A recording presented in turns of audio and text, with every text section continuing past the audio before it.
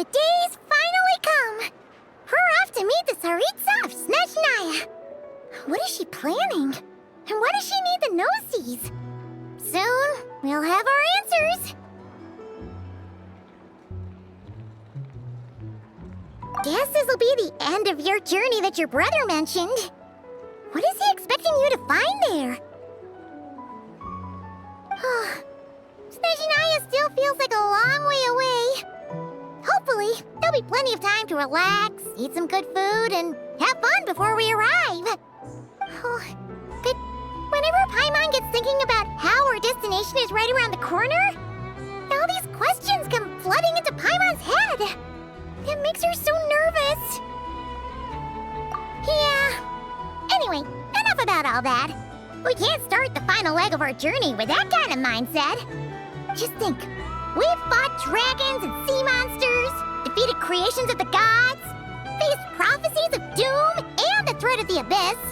Heck, we've even been to the moon! With all that experience under our belts, how could we be any more prepared? Sure thing!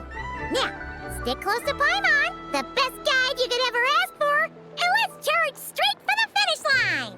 Off we go! What about me? Do I get a call out? Whoa! Columbina? You kind of snuck up on us there.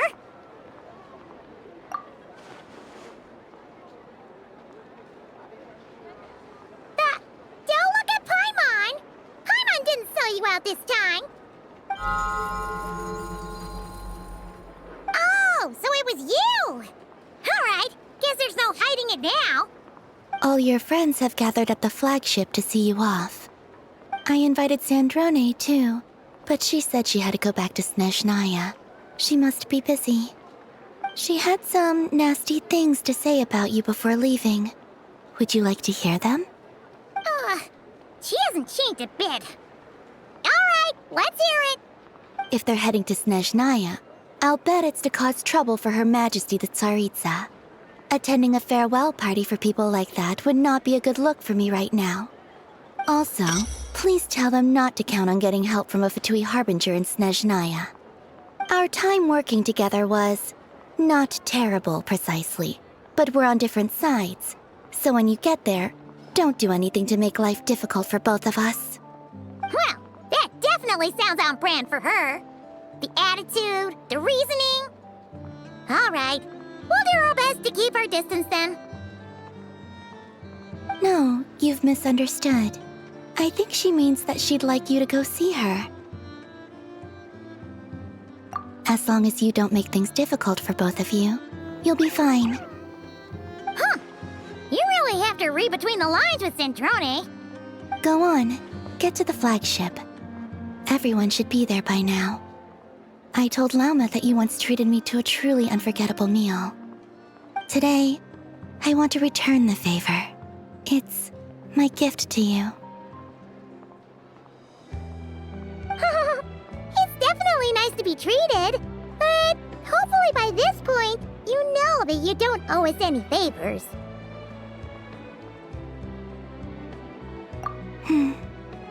The moon of Nodcry will always give you a warm welcome.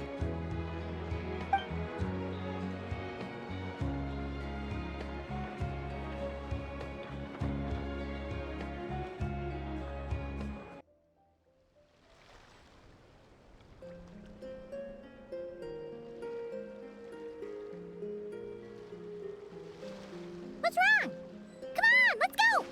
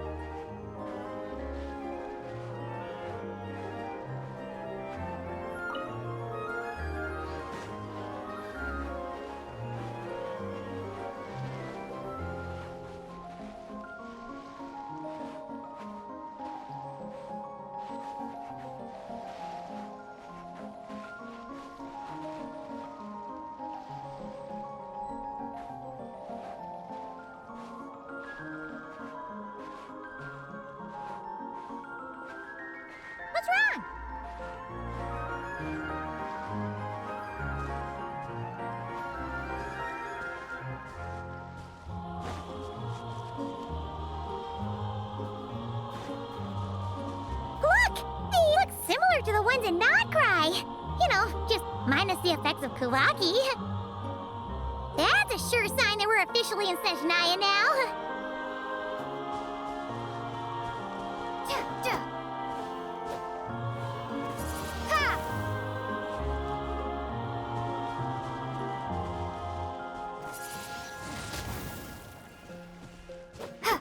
What's wrong? Come on, let's go!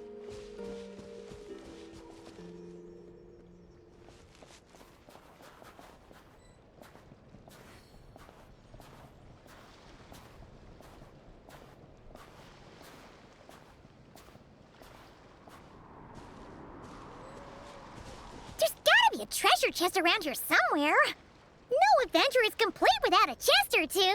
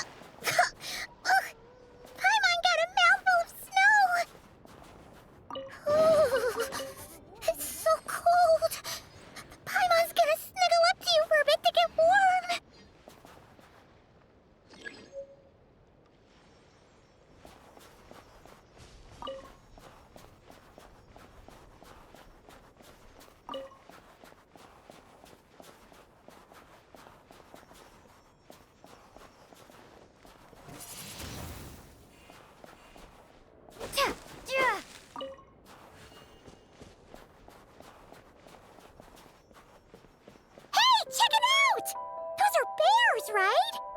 Oh, look how big and fluffy they are! So cute! Quick, take a picture before the moment passes. Right here. If we get any closer, we might scare them away.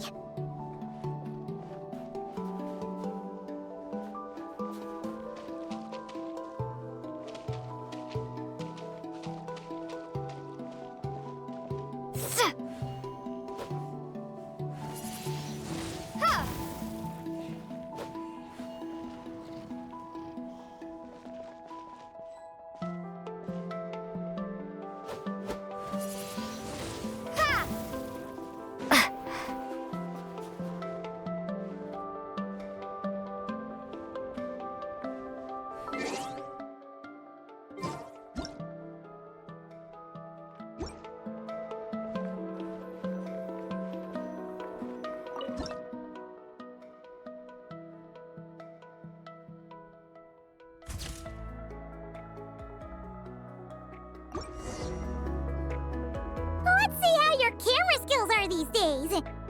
Oh, wait a sec. Paimon sees something. Come on, quick. It looks like a train carriage.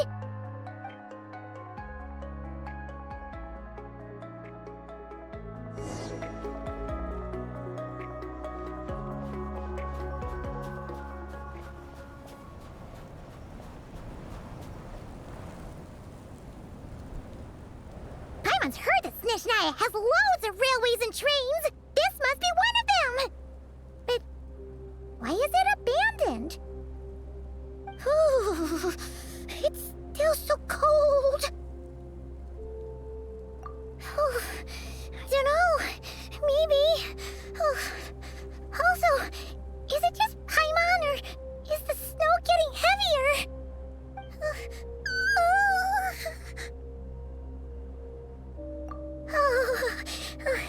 Thanks for offering, but this isn't just the weather. It's hard to describe, but Paimon feels so weird. She's never felt like this before. Everything feels heavy. Getting kinda dizzy, too. Oh, no need. Paimon's just feeling a little low on energy. That's all. It's nothing serious. Not worth ruining our travel plans over. Yep, sure thing. Снежная, here we come!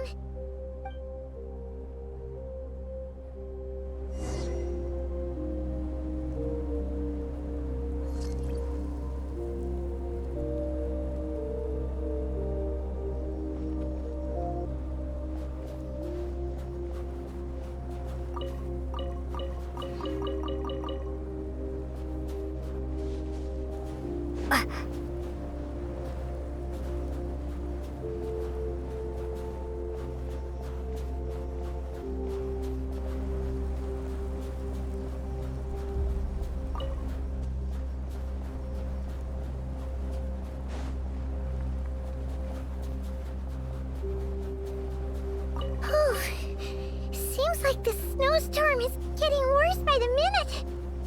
Paimon can barely fly.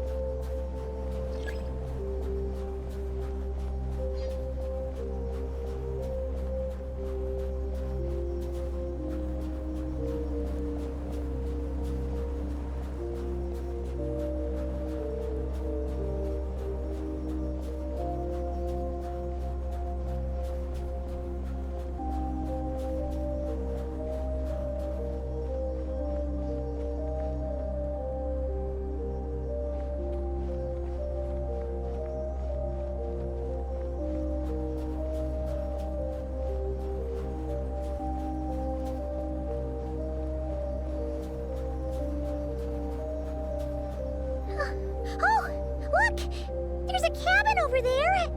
Phew! Let's get out of this storm!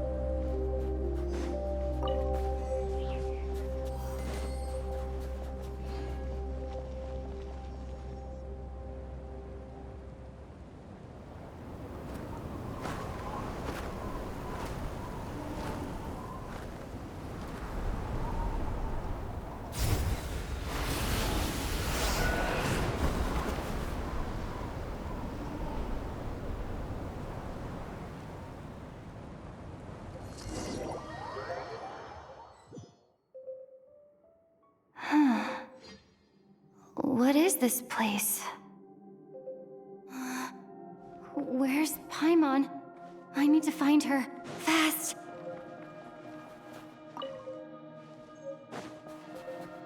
Paimon? Paimon!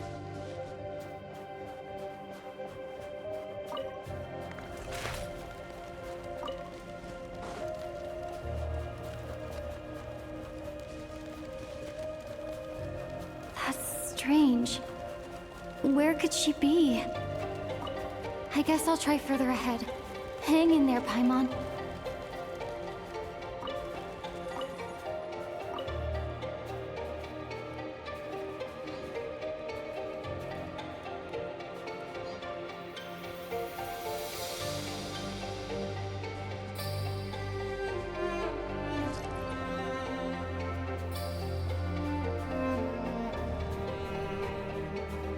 Is that a train carriage?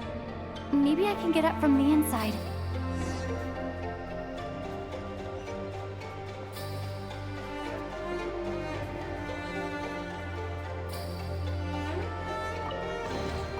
Is this an answer from this world?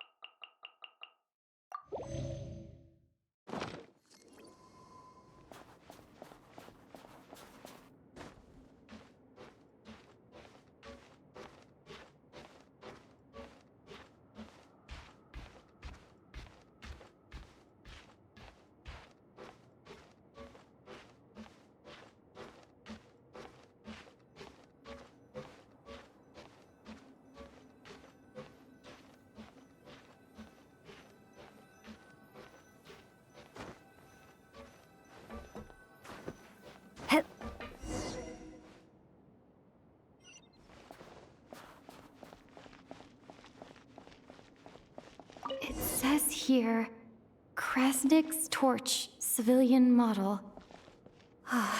It's definitely getting a little warmer now it's turned on. I really hope Paimon's okay.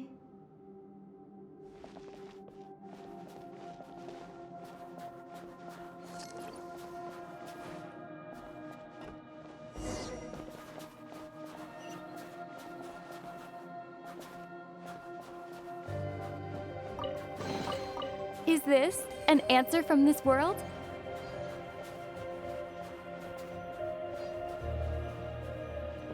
What was that strange sound? I can't tell if... Paimon? Paimon, is that you?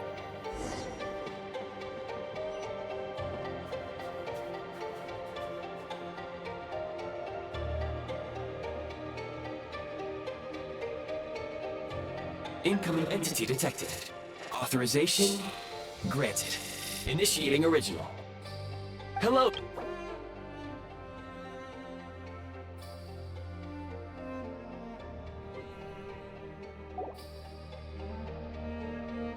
Time since last activation. Time measurement unavailable due to the influence of... Anyway, it must have been a very long time.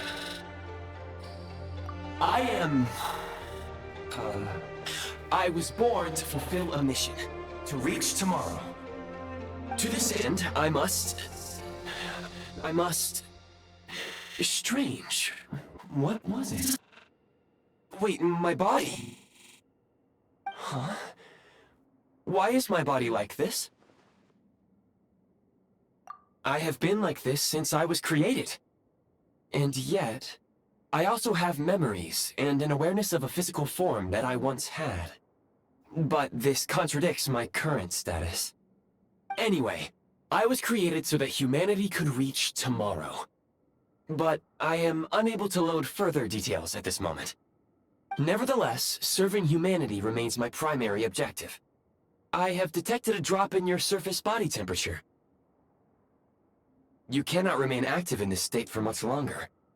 In accordance with my preset programming, upon reactivation, I must ask the one who awakened me the following question. Will you accept me, Transcender? I will assist you, protect you, and fulfill my mission until we reach tomorrow. I understand your position. However, given your current physical condition, I must suggest that you reconsider. Before I was activated, you called out a name. Presumably that of your missing companion? If you agree to accept me, after helping you get out of here, I will search for said companion and pinpoint their location. To answer your question, yes.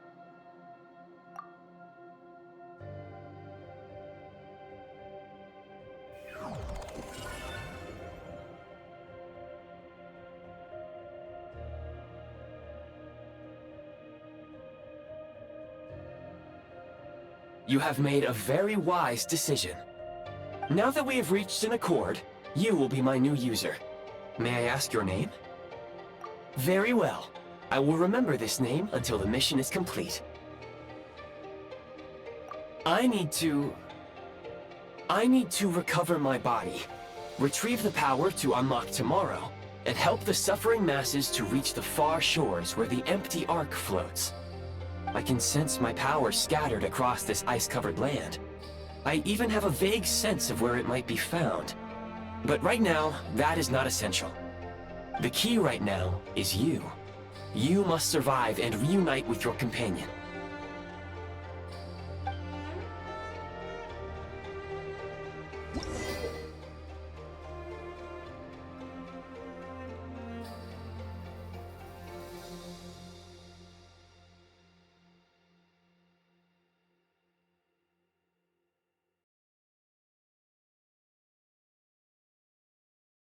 You may now execute the command, Demolish.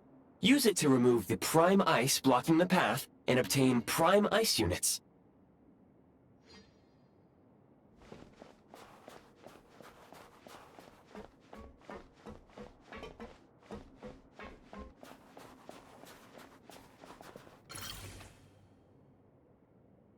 Prime ice unit count has been updated.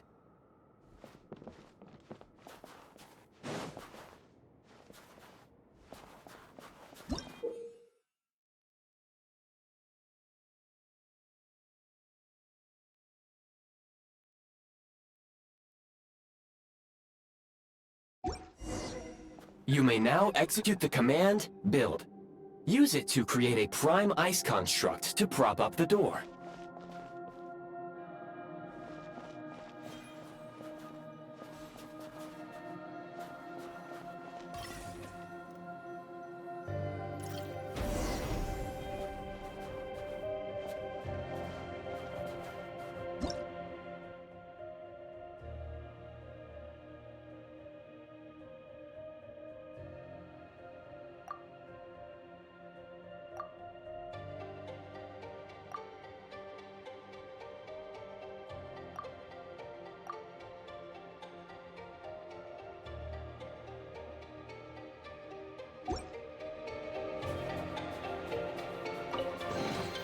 Is this an answer from this world?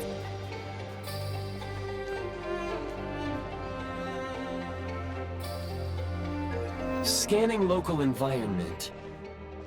Exit has been sealed off with ice. That would not be an efficient approach. One moment. Usable construct blueprint detected nearby.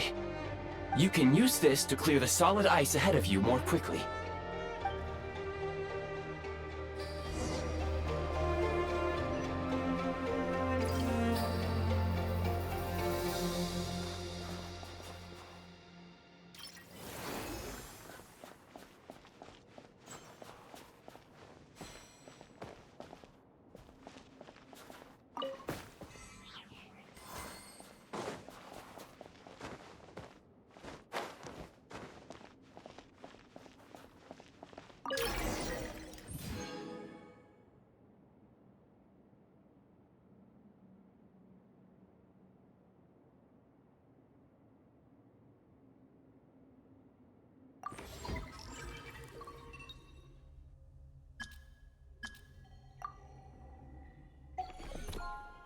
Construct blueprint added to records.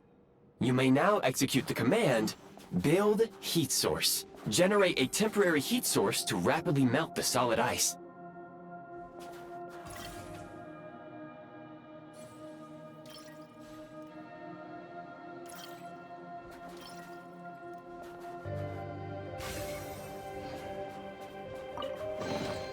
I'll keep this close.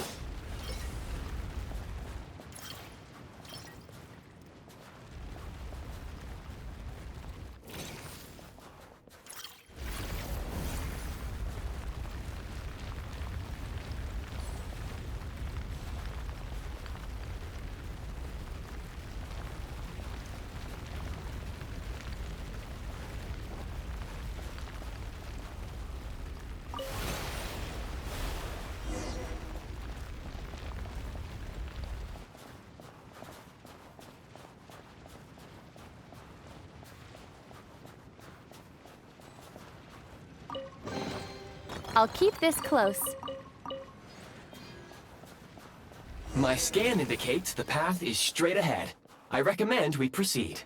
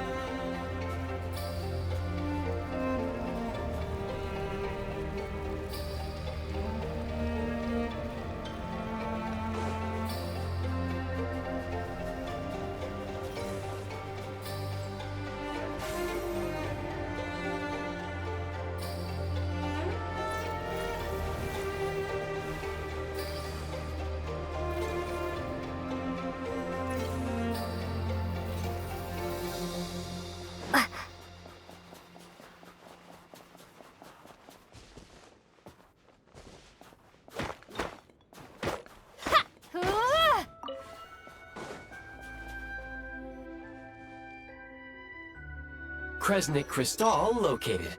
Please collect at your earliest convenience. The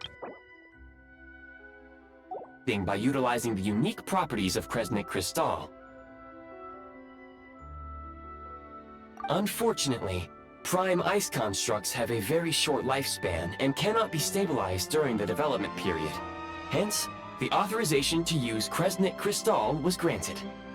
That said, I have already forgotten what warmth feels like. Yes, perhaps then we can warm ourselves by the fireside together. But for now, all you need to remember is this. If you collect Kresnik crystal, I can extract the energy within and use it to maintain your body's surface temperature.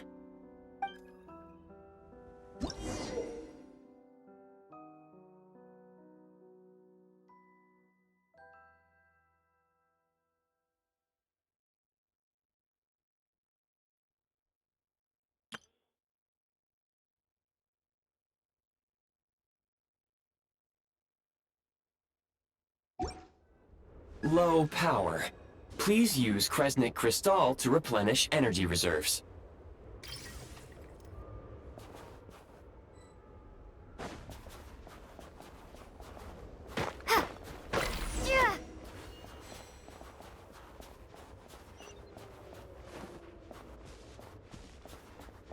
Signs of physiological activity detected in the distance.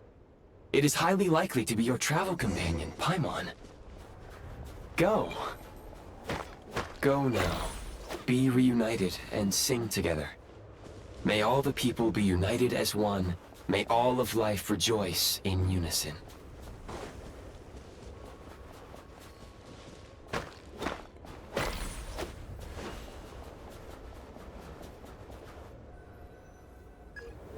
Approaching the target location.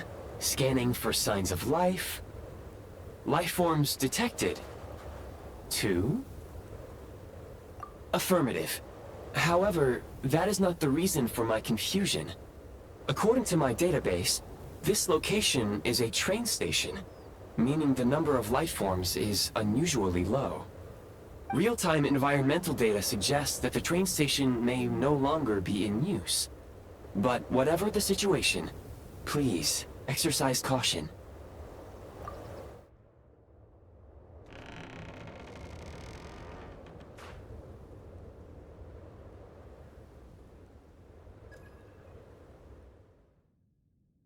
Paimon!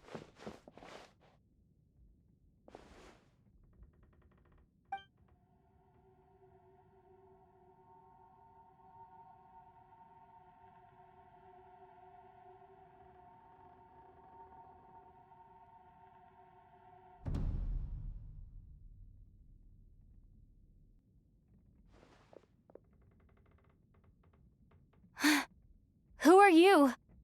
Don't worry. She's only sleeping. You must be the Traveler. She called your name repeatedly while attempting to battle her way through the blizzard. Newcomers to Снежная struggle to adapt to the sheer cold at the best of times. Lately, even the locals are suffering, with a powerful monster having summoned a bitter snowstorm.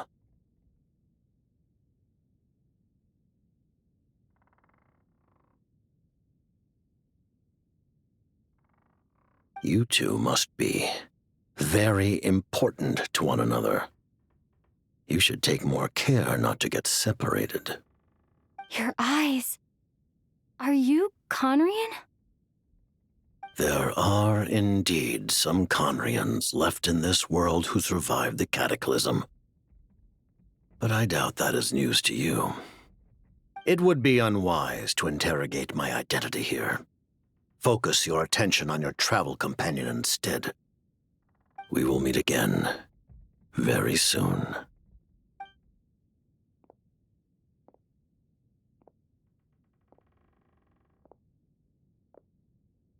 The unidentified subject has now left the area.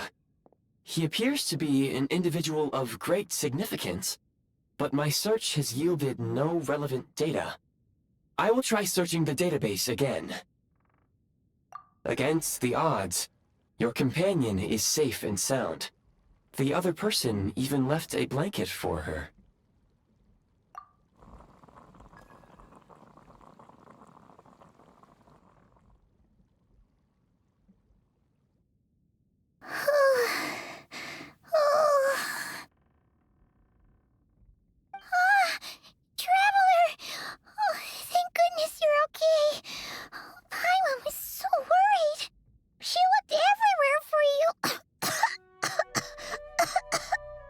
It's okay. Take it easy. Are you feeling alright?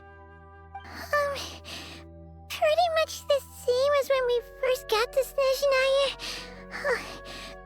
Paimon must have got a cold. She was feeling so faint. She just couldn't keep going any longer. So she had to lie down and sleep it off. Wait, where did the jester go? Yep, the director of the Fatui. The Jester Piero. So, you met him?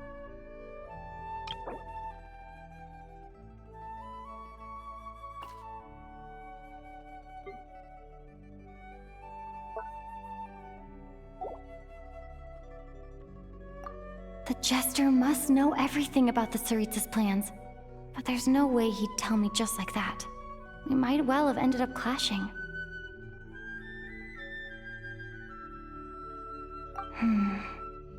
Well, he was right about one thing. Right now, the most important thing for me is to take care of Paimon while she's unwell. He had no intention of explaining his motives, and he left in something of a hurry. Hey! What the... Who is that? It looks like... half a pair of goggles. How amazing! A self-aware, talking pair of goggles! Снежная was once the land of the Fae. There are many ancient creations here that I'm sure would broaden your mind further still. Mind you, my database is also expanding as we speak. You must be a rare creature yourself. Oh, wow! Well, thank you so much. You've earned yourself some of Paimon's favorite candy. Oh, but by the looks of it, you probably can't eat that, can you? Goodwill detected. Instead of candy, perhaps I can suggest my preferred strategy. Please clean me regularly to keep me operating at peak efficiency. Oh, that makes sense. Every pair of goggles needs wiping clean once in a while. Sure thing, mister. Anyway, back to the Jester for a second. Paimon's still confused about something. When he first showed up, he already knew Paimon's name. And he acted like he expected Paimon to know who he was, too. Paimon could tell that he was Conrian from his eyes. And he definitely seemed like someone pretty important. But beyond that, Paimon didn't know anything about him. It was only later, after he rescued Paimon from the snow, that he properly introduced himself. That still seems unlikely. He ran into the snow following the sound of Paimon's voice, with a really anxious expression on his face. He didn't act like someone who knew she would be here in advance. And after bringing Paimon here, he just stared out at the snow. He didn't do anything to Paimon at all. In fact, he barely said anything. Wouldn't even answer any of Paimon's questions either. Paimon didn't feel unsafe around him, and he didn't seem to have any ulterior motives. For all we know, he might have just ignored Paimon's questions so she'd give up and go to sleep. Please allow me to interrupt. Fatui and director are unfamiliar terms. May I ask for clarification? Wait, you've seriously never heard of the Fatui? Oh, they're like the Tsaritz's inner circle. Really powerful people. And the director is their boss. Understood. Since they hold elite positions and serve their god directly, it stands to reason that they would conduct themselves with due decorum. I am inclined to agree with your assessment, Miss Paimon. I did not detect any ill will from the gentleman in question.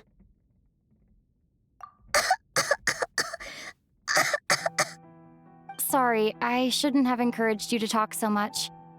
Paimon, new plan. Let's get out of Снежная for now. We can come back after the weather clears up and you're all better. The jester mentioned that this snowstorm being the work of a monster is worse than most. Even if we made it to Snezhnograd, we'd still have to wait out the storm before we could do any exploring. Oh, well, it's really nice of you to look out for Paimon, but she doesn't want to hold you back. We were really psyched up for this journey when we first set off. Just think of all the burning questions we have. If we turn back now, who knows how long it'll take before we finally get answers. Further information is required regarding the monster situation. But objectively speaking, there is another, more pressing issue at hand. At this point, we have traveled a significant distance into the blizzard. Were we to turn back now, the road would be extremely treacherous, especially since we would need to travel on foot. If, however, we continue onward, there may be a better solution. Do you remember what I said as we neared this location? I told you that this is a train station. While it has evidently fallen into disuse for unknown reasons, the tracks remain intact. We can break through the blizzard and forge ahead by driving a train. That is the Снежнаин way. There is a small town up ahead, which would be the perfect place for Miss Paimon to rest and recover. Paimon thinks Goggles here makes a great point. Let's do that! Oh, come on. Don't worry. Think of all the traveling we've done so far. When has Paimon ever gotten sick before? Practically never. 'Cause she's in great shape. Sure, she's a little tired right now, but it's sure to clear up on its own. Affirmative. Should you ever need my assistance during your future adventures, please call for the Eye of Grey whenever you wish. Otherwise, I will remain silent to avoid causing any unnecessary distraction. Now, please follow me to the train tracks.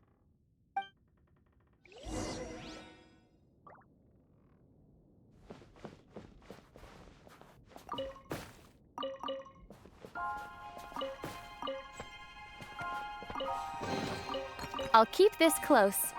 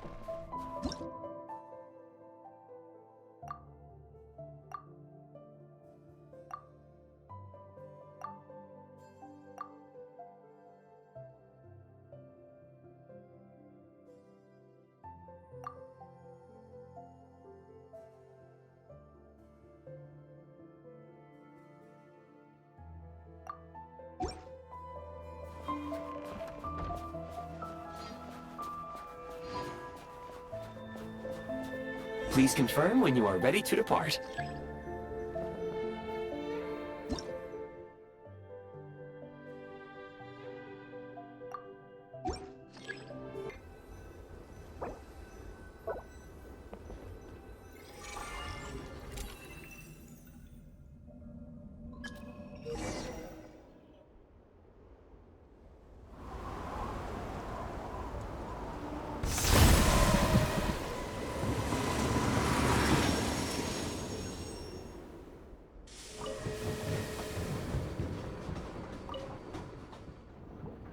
Heading north from here, we will soon arrive at... Wait, there's an error message. Could not detect clear tracks. What exactly does clear mean? Brace for impact, friends! Preparing to enter impromptu flight mode.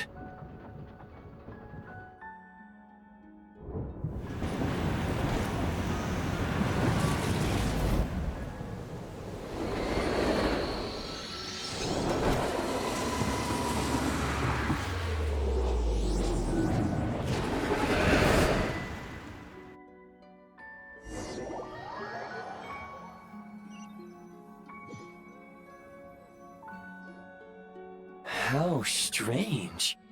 Not only was the station's status different from my records, but even the railroads and the terrain itself have changed substantially. Yeah. Thanks to your quick reflexes. My sincere apologies for putting you in danger. I'm afraid I'm as confused by all this as you are. Agreed. This is likely a consequence of outdated railroad data. The discrepancies between the old data and present reality are far greater than I anticipated. Fortunately, our crash landing has at least brought us much closer to the town. According to the data, anyway. Your data had better be right this time. I can assure you, it certainly is. Please look this way, and you will see a Kresnik's torch.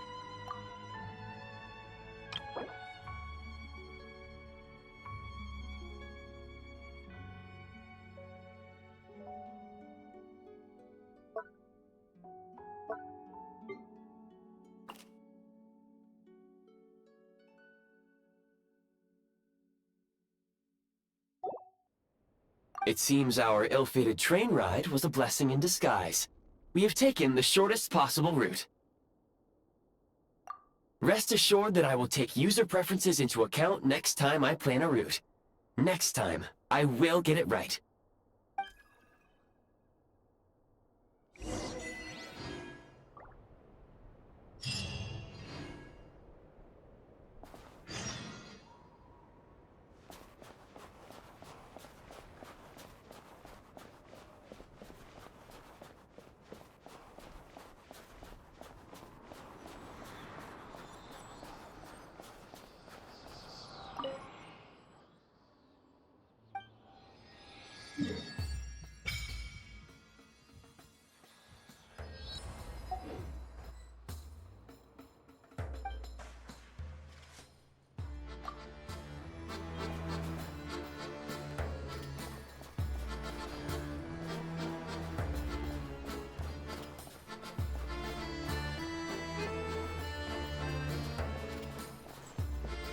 Excuse me? Is there an inn nearby? Ah, I'm sorry, but they've all closed.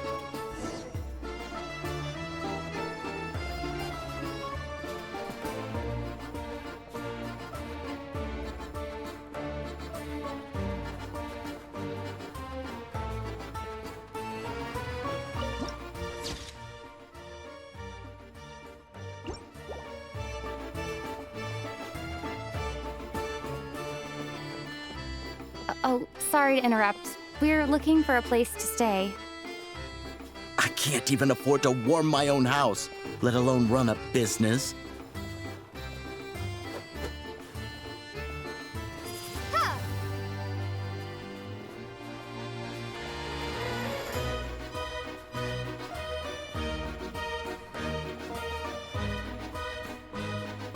Excuse us. Is there anywhere we can stay around these parts? I'm afraid not.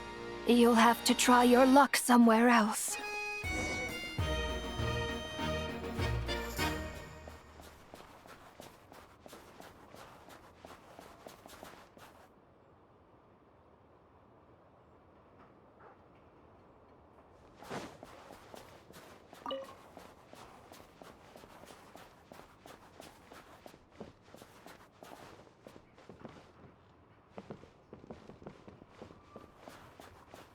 All we can do is wait for the next shipment of Kresnik crystal to get here.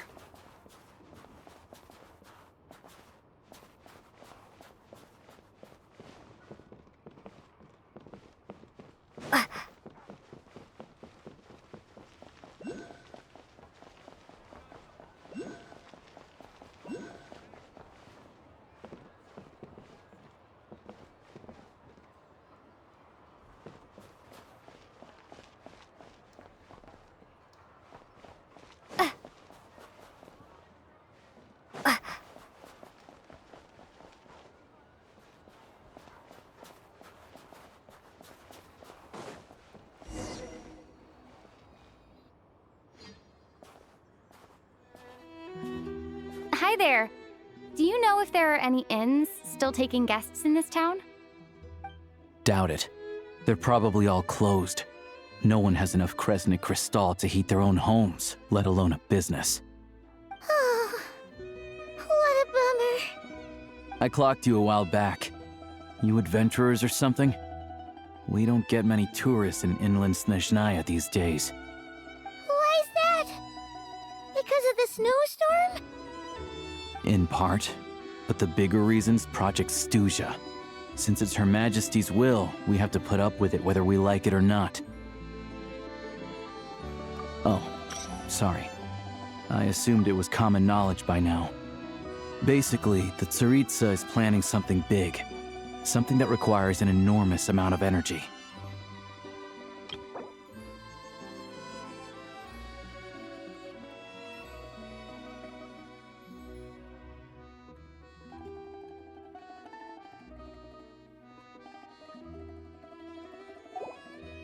Even if they used all the surplus Kresnik Crystal in Snežnaya, it still wouldn't be enough to meet demand.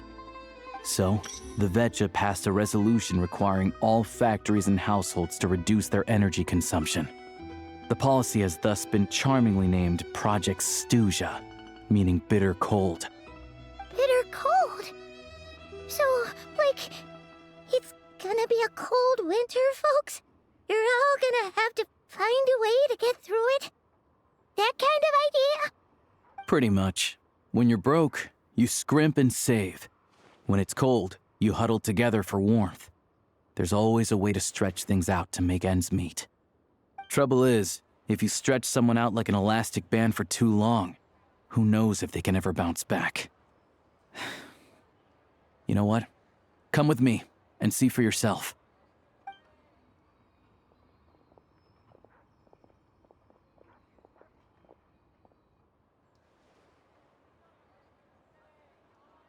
Can you please explain to me why the price of Kresnik Crystal has gone up by 1/3 again? Even as our purchase quota has gone down. You only come here twice a month. This won't even last us a week. The supply and pricing of Kresnik Crystal are based on current production volumes and price data. We Fatui are only responsible for delivery and security. I'm not in a position to explain to you how the figures are calculated, but I assure you, they are as fair and reasonable as possible. Oh, so our lives mean nothing to you? How can you expect anyone to survive a single night in this weather without heating?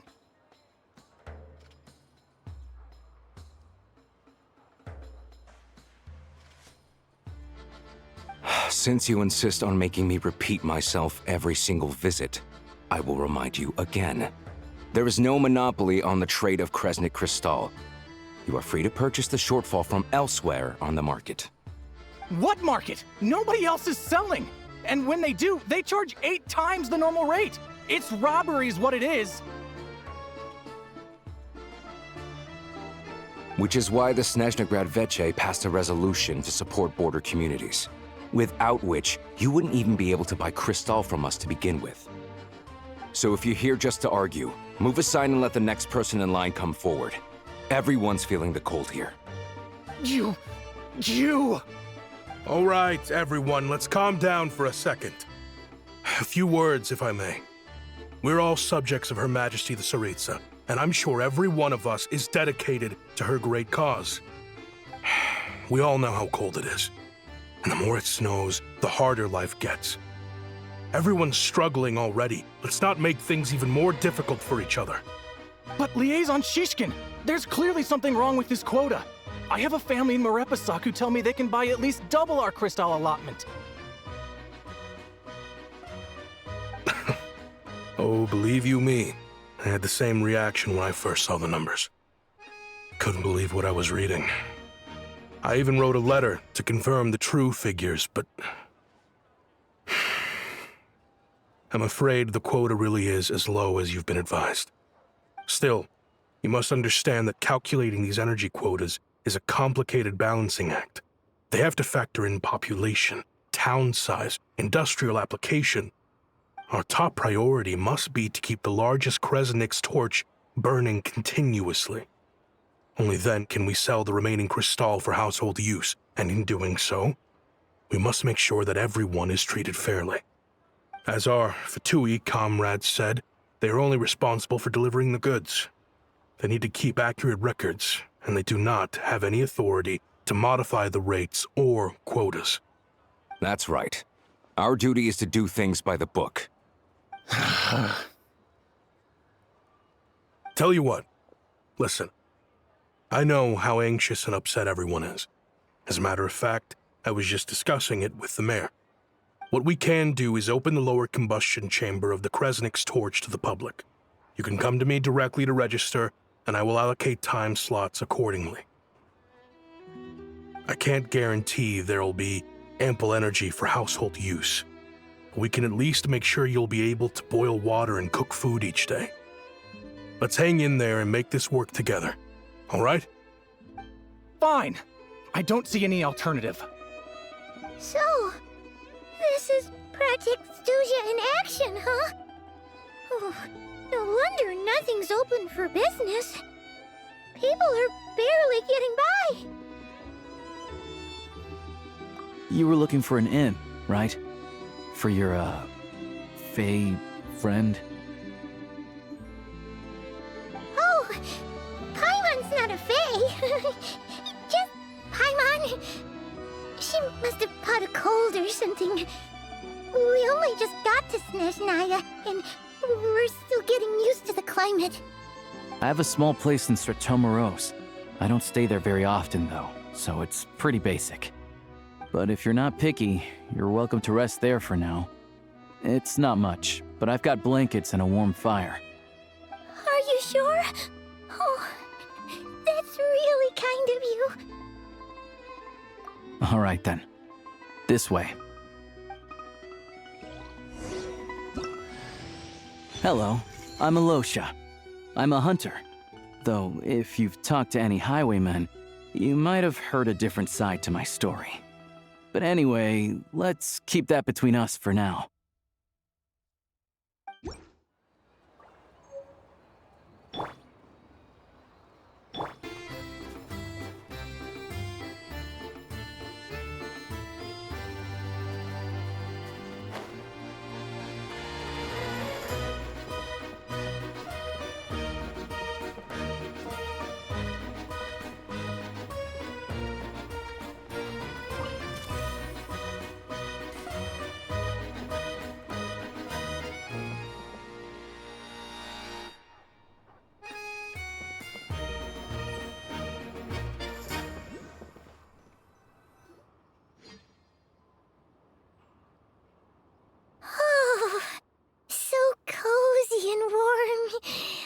Paimon's getting nice and toasty. Oh, wait. Paimon only introduced herself so far, didn't she? This is Paimon's best friend, the Traveler. Good to meet you. I'm Alosha. Most travelers find the Снежнаyan climate to be a shock to the system at first. But as long as you keep yourself warm, you should be fine. Still, you should keep an eye on your condition. When people are too quick to dismiss a cold, it can easily end up turning into something more serious. Don't say that. Paimon's too young for chronic health issues. They aren't in town right now, and they won't be back anytime soon. The train station has been closed ever since these power shortages began. I do a lot of hunting, so I spend most of my time exposed to the elements. But even the animals wouldn't survive long in a storm like this, let alone a hunter. Nothing to do but sit tight in town until the weather improves. I get that you're in a hurry, but even if the station were open, that doesn't mean there'd be any trains. We could end up stuck here for a long time, I'm afraid. What? Your own train? Wait, hold on. That train? The one that suddenly fell out of the sky and crash-landed on the ice? Oh, we got lucky and found it in a cave. Oh, then our luck ran out and we had a little accident. Pretty crazy for a random find in the mountains. Well, as long as your train's good to roll, you might get to Снежноград after all. I've been doing some digging recently. Turns out, The real reason for the current energy crisis in Stratomeros is that some of the supply is being seized for a private stockpile. But to expose what's going on, I need to catch them in the act. So, I'm heading off to catch a rabbit. Huh? Wait, a rabbit stole the crystal? It's a figure of speech. Real rabbits couldn't pull this off. They prefer carrots to Kresnik Crystal anyway.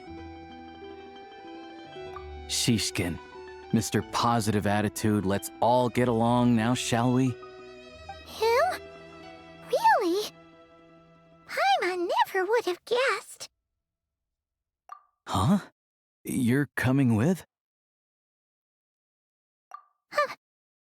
Oh, okay then. Just give Paimon a second to get ready. All right. Guess there's no point pushing myself. Paimon will stay here and hold the fort then. Be careful, you two. Oh yeah, there's one more introduction to do. Tagarin, get in here. Oh, a doggy. Oh, angry doggy. Oh, Tagarin doesn't like being petted then. He likes to think he's above that kind of thing. He's my hunting partner, so he'll be joining us when we head out. Carrots aside, we'll need to stay completely undetected. We can't risk spooking our rabbit, or there's no telling which burrow he'll scurry back into. First, we need to find a way into the train station and see if we can find any real freight data. Shishkin's figures can't be trusted. Then, we get Tagarin to catch a scent and find out which way the crystal went. What are you eating? Oh, check it out. When you're all out of carrots, try jerky.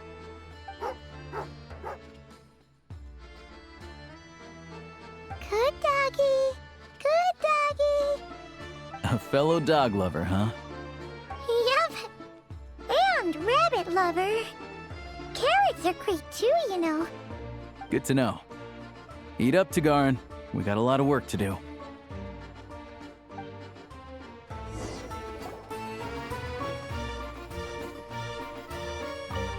Paimon's just gonna stay here and get some good rest. You guys, be careful out there.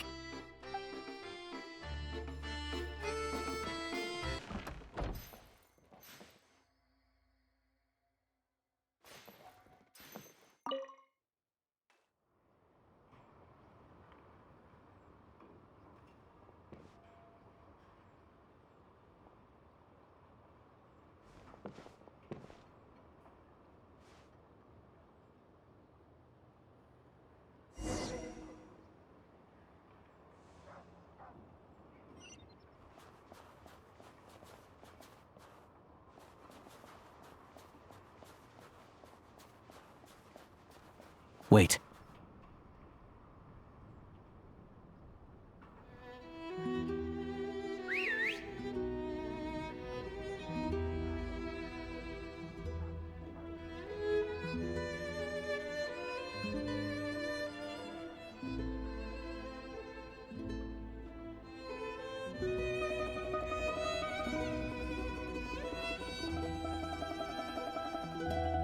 Nice work, Tagarin. Come on, we'll go around.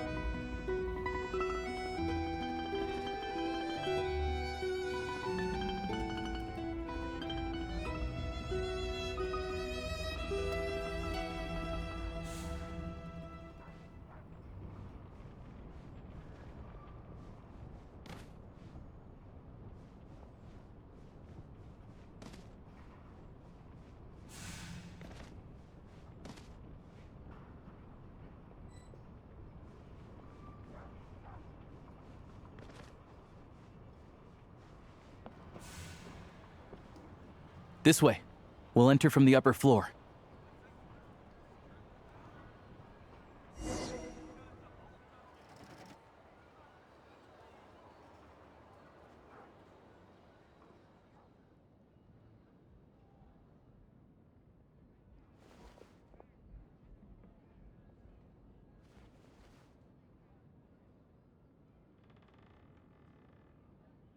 There we go. A freight list. Straight from the Fatui. So Shishkin won't have had the chance to doctor the figures. Looks as new as the day it was printed. I guess no one bothers reading these unless they have ulterior motives. Yeah, this is all we need. Come on, let's get out of here. Then go track down the crystal.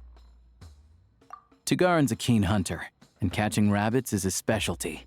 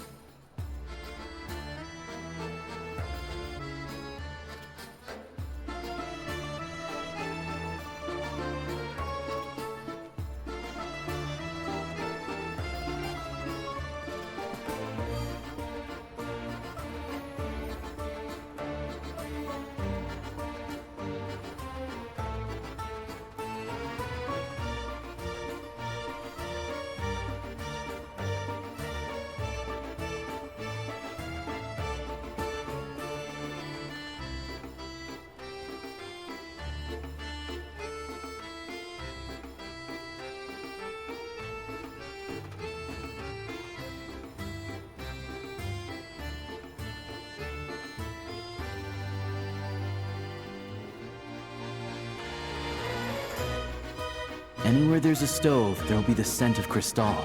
That's normal.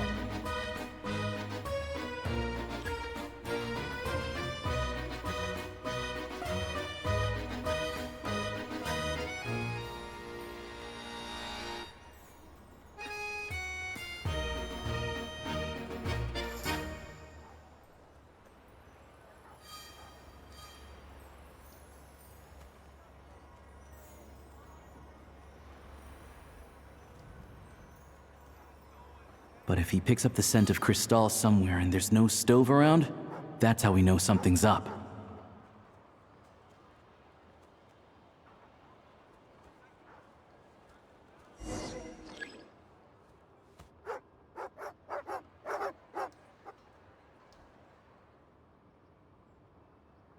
This must be the rabbit's warren. Good job, boy. Sure enough, there's a tunnel. You stay here and keep watch. I'm gonna take a look inside.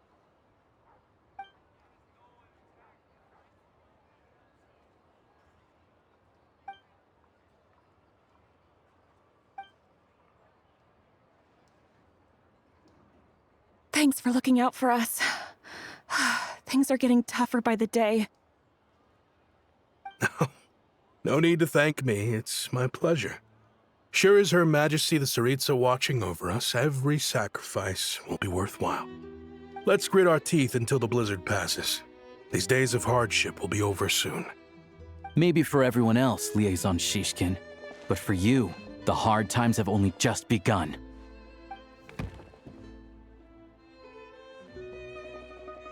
Huh? Who are you? What's the matter?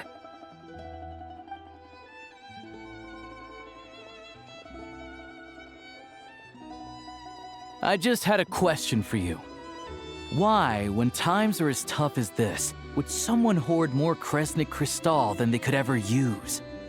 All the crates here are from the most recent shipment, but they weren't brought here for sale.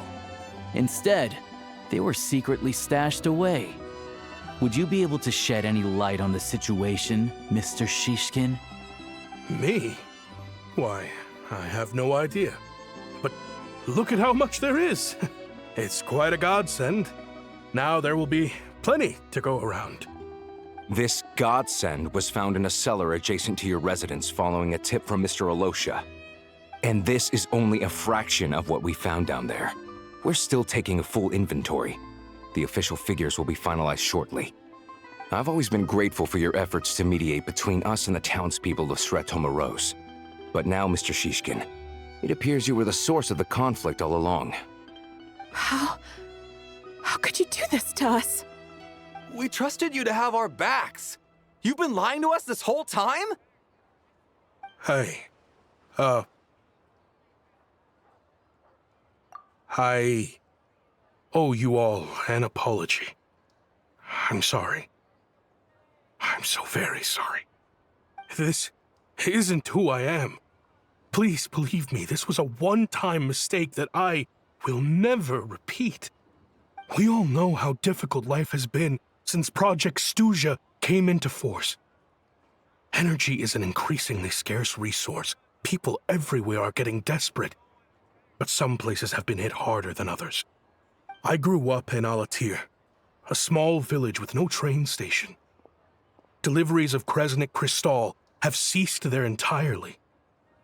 If nothing is done, they're all going to freeze to death. You know as well as I do how downright impossible it is to buy Crystal these days. The thought of my poor mother and father, with no one to help them, I felt so afraid. I watched as energy grew scarcer by the week, all the while knowing that their lives were at risk. Then one day, I looked at the Crystal shipment in front of me, and a terrible, selfish thought entered my mind. Looks like I'm just not cut out to be a criminal. I'm so sorry. Once the Fatui have finished their count, you'll see that the numbers match their waybill.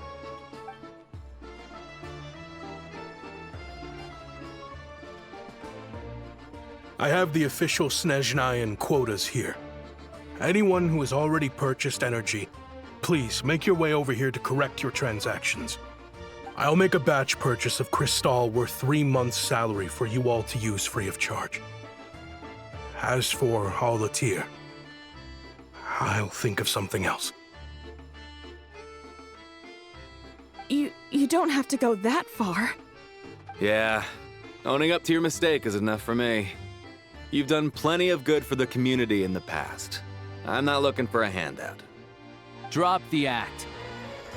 You claim this was a one-time mistake, but the real reason there's only one shipment's worth of stolen Crystal in your basement is that you have an accomplice. Reporting in, sir. We've conducted a full search of the mayor's house. As expected, we found many crates full of Crystal, half of which were still in their original shipping containers. This wasn't your first time at all. You've been colluding with the mayor of Moroz for a long time now. The train station's currently out of service, but it does open for a short window every time there's an energy delivery. And every time a train pulls in, you're there on site to take inventory and oversee the workers unloading the cargo. The mayor handpicks said workers. Per his instructions, they transport the Crystal by tunnel at night to the mayor's house, and he sells it out of town.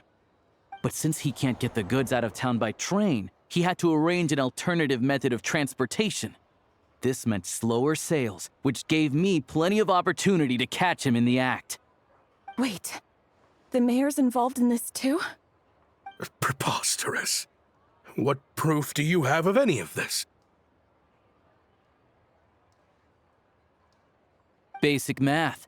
I've spent a lot of time lately counting carriages as the snowstorm rages. Counting carriages? What? The energy consumed by a train depends on its total weight. And since energy is a limited resource right now, it's fair to assume that every carriage is packed full. So, if we take the energy required for the Kresnik's torch, add the sales figures you provided, then compare that figure to the train's theoretical cargo capacity, guess what?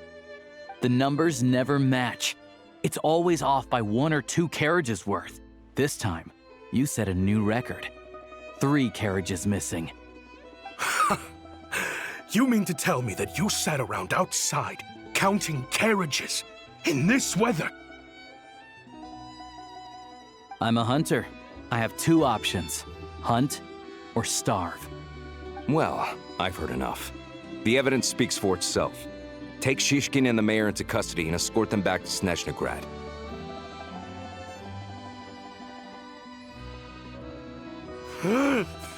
You cocky little brat! Ruining my business! Just you wait.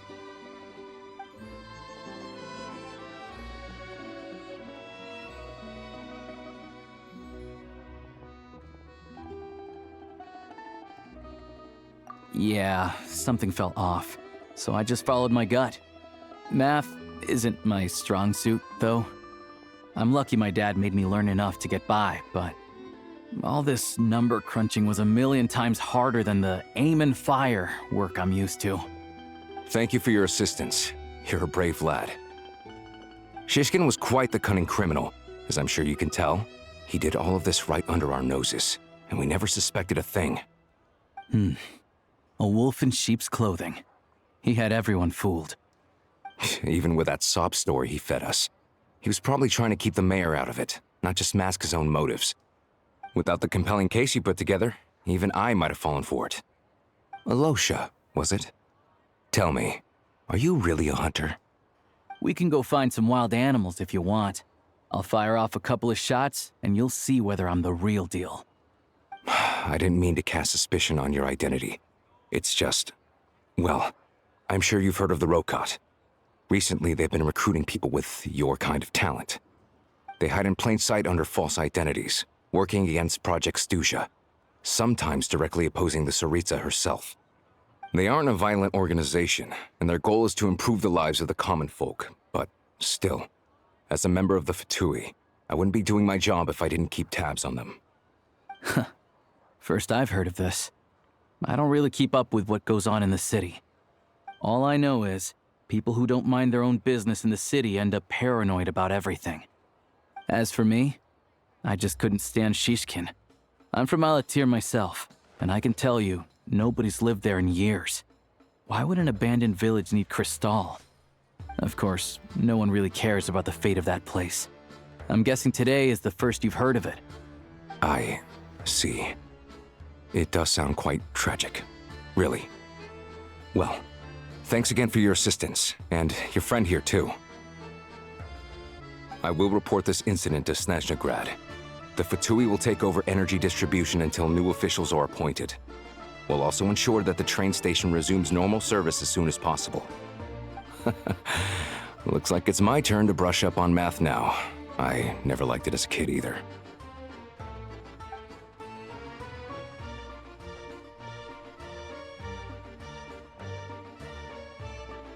Don't mention it. Isn't the soldier overseeing the delivery supposed to verify the quantity of the goods? Was he just careless? Or was he being paid off too? Who knows? Excuse me. I'll take a share of Kresnik Crystal too. Thanks. I need to take a detour before we head back. There's someone I have to deliver this crystal to.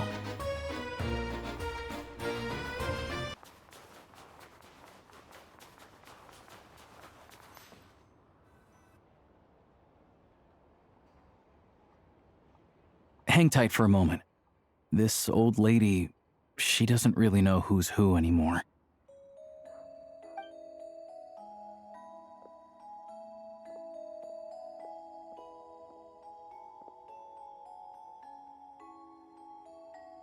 Oh, grandson. It's so cold today. You must be freezing. Ma'am, it's me, Alosha. Alosha? Alosha who? You know me. I came by earlier today. Cleaned the ashes out of your stove, gave you some warmer bedding, and washed your back.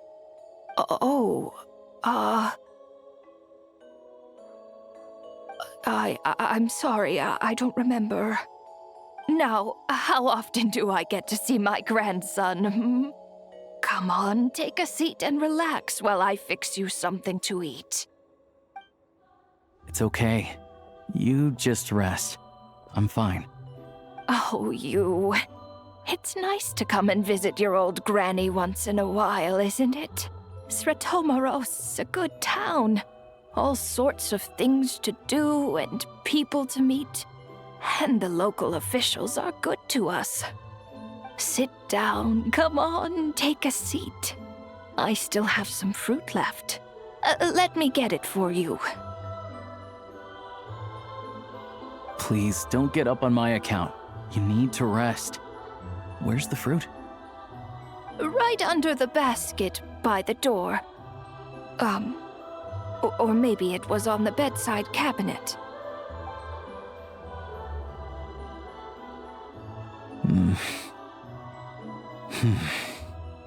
Well, grandson dear, do you like it?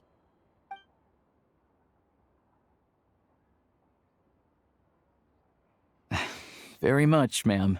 It's delicious. Good, good. Wonderful. You don't need to save any more for me next time, all right? Fresh fruit is hard to come by at the moment. You should eat it as soon as you get it. Oh, I don't need it. I'm fine.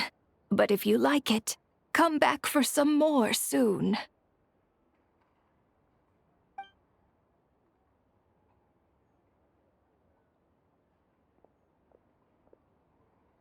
Some kind soul must have given these to her.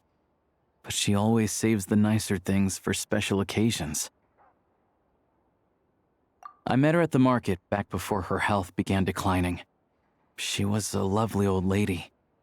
We're from the same hometown. Not many people have heard of Alatir. And if they have, it's usually for all the wrong reasons. There's a gang of highwaymen that came from there.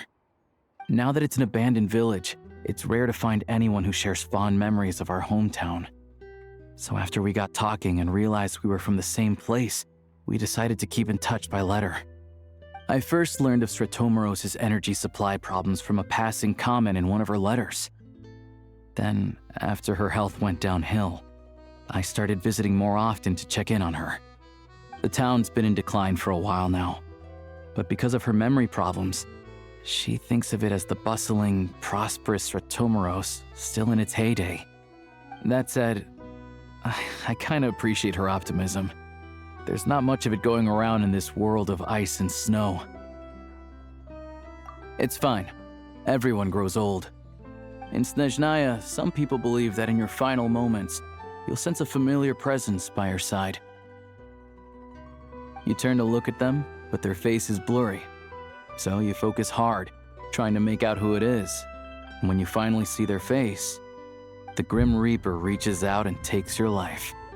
She still calls me grandson, though. So at least I'm not a blurry face in her world just yet. Come on, let's get back and see how Paimon's doing.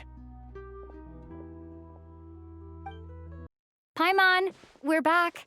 Are you feeling any better? Yep. Paimon's not cold anymore, but she's still a little dizzy.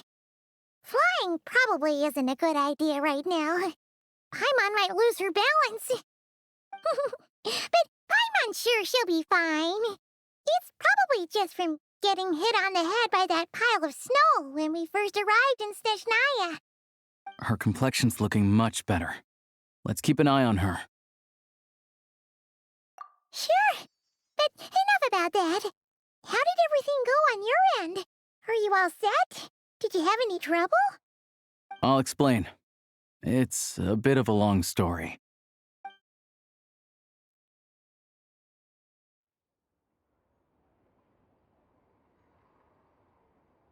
Jeez, you guys got pretty busy. Sounds like the liaison officer and the mayor were running quite an operation. Good riddance to both of them. It's a good thing you managed to catch them. So, you said the train station will open again soon, right? And everyone has enough crystal now? Yeah.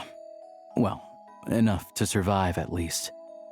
Project Stuja isn't going away anytime soon. People will still have to scrimp and save to make ends meet. Don't know. The goal of Project Stuja is to gather energy for the Tsaritsa, but no one knows where that energy's going. It's never been made public.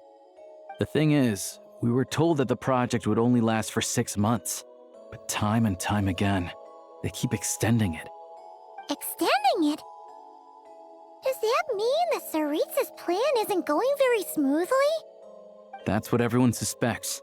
In principle, any proposed extension needs to pass by majority vote in the Snezhnograd Veche.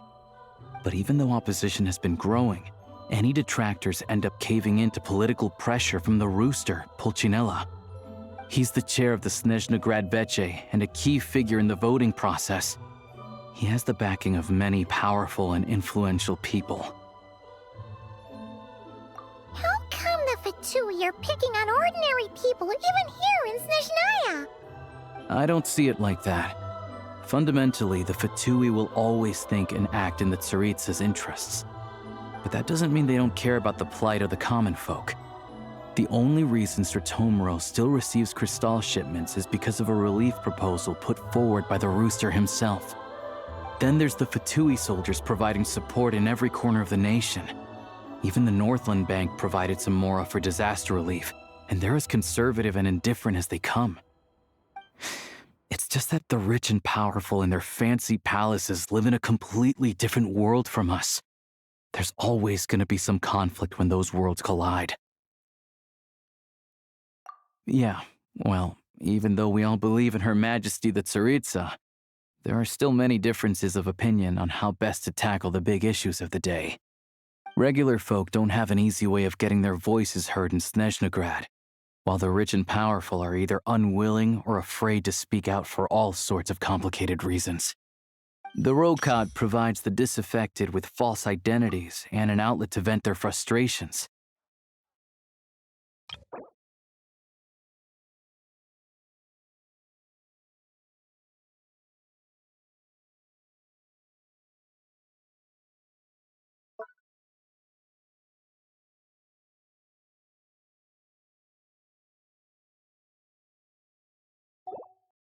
Of course, an organization like that exists in a gray area.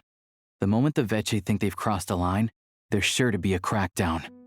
But so far, they've been doing their best to help the common folk. Like us, don't you mean? You didn't hesitate to join in. You're not new to this, I can tell. That's because we're adventurers. It's our job to help people out with commissions and get to the bottom of things. Sounds like we're going to get along. So, what's your business in Snezhnograd? Aside from taking your friend to see a doctor, of course. I want to meet the Tsaritsa. It's complicated.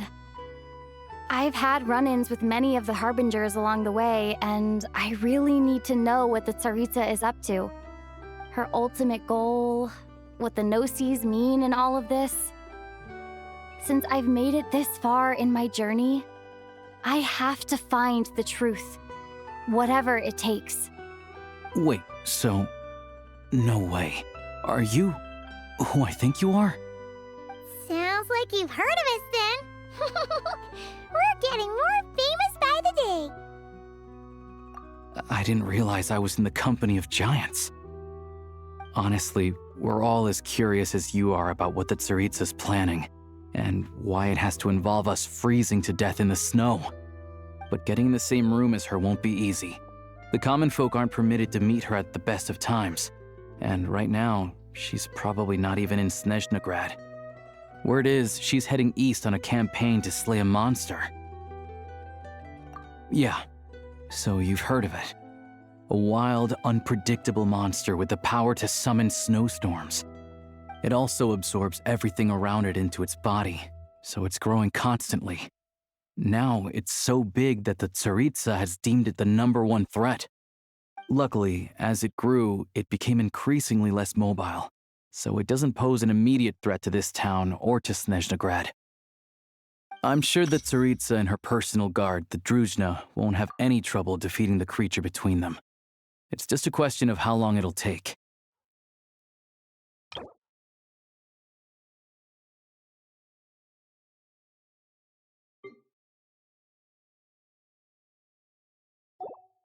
Suffice to say, you won't be seeing her anytime soon. You'll have to wait until she gets back. Fair. Well, the Fatui will be taking over management of the train station for the time being. Things should be up and running by tomorrow. Once it's open, we can see about getting your train towed to the station. Whoa! That's gotta take a lot of manpower. Are you sure we can talk them into it? The Fatui aren't exactly spotless in this whole mess. Plus, we helped them out. Should be easy enough to negotiate. As far as I know, all the paperwork is dealt with upon manufacture. I've never seen anyone check it, so I wouldn't worry. Having a train makes everything much easier. We'll reach Снежной in no time. I need to head there myself anyway. Got some game to trade for Mora. I know a good doctor in the city. I'll introduce you when we get there. Oh, thanks so much. Let's get a good night's sleep ahead of our big trip tomorrow.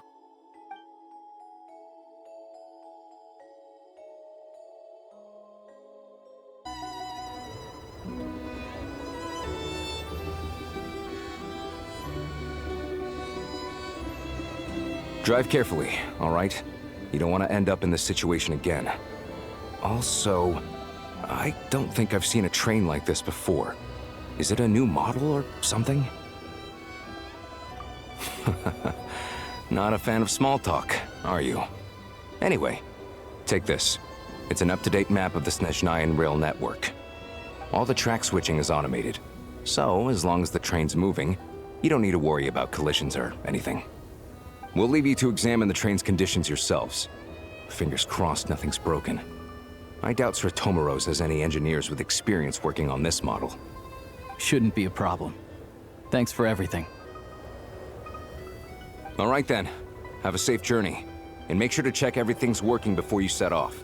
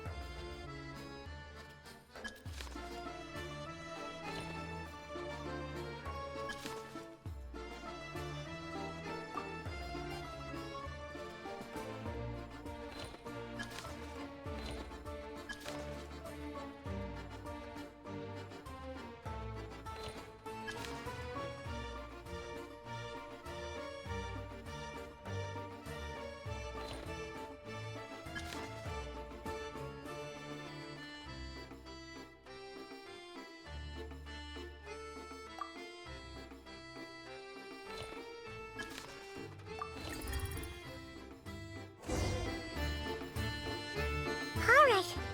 Looks like our destination settings have been applied. Let's give this thing a final once-over and then head out. Goggles, your time to shine! Affirmative. Running vehicle diagnostics. What's this? Engine, green. Wheels, green. Frame, minor damage, but no impact on function. Diagnostics complete. All systems nominal. Neat! Huh. Paimon still can't get over the fact that you just found this tech lying around in a random cave. I've lived in Снежная my whole life, and I've never heard of an interactive, talking train autopilot. Strictly speaking, I wasn't designed purely to drive trains, though I doubt you have any interest in navigating the practically unreadable operator's manual yourself. All configurations are complete. Should you require any further assistance, please call for the Eye of Grey. Away we go! Oh, nope. Paimon's gonna find a warmer seat.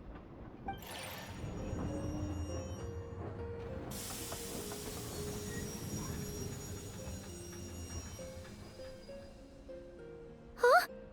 What's going on?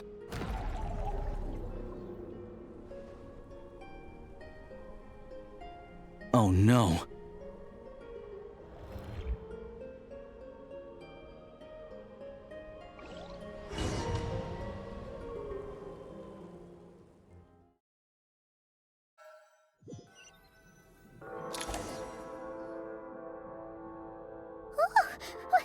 What is this place? Traveler, are you okay? Paimon's still airborne, but it feels like swimming through thick, gloopy water. Ugh, that's horrible. Just our luck. Of all the things that could have gone wrong. Halosha, you're Snezhnayan, right? Any idea what the heck this place is? It's called the Shadow Realm. A place where no wind blows, no light shines, and no elemental energy flows. Even time itself doesn't exist here. It's a world where everything seems to come to a standstill.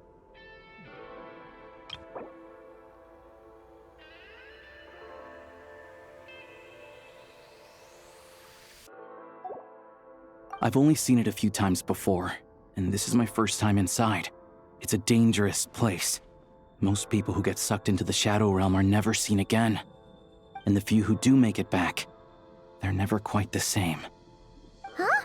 Then what the heck do we do now? Oh, maybe Goggles knows something. Goggles? Great! Now we're done for! Hold it together. Let's not get ahead of ourselves. I heard a story once about the world of shadows. If it's true, there's a way to escape. We just need to find the exit. Come on, let's explore.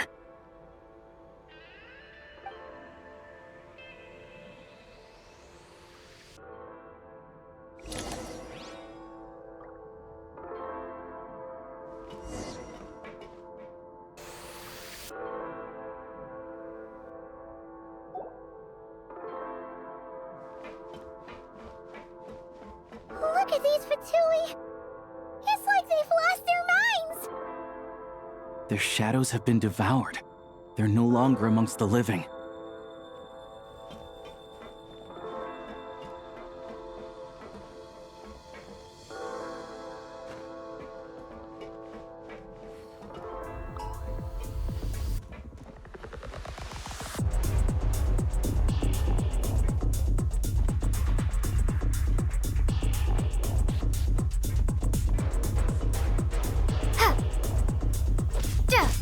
I can't channel elemental energy here, but I have a few gadgets that still work.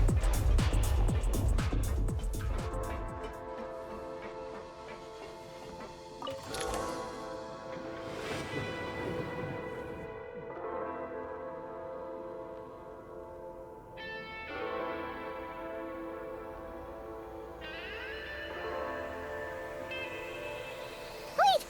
What's that blue thing? Is that... Goggles? Guess we'd better find a way over.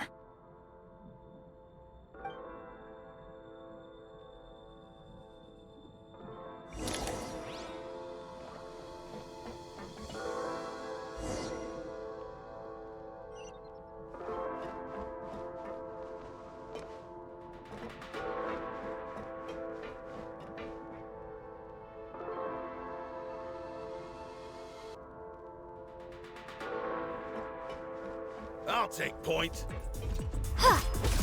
This is the last one. What do we do next? Play it by ear.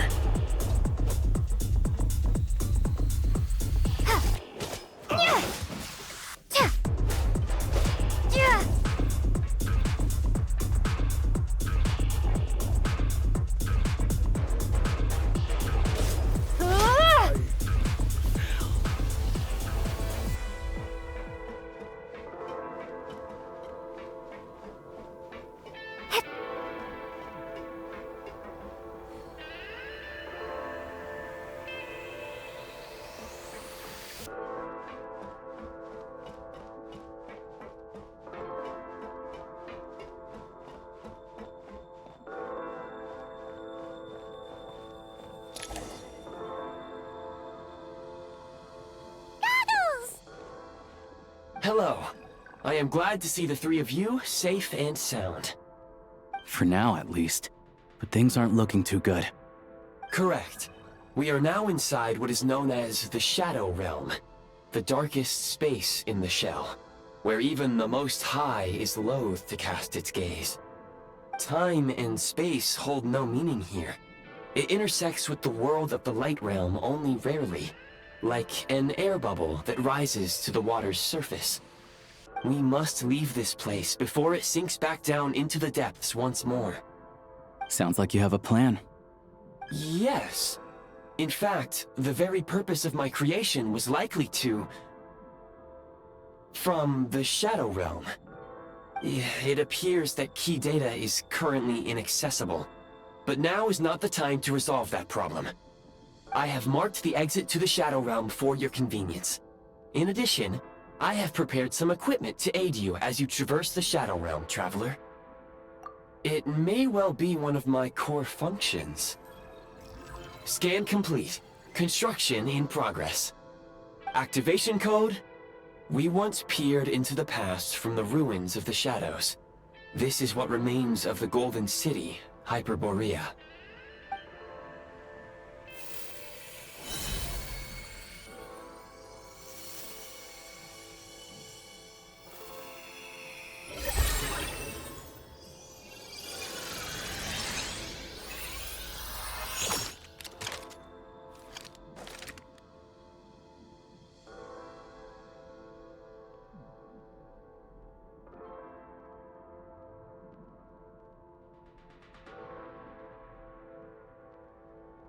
Whoa! Now go. Arm yourselves with weapons of the spirit. Bring down the walls of the stronghold, and extinguish the flaming arrows of the wicked.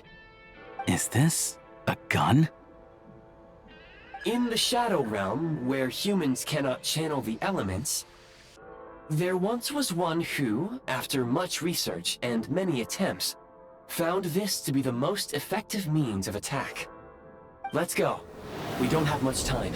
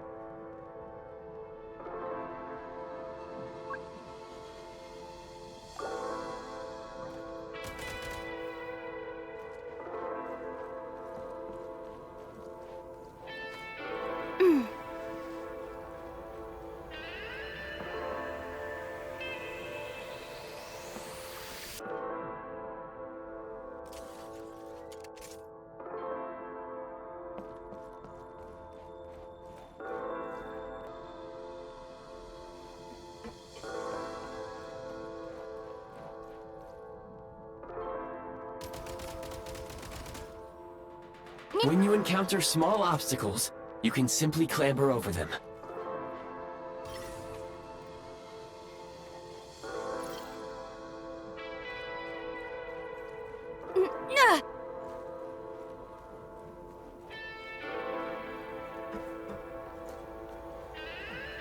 You can slide to navigate through low, narrow tunnels.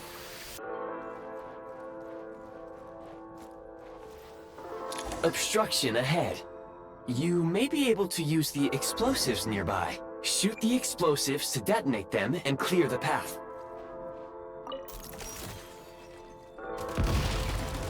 Since elemental energy is unavailable in the Shadow Realm, ammunition is an important resource. You can replenish your ammunition at various supply points.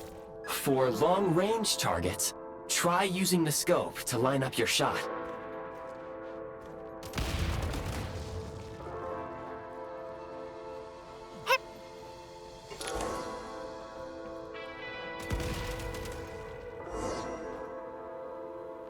Many hostile units approaching. I suggest a new strategy. Take cover, and pick them off one by one.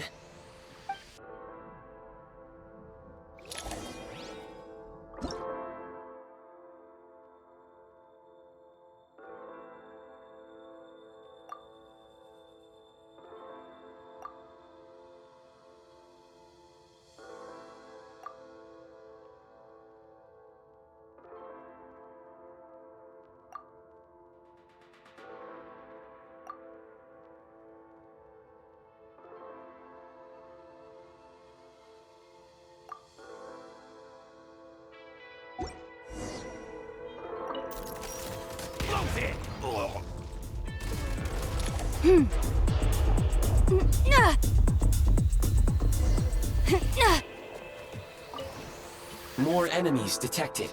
Try attacking with the newly unlocked Assault function.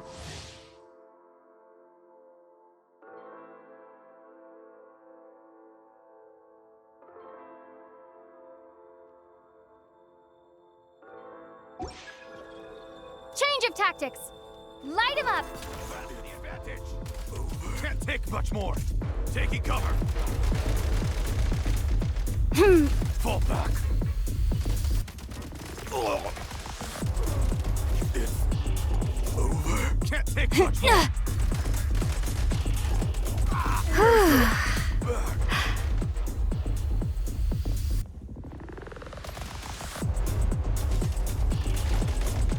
Reload!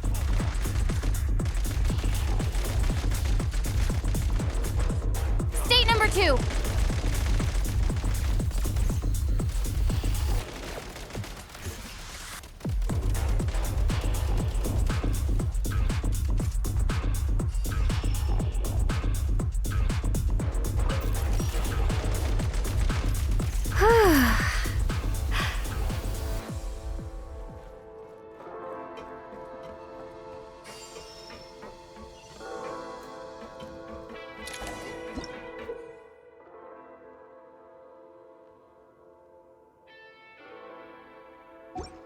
Aim at the freeze mark and pull the trigger to move using the rope.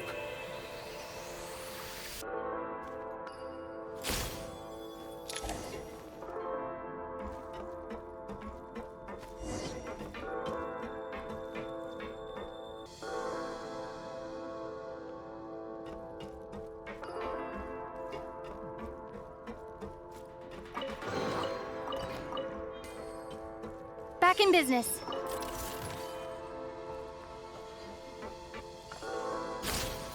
The advantage has been reached. Charge! Requesting backup. It's over. Where's the...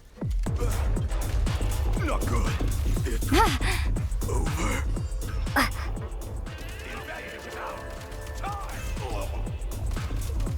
Reload! Ground. Back in business. Some supply points can restore a small amount of stamina. Press on.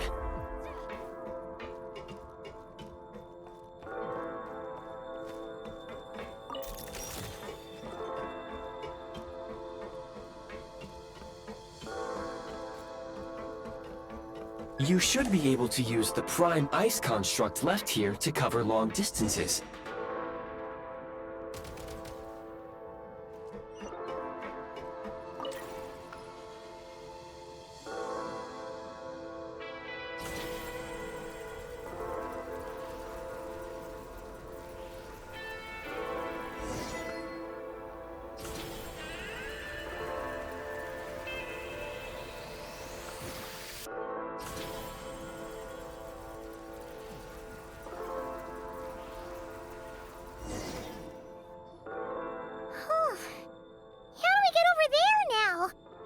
I recommend using this grappling gun.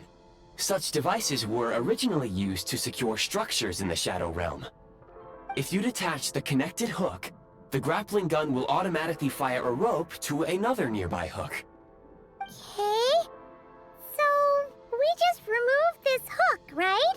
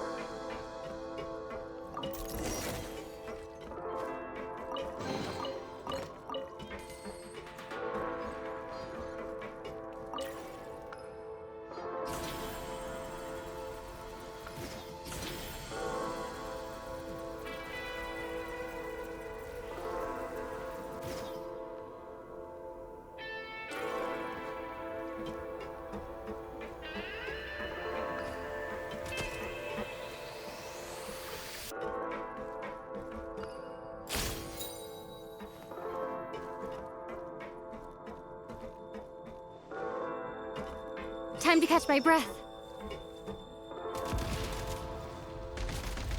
Mind the rhythm.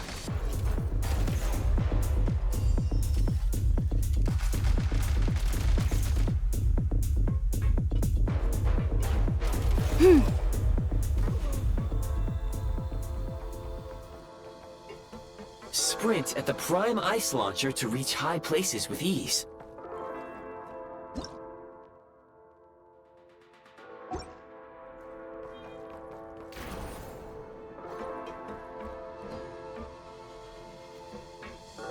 Back in business.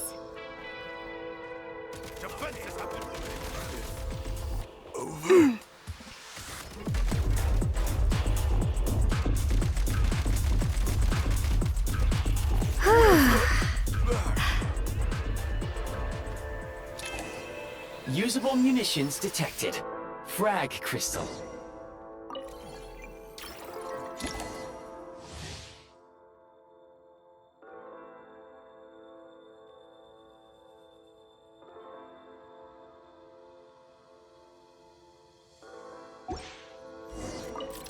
Time to catch my breath.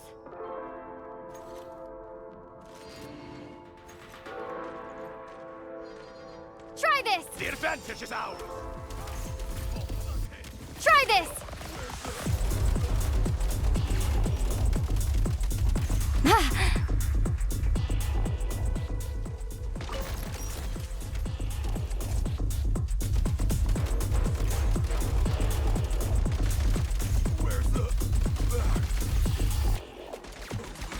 Try this!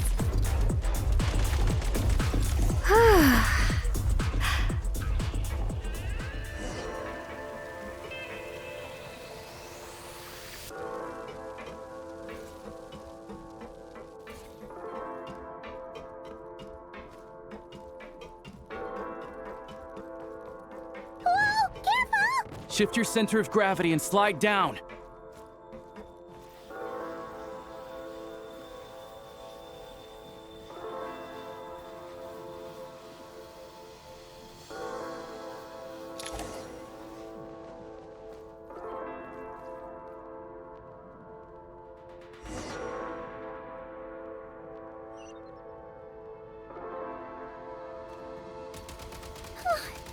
How much longer is this gonna take? The exit is right ahead.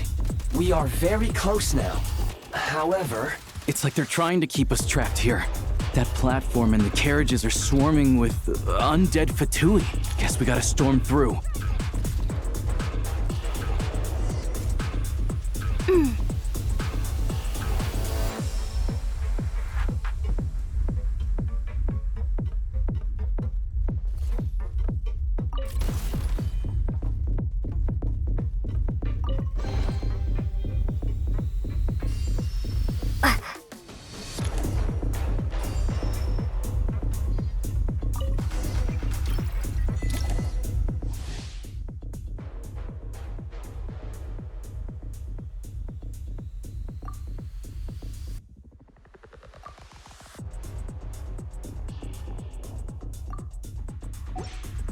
You may find switching to assault mode makes your attacks more effective.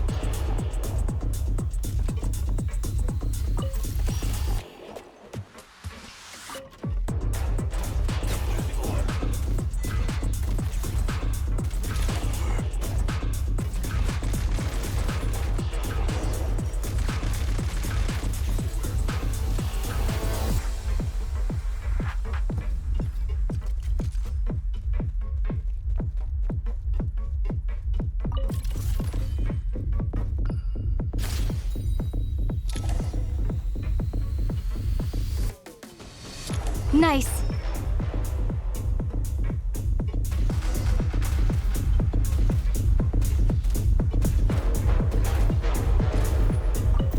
Change of tactics.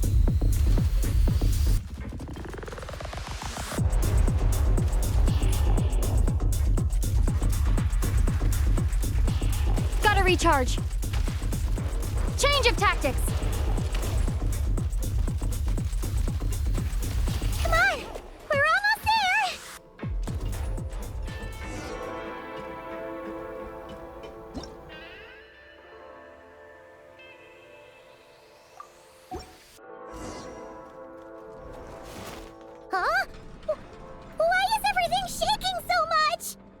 Looks like the Shadow Realm is about to sink back down into the depths.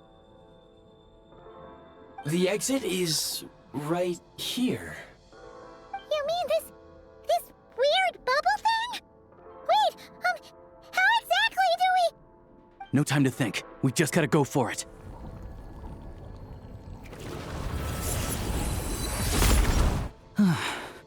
Looks like I was right.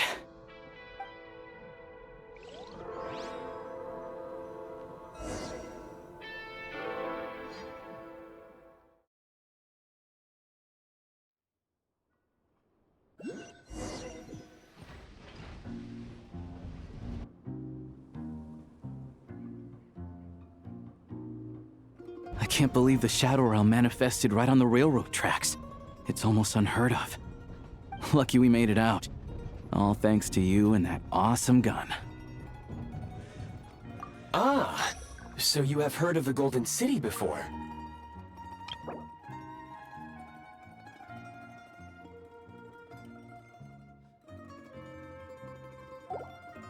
Yeah, it came up a whole bunch in Nokrai. You're a pretty neat surprise in that sense, aren't you, Goggles? We had no idea they left cool gadgets like you behind. Make no mistake, it was a team effort. For a first-time firearm user, your performance was quite outstanding, far beyond my expectations. As Alosha said, it is highly unusual for the Shadow Realm to manifest in a place like this, but we should still watch out for similar dangers ahead. Let's hope not. If anything else goes wrong with this trip, Paimon's gonna have train trauma for life. The Shadow Realm can appear anywhere, not just on the railroad. I am simply advising that we take sensible precautions. Now, if you wish to further calibrate and upgrade your firearm, you may do so over there, provided you have the necessary components. Please take a moment to catch your breath while I repair the body of the train. Amongst other things, this will ensure Paimon is a little warmer while on board. Oh, thanks, Goggles. You're a trusty train conductor. Well, maybe trusty isn't quite the right word, considering. Anyway. Yes, of course. And just like the Eye of Grey, I am sure it will be a great asset to you in your future adventures. If not the trustiest, then it will at least get the job done. Let's get some fresh air while the Eye of Grey fixes the train. Yeah, sure. Paimon wants to forget all about the Shadow Realm. It was so creepy in there. Stretching our legs might help take our mind off things.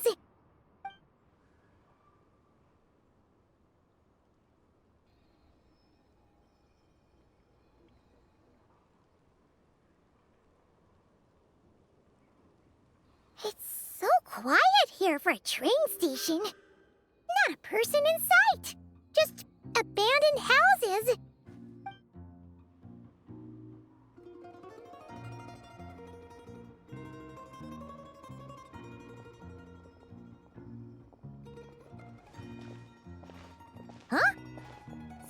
a repair? You've swapped our train out for a whole new model! My plan was to restore the train to its original appearance per my records as quickly as possible. Now that the repairs are complete, the train offers optimized performance and a significantly improved trendiness level. Huh.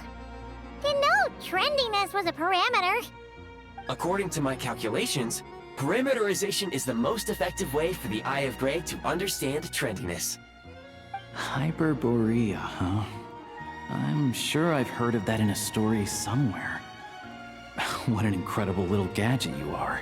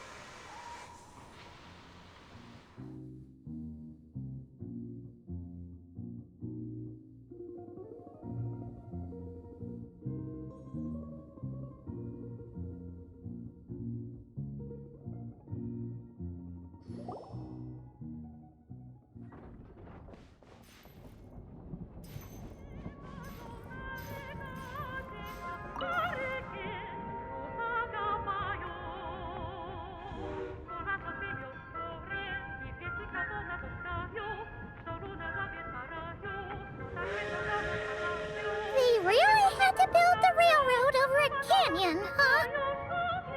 You might want to avoid looking down if you're afraid of heights.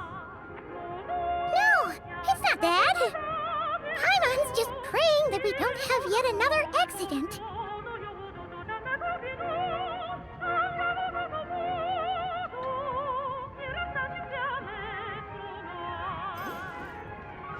That mountain is breathtaking. Reminds Paimon of Dragonspine. They say this mountain's the domain of a Snegovic lord. A lot of the Snegovic retreated there to live in seclusion, so it's a pretty mysterious place. You hear all kinds of stories. Even the residents of the nearby town of Svietlo-Lidovka steer clear of the summit, and they make a living off of harvesting prime ice.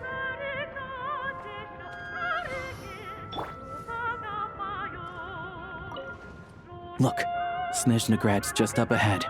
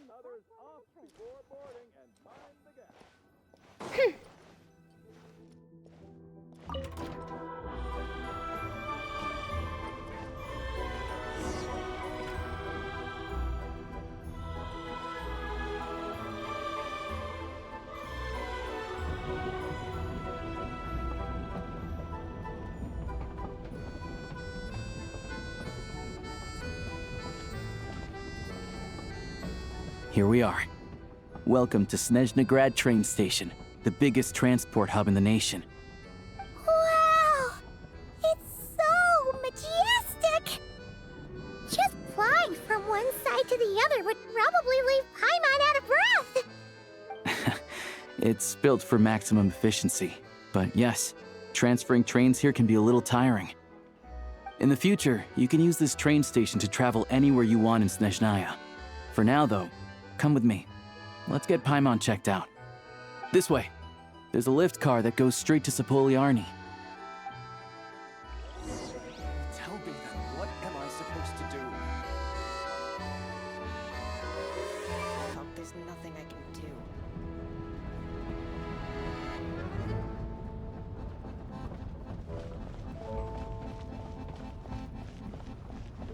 Tell me then, what am I supposed to do?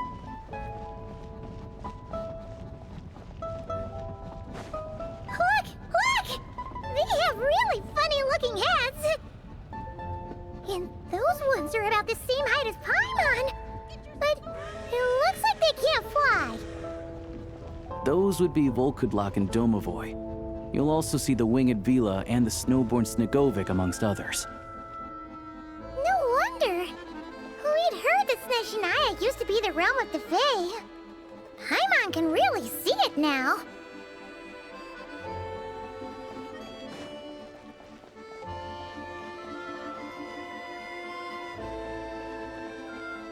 Indeed, you're quite right.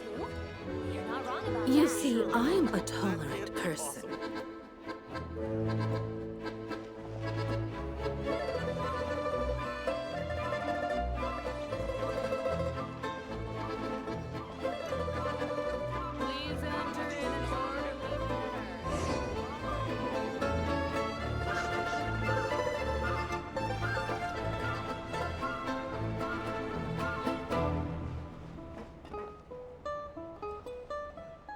To the left is the market of Zolny. They sell everything there. You can often find some nifty little trinkets.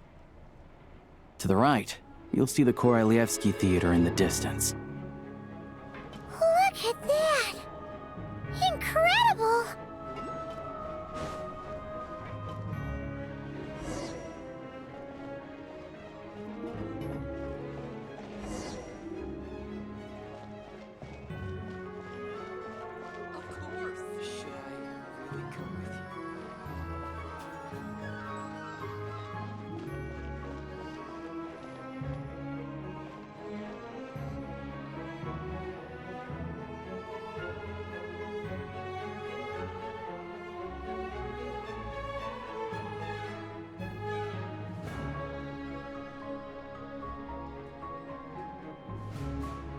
Wow! Snezhnegrad is stunning! Seeing it with our own eyes makes all the trouble we went through to get here worth it! I found it pretty stunning when I first came here too. But I soon found out that stunningly beautiful means stunningly expensive. The prices here are crazy. I'm just a small-time hunter, so Zolny is where I spend most of my time. This way will take us to Podvorier restaurant. They offer food and lodging there, so you can get settled in while I fetch the doctor. Is that gonna be stunningly expensive too? Yeah, I mean, there are places to stay in Zolny, but I highly doubt they'd meet your standards. Most of the stoves are out of crystal, the windows are drafty, and at night, four-legged roommates come out to play, sharpening their claws on the roof beams and floorboards. Yep, no way! Not a chance Paimon's staying anywhere like that. Maybe we can split the cost of the room between us? Paimon still has some savings left. Fine then.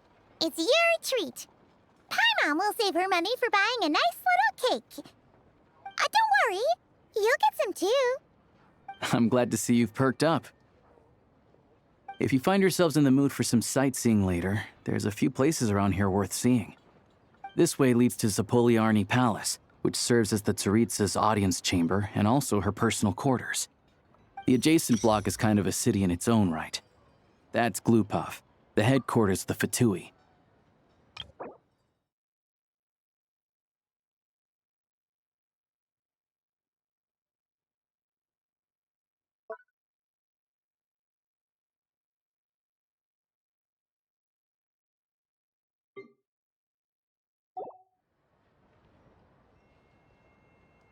Inside, there's a munitions factory known as the Armory Palace, producing a constant supply of all kinds of equipment for the Fatui. A lot of important research happens there, too. And over there is the Snezhnegrad Vecha, where all the big shots meet regularly to make policy decisions. These places are best admired from a distance. I'm sure I don't need to explain why. Yeah, they probably have super strict security. We're not looking for trouble right now. The downtown area is near the center of Zapoliarny. That's where you'll find the restaurants, bookstores, and gift shops. Another place of interest is the Northland Bank, which is over this way. Oh, and I'm sure you'll want to make contact with the Adventurers Guild at some point, right? That's right here.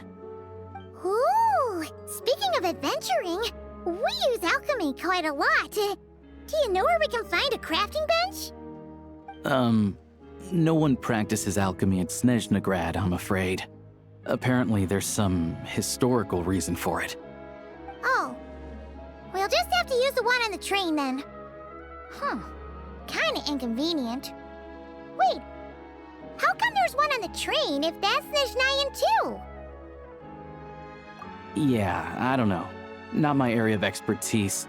Still, I wouldn't say the absence of alchemy makes life here any less convenient. Anyway... Finally, there's Zolny in that direction. It's mostly residential buildings and factories, but there's a few shops too.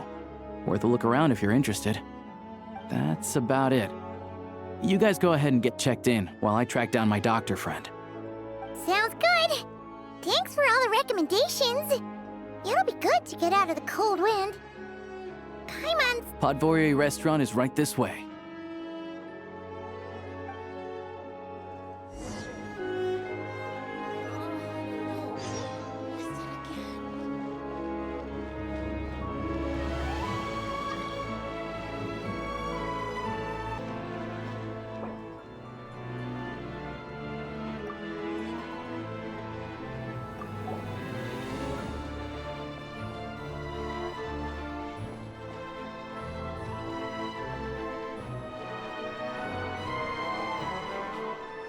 Get you anything? In the days when the Bielitsa are still...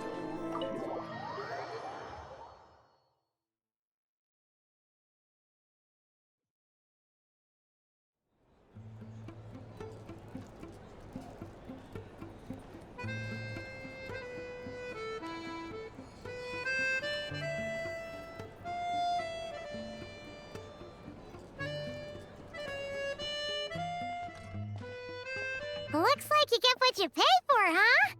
Paimon likes this room a lot. Yeah, much better now that we're out of the cold. Oh, thanks for taking such good care of Paimon. Honestly, she feels kind of bad for throwing a wrench in the works. If this were anywhere else, we'd be out investigating and adventuring by now. But instead, we're stuck here waiting for a doctor. You're right. No need to push ourselves too hard for no reason. A lot happened on our way into the city. Let's review what we've learned so far and try to figure out what to do next. Obviously, the million-more question is, what is this Tsaritsa planning? Everything else leads back to that. Sure was. And so far, we've learned that in addition to the 7 Gnosis, her plan also requires a ton of energy. But we won't get to see her anytime soon. Aloysia said that she went east to fight that big monster. It must be a pretty powerful one if it can blanket the whole of Snezhnaya in a snowstorm this awful. To be honest, what we're really lacking right now is information. The kind of information that only the higher-ups in the government would know. Not word on the street type of info. Paimon can think of a few people who might be able to help us. But... Right! And when we left Nocry, Sandroni specifically left a message reminding us which side we're on. So... it's unlikely they'd tell us anything confidential about the Tsaritsa's grand plan. Yeah, fair point. Besides, that Gloopov place is right nearby. We've got nothing to lose, so it'd be a waste not to go. There's gotta be someone there willing to talk to us, right? Maybe Arlecchino or Cendrone? Or possibly Tartaglia. But it's unlikely we could sweet-talk Arlecchino, let alone Cendrone. She basically told us to stay in her lane already. Yeah, the last time was all the way back in Fontaine, right? Too bad we missed him in Nodcry. Apparently, he came to help out. Hello. Is there a traveler in Paimon in there? That's Alosha! Come in!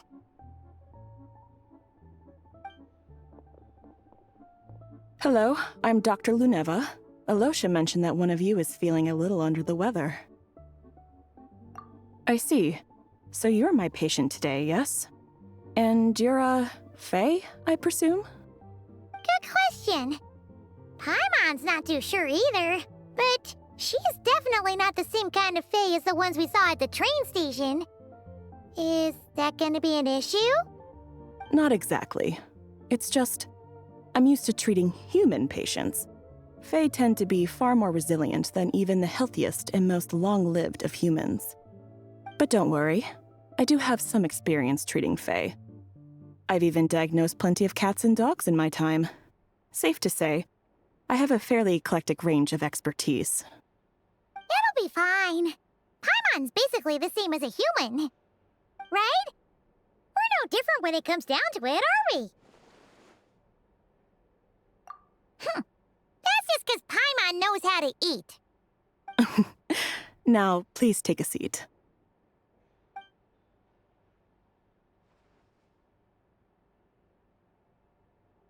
Okay, vital signs are good. Test results are all within normal ranges. I don't think it's anything serious. More than likely, you've just caught a cold.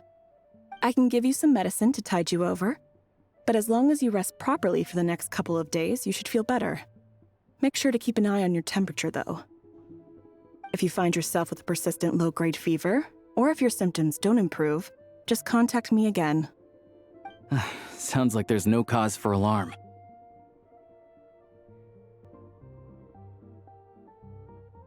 Thank you, Doctor. You're very welcome. Just doing my job. I'll leave you in peace now. Time to visit my next patients. Take care. You heard the doctor. Best you rest up here for a couple days. No sightseeing for the time being. All right, then. Guess we've got no choice. Let's just treat it as a short vacation. I have to get back to it. If you need anything else from the doctor or me, go to the Hunter Trade Station in Zolny. The boss there knows how to reach me. Hey, no big deal. You saved my life in the Shadow Realm. This is the least I could do. See you around.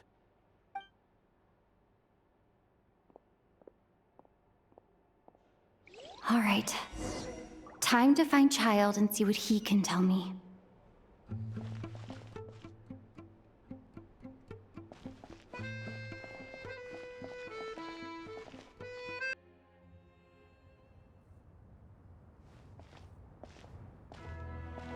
Hold on.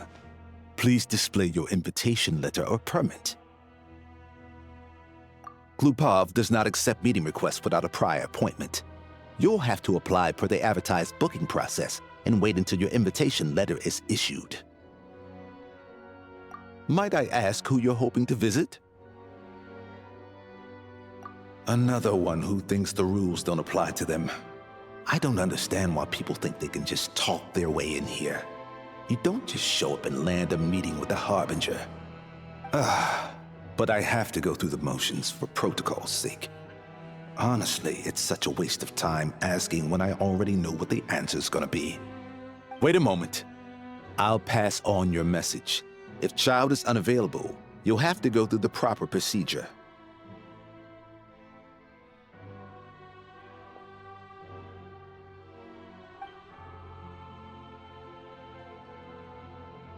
Lord Child is a busy man. He's probably not in Glupov at present. If I were you, I'd cut your losses.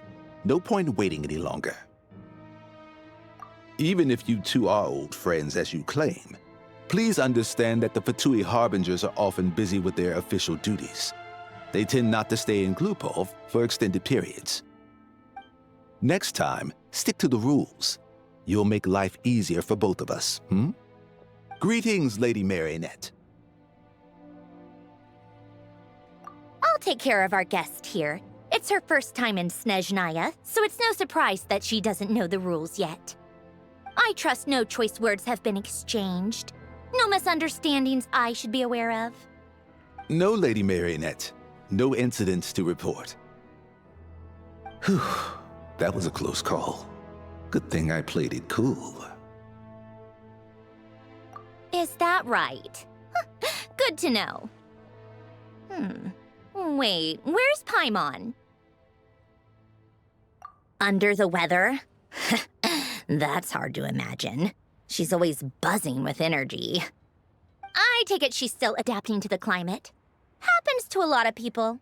It's even colder here than in Nodcry. Has she seen a doctor? I can get you one if you need.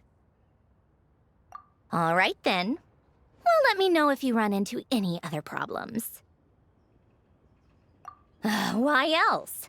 I was just about to sit down for some much-needed tea time when I heard that an old friend of Tartaglia's had shown up outside. No appointment, nothing.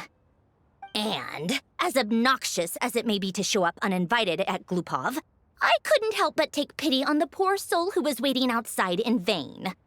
So I had no choice but to abandon my freshly brewed piping hot tea and come to see this mystery guest for myself. Well, I felt our time working together in Nodcry warranted some courtesy. I couldn't exactly let you freeze to death out here in the wind. Unfortunately, I can't invite you inside either. The rules of Glupov wouldn't allow it, and as a harbinger, I have to lead by example. On the plus side, Snezhnograd actually has some class, unlike Nasha Town. Torchlight Books has a very nice selection of teas and cakes, so we can catch up there. Your treat, of course. Because I already wasted one perfectly good cup of tea today. That's why. I've ordered for the both of us. No objections, I assume. I'm sure you trust my taste. Okay, let's get down to business. I'm guessing you don't actually have any urgent business with Tartaglia, per se. You just want information, right? Wanna take a guess? Of course you'd say that. You shouldn't underestimate Counselor Tartaglia, you know. That's right. I'm sure you've heard of the Snezhnograd Vecha by now. Well, he's busy preparing some paperwork for their next meeting. They'll be discussing yet another extension to Project Stuja. It's basically all anyone cares about in the Vecha these days. Yeah, he's more of the shoot first, ask questions later sort, isn't he? It all started with a very detailed letter that Capitano left for the jester, Piero, before leaving for Natlan. In that letter, he detailed the future arrangements for his subordinates. All of his key people were reassigned to Tartaglia.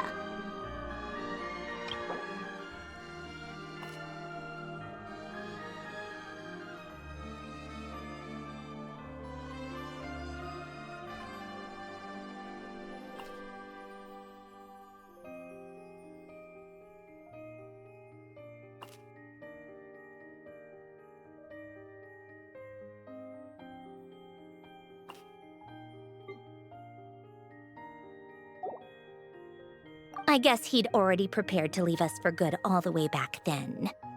But Piero didn't reveal the contents of the letter until the events in Natlan had concluded. That was his reaction, too. Why me? With a bewildered look on his face. He'd always assumed Capitano looked down on him. He was a man who kept his thoughts to himself and barely spoke to him the whole time they'd known each other. But he occasionally brought Tartaglia along to my tea parties back in the day. So to the rest of us, it was clear that Capitano had quite a lot of respect for his young comrade. By the rest of us, I mean my Tea Party regulars. Arlecchino, Rosaline, and... actually, not Columbina. She was probably oblivious to it. Anyway, then the Liu's situation happened.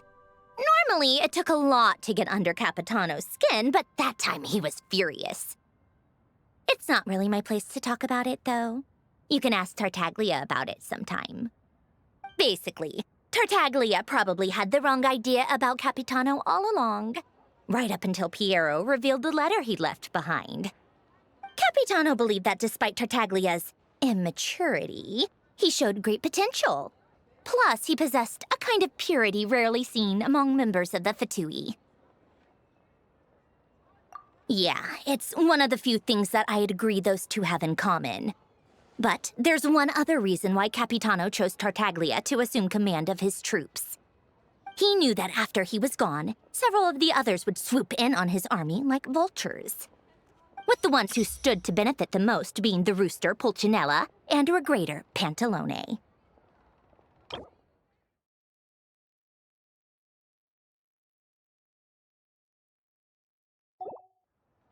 Once they divided Capitano's troops between them, they'd be more powerful than ever. No one would be able to stop them. So, you can see why Capitano chose to hand that letter to Piero, right?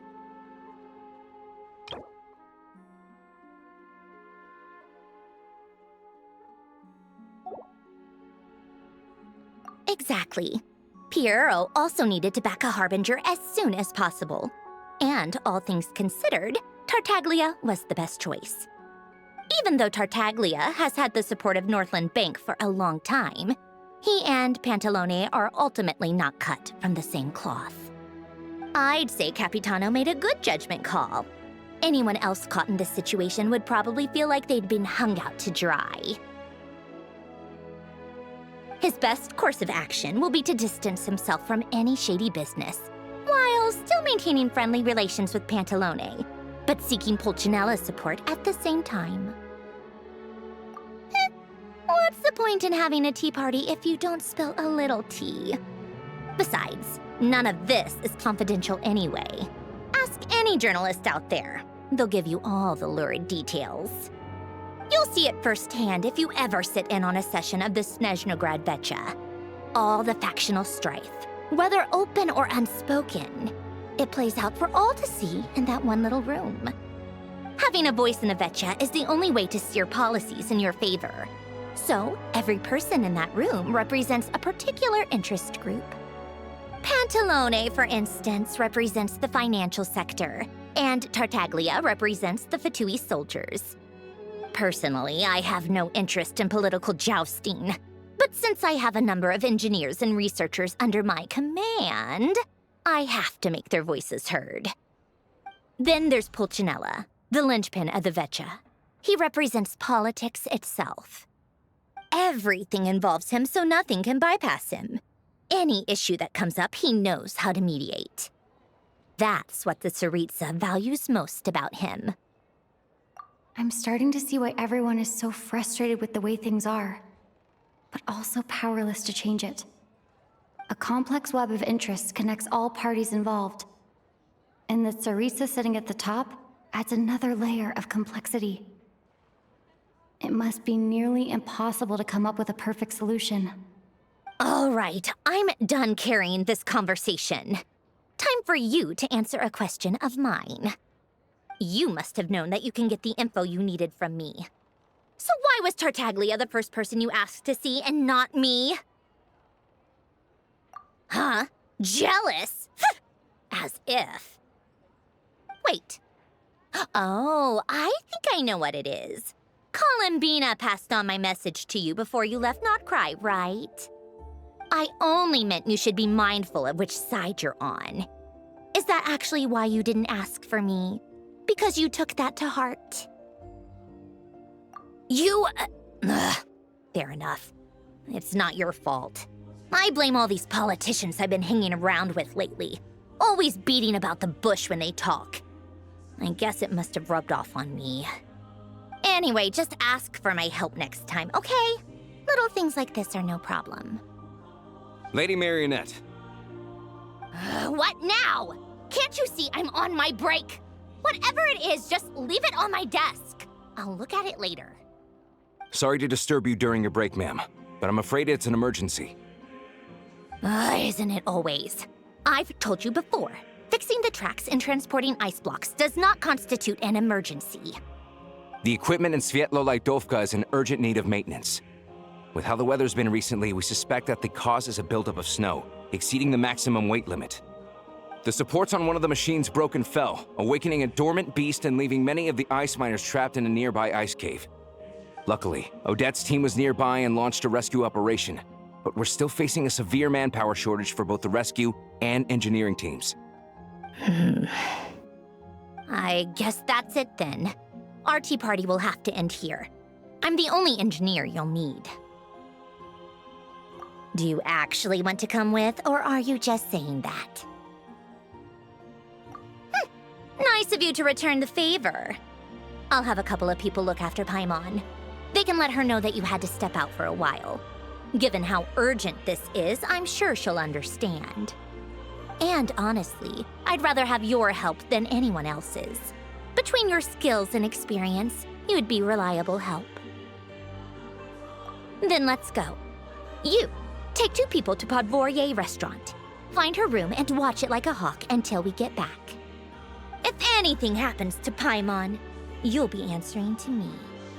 Yes, Lady Marionette.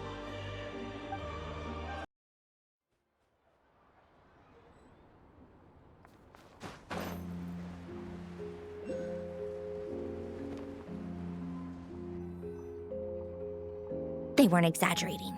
This is really dangerous. It's a good thing only one of them broke. From what I've been told, most of the trapped miners are over in that direction. Yeah, you do that while I check the rest of the equipment. I'll evacuate the people around here as I go. Meet me back here as soon as you're done.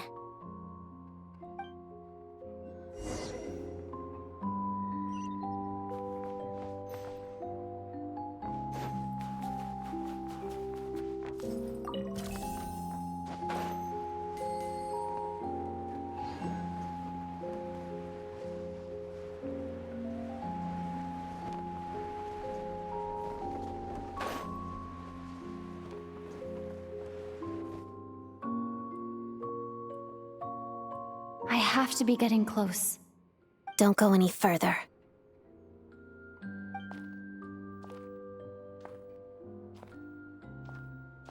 It's too dangerous here. There's a highly aggressive monster on the prowl. You need to leave, now. Ah, I see. You're the backup from Снежноград. Well, I'm Odette. Good to meet you. Ah, so this is Odette. She was the first member of the Fatui on the scene. There are 5 people trapped in the cave. Monster type is unknown, and so is its location. Let's go. Every second counts.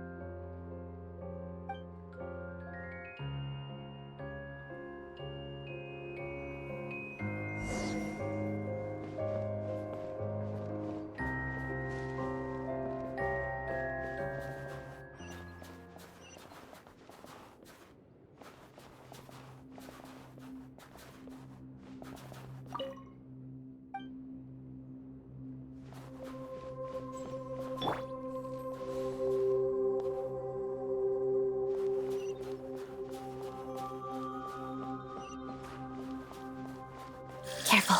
Something's moving.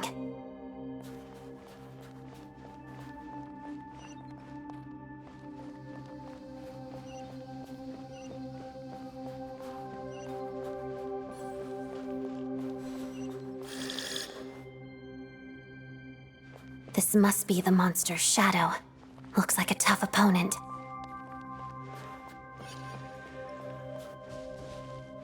Shadow me.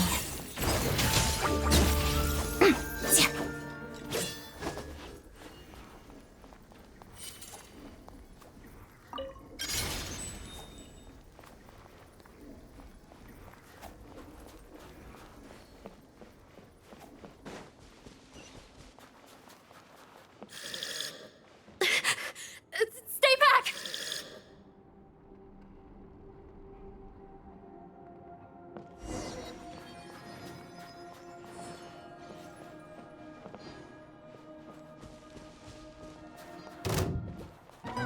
begin. Crystalline Adagio. Ah! Lightning slash! Pirouette.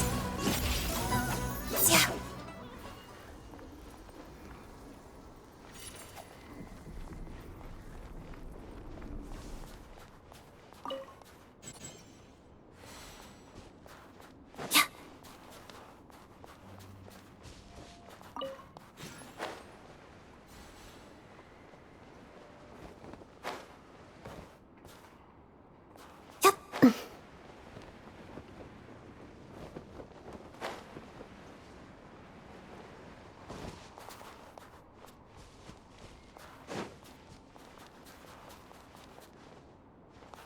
I see them. They're right behind the monster. The monster seems very agitated. It could attack at any moment. Let's make the first move.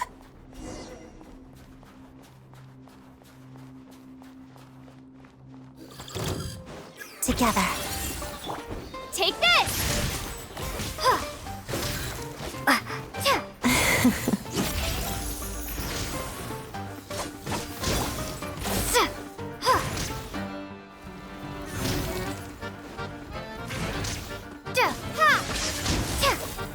Witness the snow swan's grace.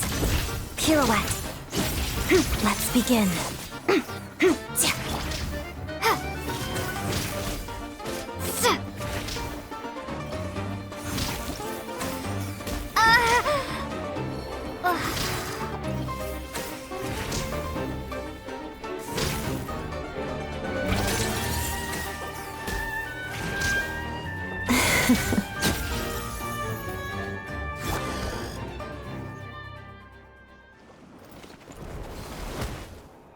Thank you for saving us.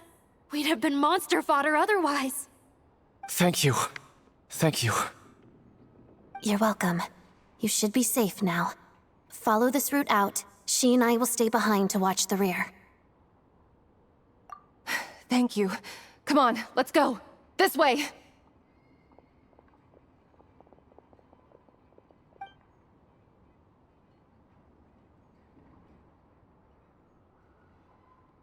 I've searched the area.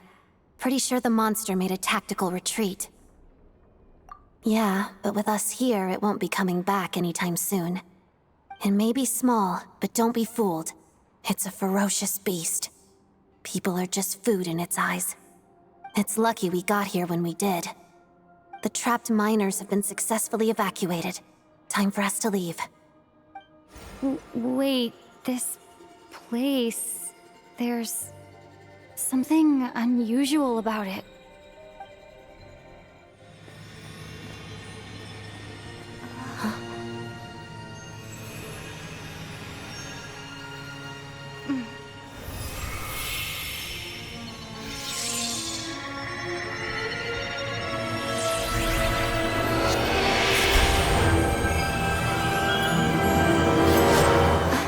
What is that? I don't know. It's back? Guess it has family.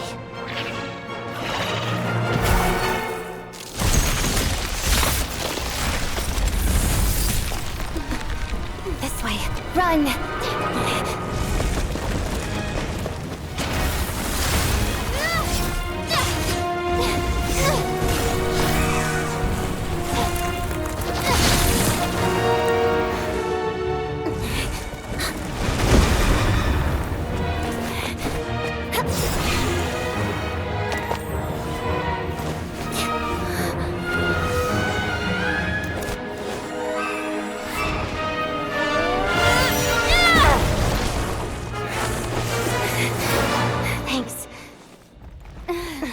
Out of here.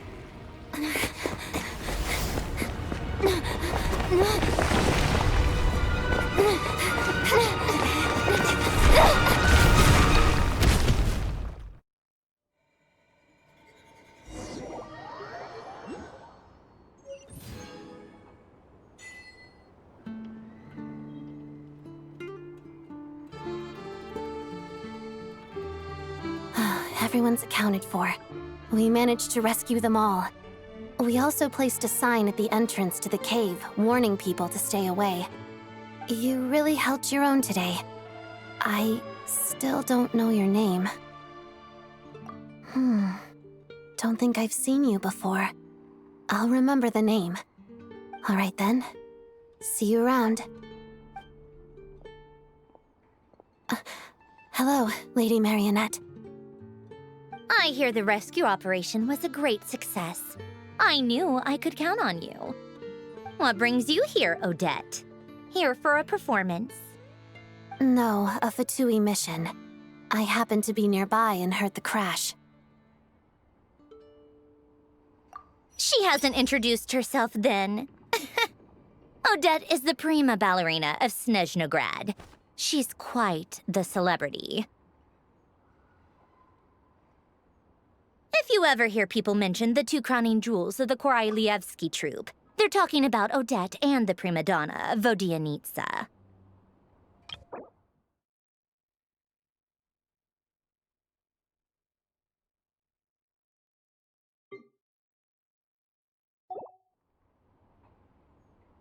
On top of that, Odette's also a rising Fatui star. It's looking likely she'll inherit the title of the Fair Lady.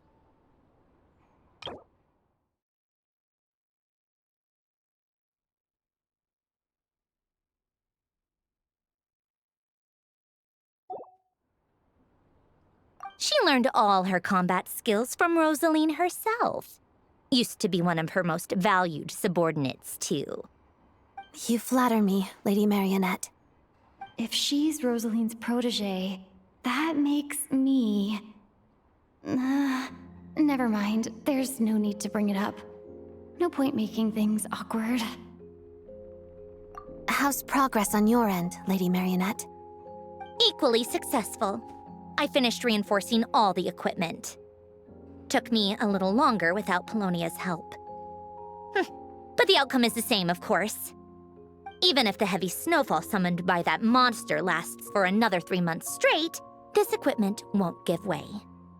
All right, now that we're done here, it's time to get out of this blizzard. Sure, but Snezhnograd will send someone to investigate and draw up a relief plan. And I guess I'll have to write the incident report myself this time, since it involves a mechanical malfunction. First, Pantalone needs to approve the budget, then Pulcinella has to sign off on the plan. Once they've argued it out and reached a compromise, we can move forward. That's the rough process anyway. Could take anywhere from a couple of weeks to a couple of months, depending on how smoothly it goes. Yup, nothing we can do about it.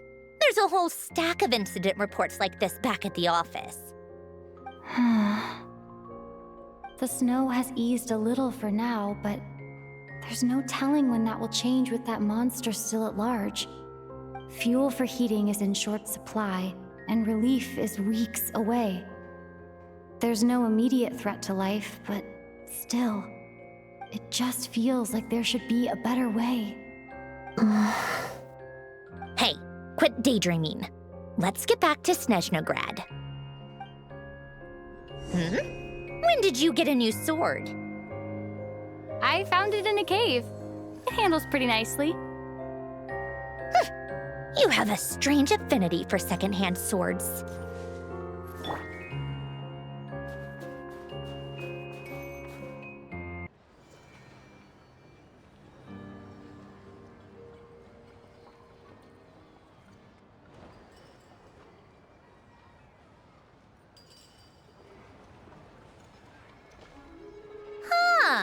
Well, if it isn't Counselor Tartaglia, Mr. Big Shot himself. Go easy on me, all right? I'm still recovering from the interrogation the real Big Shots put me through. Hey, comrade, it's been too long. I heard you came looking for me earlier. Nicest surprise I've had in a while. Good to see you too, Odette. I'm guessing you guys just got back from Sviatlo Lajdovka. How'd it go? Crisis averted? It went fine.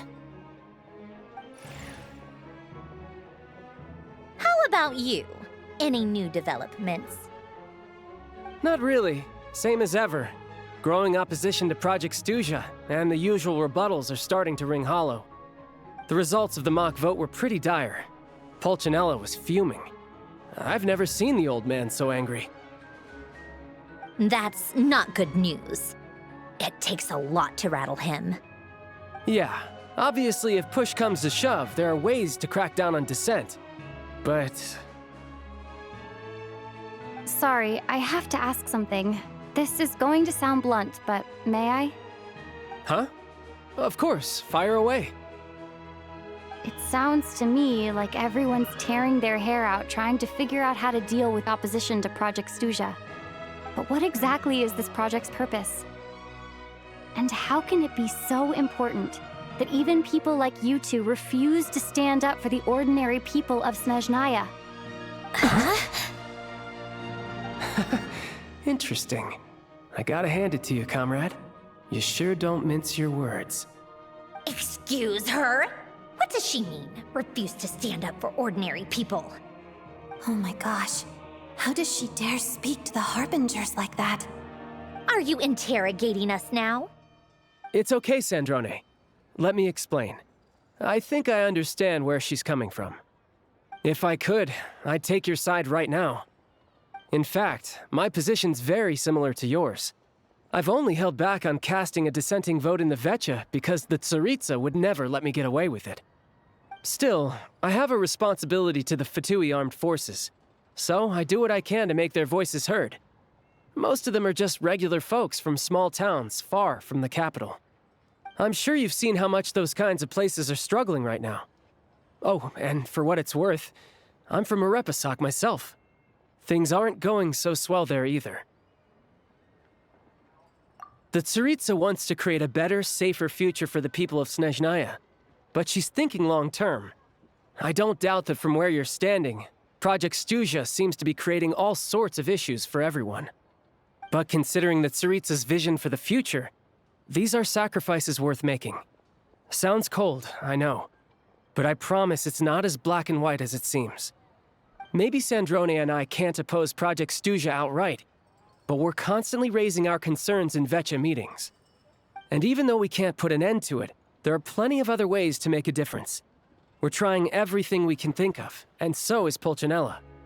I respect Her Majesty the Tsaritsa and trust her decisions. But at the end of the day, I'm still just a normal guy who cares deeply about my homeland. And my family, who all live here. There's no way I would ever abandon them. As contentious as things can get within the Vecha, there's no selfishness or malice behind it. Everyone wants to get through this period as smoothly as possible. The issue is that there's no way of pleasing everyone under the present circumstances. Most of the time, we're trying to decide on the lesser of two evils, which obviously isn't a great look. But that is not the same thing as being blindly loyal to the Tsaritsa. No one's got their head in the sand here. We're all well aware of the way things are. We're just doing our best to make it work. In fairness to Sandrone, she rushed to Svietlo Laidovka's aid the moment she heard that people were in danger. And even Tartaglia, who used to only care about the thrill of the fight, is clearly doing his best to rise to the demands of his new role as counselor. Hey, come on. There's only so much we can say, so don't press us too hard. Look, I know how untenable the Tsaritsa's position looks if you don't understand her motives. Maybe you've heard already, but she's currently leading her army on a campaign to the east to defeat the monster that's been causing these brutal blizzards. Striking that monster down will be a significant step in dealing with the present energy crisis. As laser-focused as she is on realizing her lifelong ambitions, she's still putting time and energy into taking down this powerful monster. To me, that says a lot. If she thought Snežnaya and its people didn't matter in the grand scheme of things, why would she waste her time on something like this? Thanks. I meant every word I said, though. I wasn't just trying to placate you. I've already done more than enough diplomacy for one day. I still think this adventurer raises a very important point. Our two Harbingers have made their positions very clear. But there are many others in the Vecha who must feel trapped and forced to vote against their conscience. I think it's a very valuable quality to be willing to speak one's mind, despite the risk of offending powerful figures. You can say that again.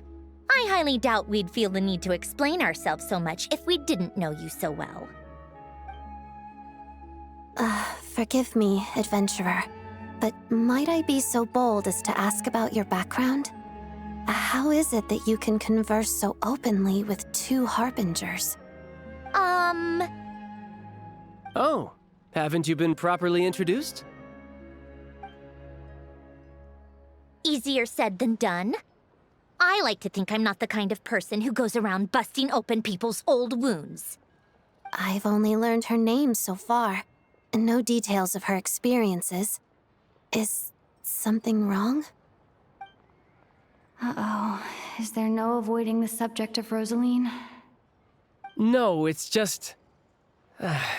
all right, I guess there's no getting around it.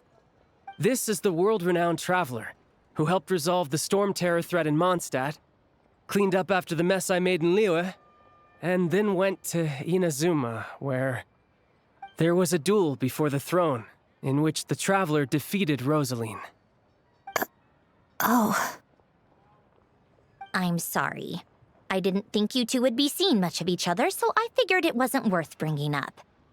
It's fine. It was a long time ago. It's fine. Sorry. I just remembered that we have a rehearsal coming up. Please excuse me. I should get going.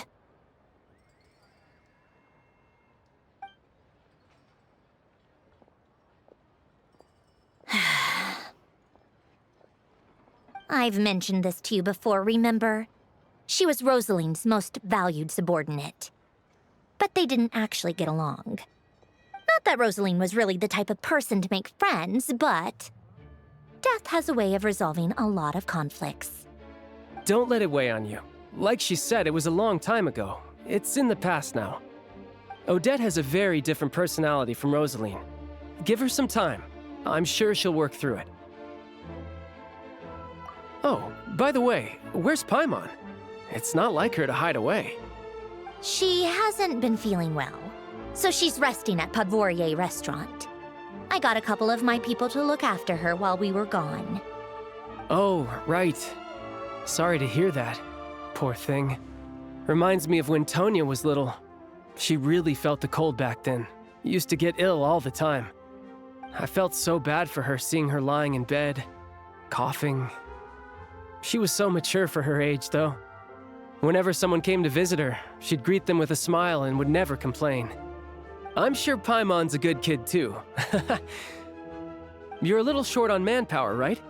Let me have a couple of my people take over for yours. I'll send my most capable and reliable. They'll make sure Paimon can recover in peace. Well, that would be great. Your people are more qualified. Hey, don't mention it. I'm sure you have things to do. Hopefully this takes a load off your mind. So no more accusing me of not being on your side, all right? Already? That was quick. I'm afraid I can't help you there. Our director's recent movements are confidential. Even we're not in the loop. If you hadn't told me, I never would have known he'd gone south. I assumed he'd been in Glupov this whole time. Well, I guess I'd better go sort out Paimon's security situation. I have some other work to catch up on at Glupov anyway. Me too. I have an incident report to write up. Let's leave it there for now.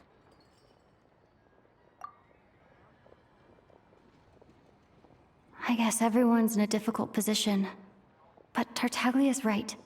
I have things to do. Things I want to do, and things I ought to do. To start with, I should go ask Alosha if he knows of any way to help Svietla Ledovka.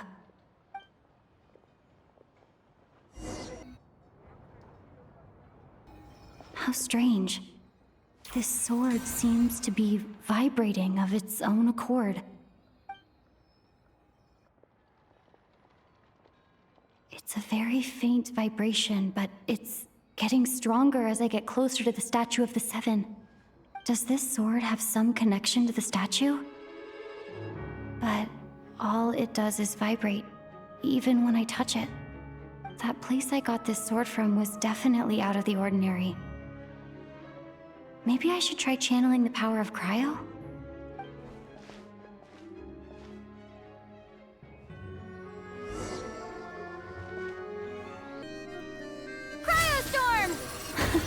It worked. There really is something special about this sword.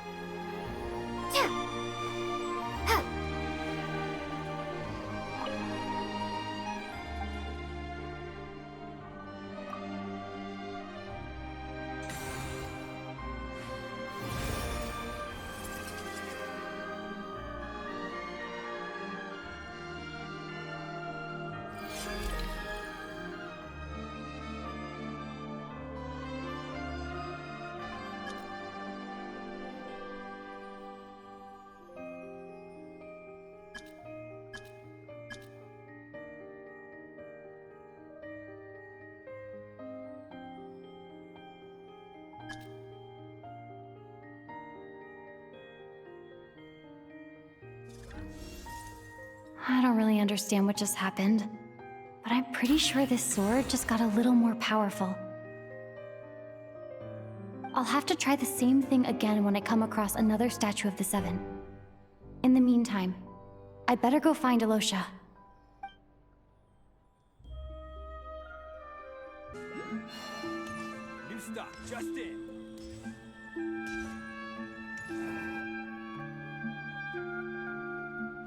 Hello there. How can I help?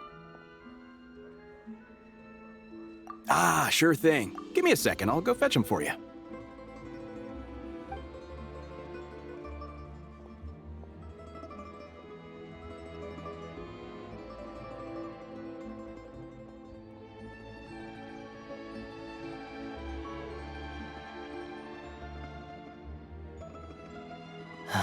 It's a familiar story. I've had similar experiences. Although Snezhnegrad doesn't deliberately delay or withhold relief, those first few days of waiting for help are always the hardest.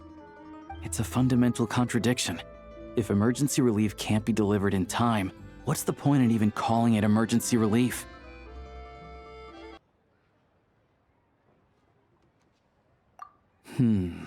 Not necessarily.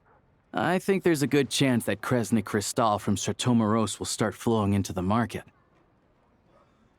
When we resolve Stratomoros' energy issue, it's like we open the floodgates. A huge backlog of crystal is now available to the townspeople. There's no way they can use it up at once.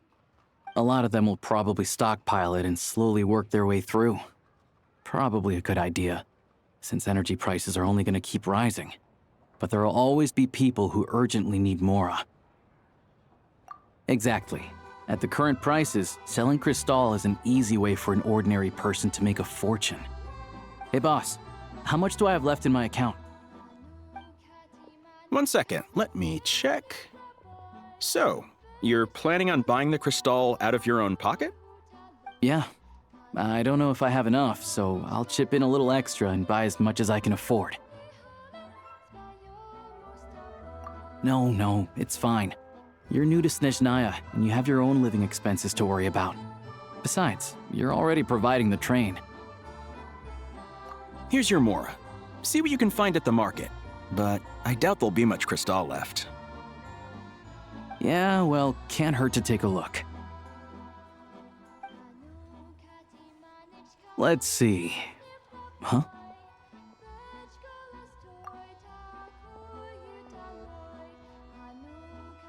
Oh, Alosha, and... Hello? I didn't realize you two knew each other. Yeah, I take on some odd jobs in the city to supplement my hunting income. Sometimes I work as a cleaner or prop hand at the theater where Odette is one of the big stars, so I've met her a few times. When the weather's as bad as this, it's better for a hunter to adapt than to keep looking for game. Yes, and we sometimes need extra help.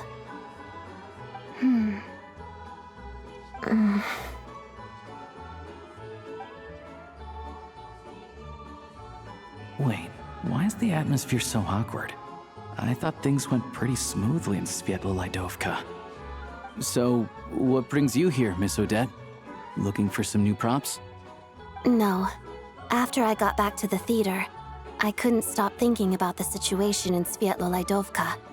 It bothered me so much I couldn't focus on my dancing. So I decided I'd come here and see if there's anything I can do. You too, I presume. I suppose that's why you're here. I didn't feel comfortable expressing my true opinions in front of the Harbingers. Not least because ordinary Fatui like me don't even know what Project Stuja is all about. Without knowing the full picture, I can't make sense of it. And at some point, if things aren't making sense to me, I can't just keep going along with it. So many people feel the same way. They wish they could do something, but all kinds of reservations hold them back. Explains why groups like the Roadcott are springing up to fill the gap. Yes. Well, that's one option. But there are risks to consider with organizations like that. The Fatui does not encourage their activities. Right, because things can get out of hand, and it's hard to hold the right people accountable when they do. I've heard about a few cases like that. Sandrone said Odette was on track to inherit the title of the Fair Lady. If so, she'll be able to find out what Project Stuja is really about. Still, it's probably a little soon to ask her about that. There may be more to the story. What's on your mind?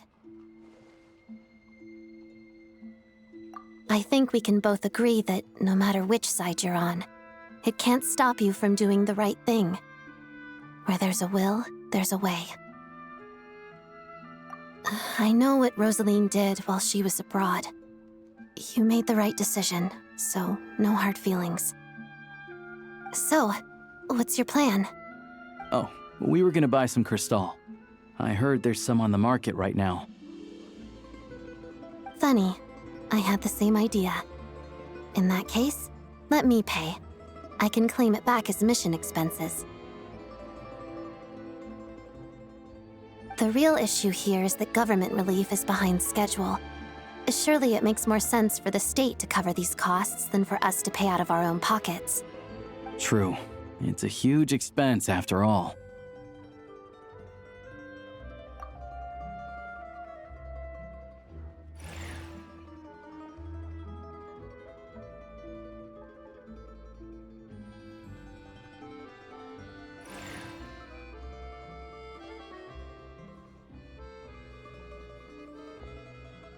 Let me see. I'll take it all, please. And I'll be needing a receipt. Right. Choose mission budget under the expense category, but be sure to specify emergency rescue operation in the description. Otherwise, the normal reimbursement limit will apply. Let's book this train. Regulations say that if we need to transport Kresnik Crystal during Project Stuja, extra carriages can be added 1 hour before departure.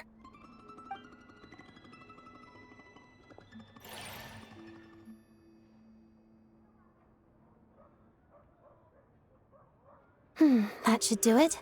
The train will be escorted to its destination by Fatui guards. This is my first time seeing you handle Fatui affairs, Miss Odette. It seems you're as skilled an officer as you are a dancer. You flatter me. It's only because I've been doing both my whole life.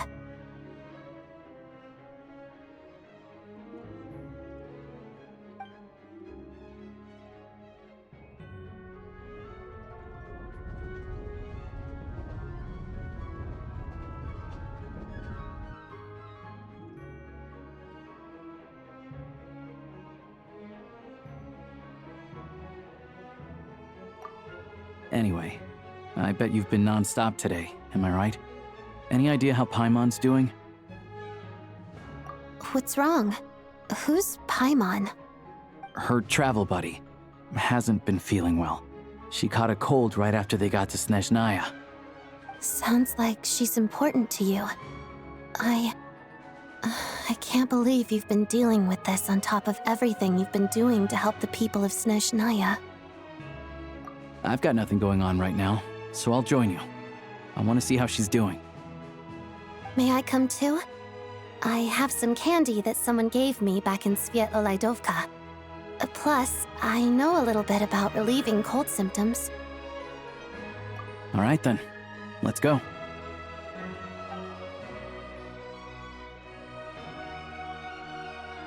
I still don't know what the deal is between these two, but at least the tension seems to have vanished. A good sign, hopefully.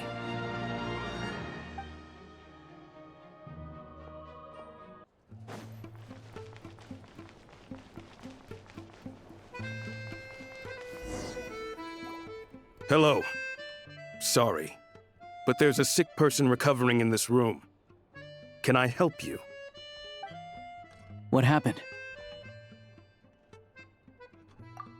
Oh, please, excuse me. Are you the Traveler? Could I take a quick look at your Adventurer Handbook? Master Child said I should verify your identity.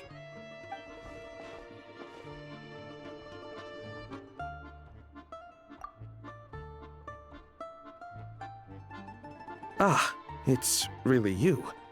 Sorry for the inconvenience. We're under strict orders from Master Child to keep this room well guarded. At the same time, we can't interfere with Podvoye Restaurant's business. That would only seem all the more suspicious and draw unwanted attention to this room. Besides myself, a few of my colleagues are stationed in and around the restaurant, in plain clothes, of course. Rest assured, you're in safe hands. I didn't expect such a high standard of protection. Well, Master Child handpicked us for this special assignment. We're not about to let anything go wrong. Anyway, I won't keep you any longer. Please, head inside.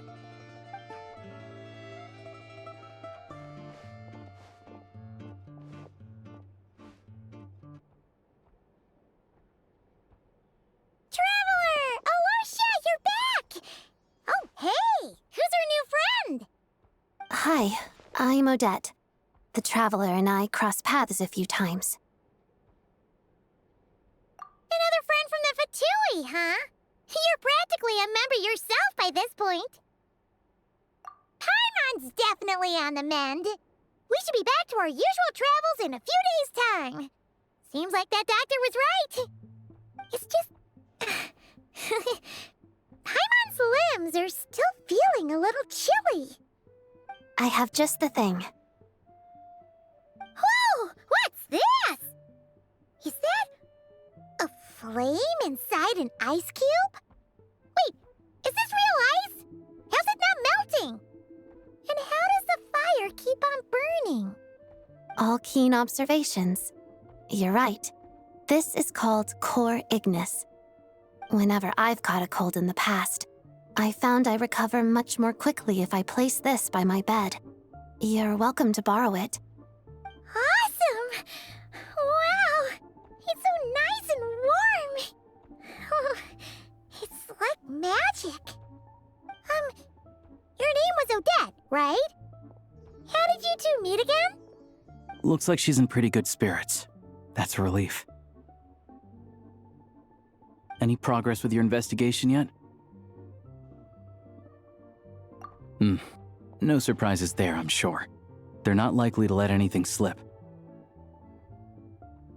The Rokot, huh? Let me think. Members of the Rokot keep their true identities hidden, but I think there might be someone I can introduce you to. Leave it with me. Meet me at the Korolyevsky troop tomorrow, and I'll tell you how it goes. Would anyone like a drink? I'm gonna head to the bar. Paimon will have... maybe some hot milk? Yeah.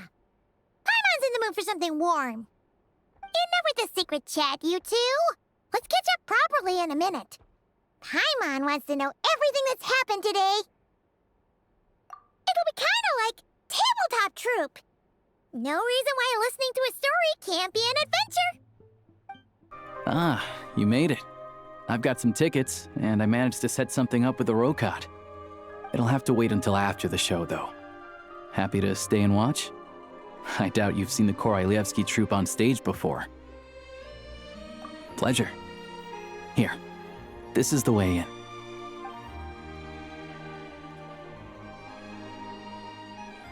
Please present yourself for a routine inspection in accordance with theater regulations. Thank you.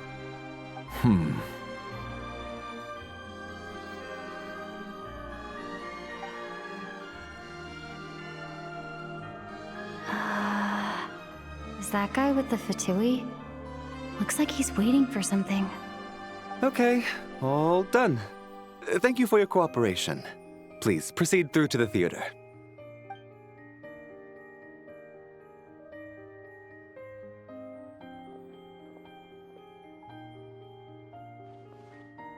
What's up? Everything okay? Snežnaya's business and political leaders are always passing through here, so it makes sense that security's tight. Still, it's a little unusual to see the Fatui's Armory Palace guard here. You saw him, right? The guy right at the back. Strong, silent type. His name's Valeri. He's part of the Special Assignments Battalion, but I only ever see him here for one thing. To look for a guy named Mitya.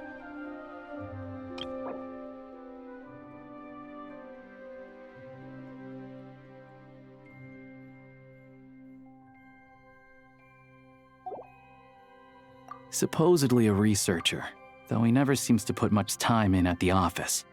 The theater is one of his favorite places to hang out when he's playing hooky from work. But that's not for us to worry about. Let's go. The show's about to start.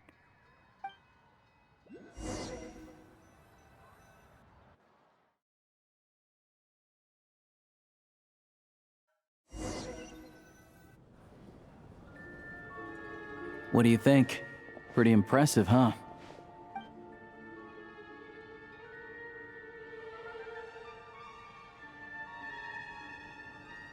Oh, the one in Fontaine? I hear it's iconic. Never seen it for myself, though. Here we are, just in time. Sorry, coming through.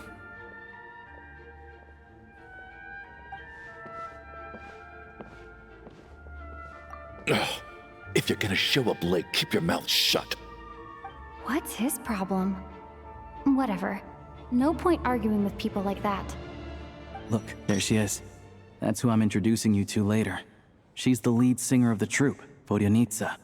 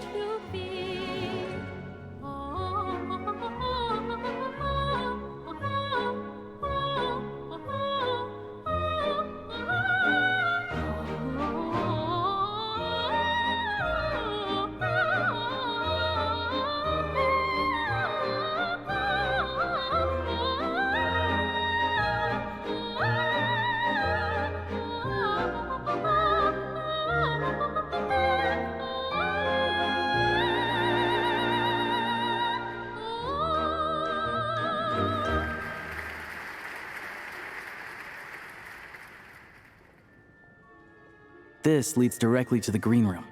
They're expecting us. Vodyanitsa will be waiting for us there.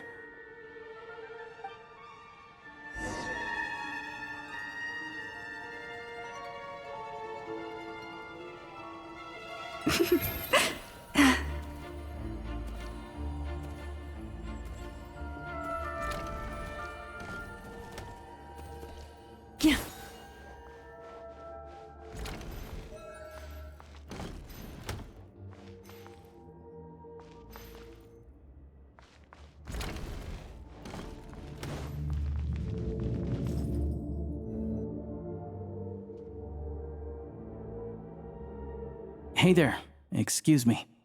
Ugh! Can you believe it? I am so mad right now.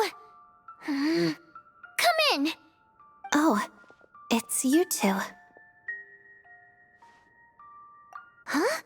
You know each other? Oh, wait. Is this who you were telling me about? The one you met yesterday and couldn't stop thinking about? I never said that. Yes, you did. Why are you denying it? It was right before I went on that rant about the moody factory owner. Oh, I remember it so clearly. Might I ask what brings you two here? Oh, I just brought her here to see the show. And when it finished, she was full of praise for Vodyanitsa's performance. So I thought I'd try my luck, see if we could get the chance to chat for a bit. Maybe get an autograph? You work here. You of all people ought to know that's against the rules. It's not what the green room is there for. Oh, what's the big deal? Come on, don't be shy. I can give you an autograph. You can take a picture too if you want. Do as you please. I finished all my shows for the day. I'll leave you to chat.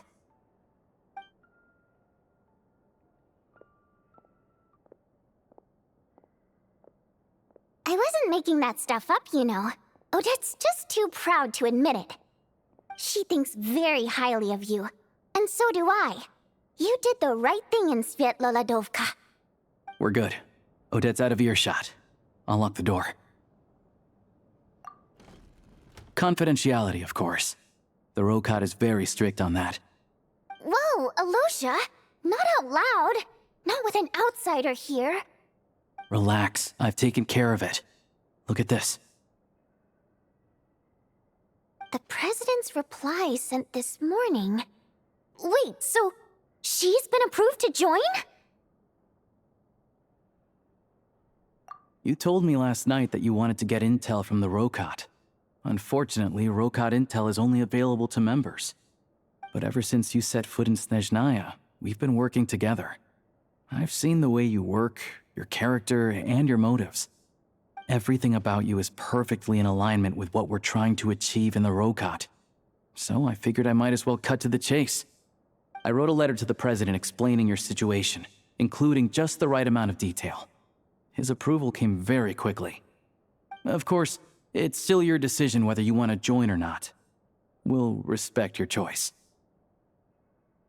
Well, assuming Odette was telling the truth and she didn't misjudge you, I guess we don't need to worry about you blowing our cover.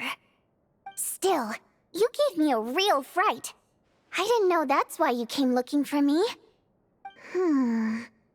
So, that stuff you said about admiring my performance, was that just because Odette was here? Did you actually mean it?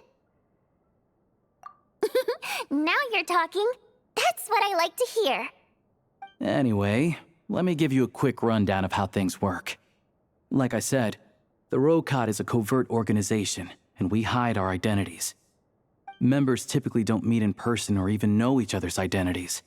This helps us maintain a high level of independence and secrecy. Because of this, members are basically free to decide their methods without constraints, so long as the outcome of any activity doesn't violate the organization's principles. After all, we don't have any ostensible contact with each other. This way, if anything goes wrong, no one else will be implicated. Beyond the freedom to choose how you operate, it's also your choice whether to act at all. We have plenty of members who have yet to take any action.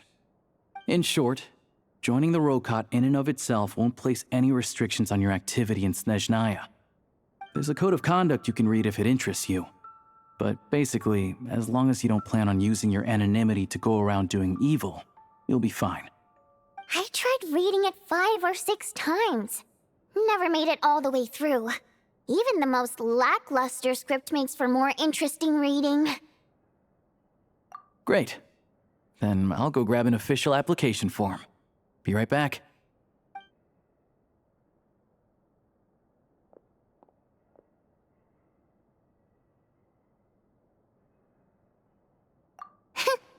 Well, Alosha has this pet dog, you see. His name's Tagarin, and this one time, Alosha brought him backstage. Tagarin took quite a liking to me, so I played with him for a little bit and fed him some treats. Then, the Rokot was out on a mission one day, and even though we were all in disguise, Tagarin recognized me right away.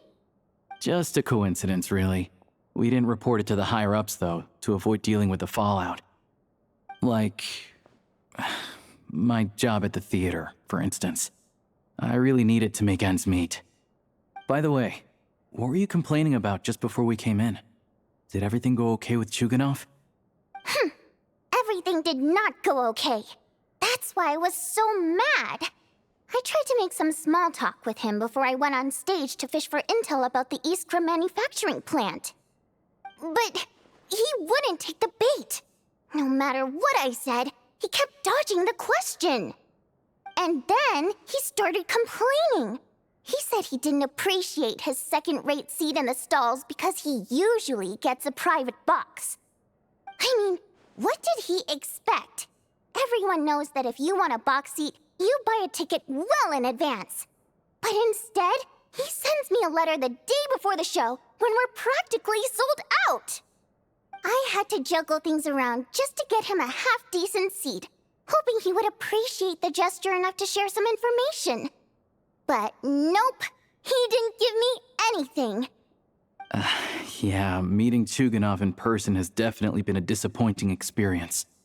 Oh, you probably don't know who we're talking about, do you? Chuganov was that older guy you were sitting next to today. I'm sure he didn't make a great first impression on you either. To the citizenry, he's a family man and a kind boss. But our interactions with him tell a very different story.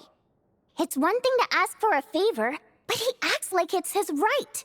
He always expects special treatment. Take the ticket situation, for instance. I've actually gotten him a private box in the past. But not only was he not even grateful, now he's acting like I've sold him short this time. Not to mention that he's never paid for a single one of his tickets. And another thing, if he's such a big family man, why doesn't he bring his wife and daughter to see the show once in a while? I've never seen them here, not even once. Calm down, Vodyanitsa. If you won't do it the easy way, we'll have to try the hard way. But first things first, here's your application form. Go ahead and fill it out.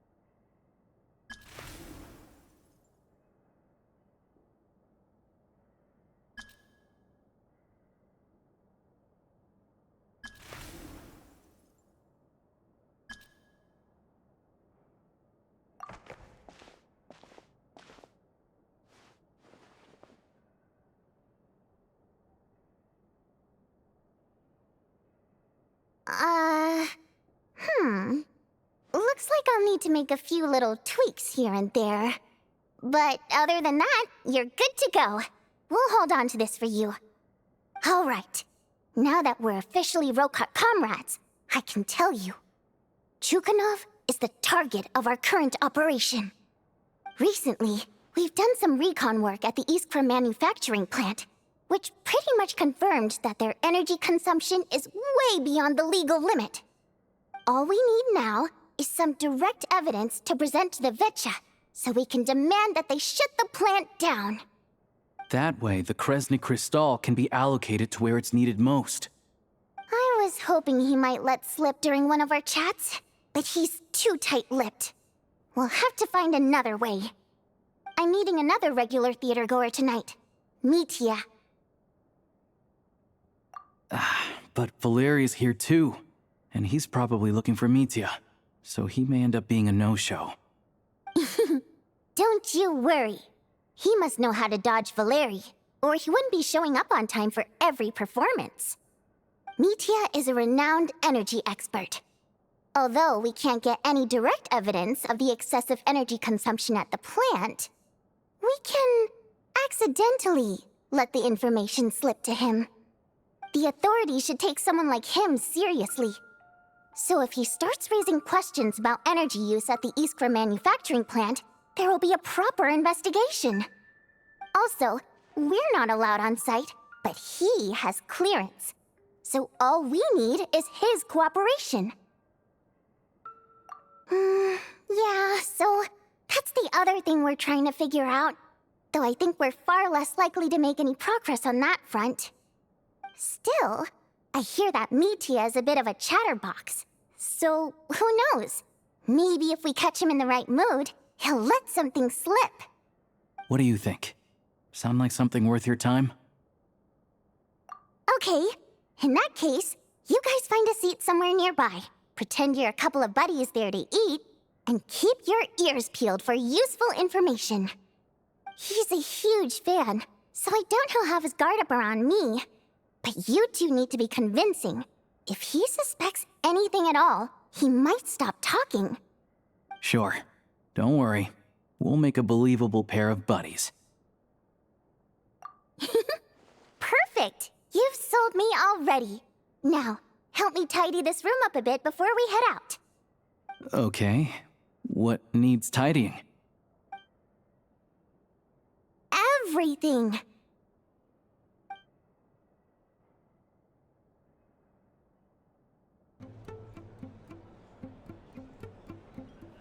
We come here often, so we shouldn't stand out.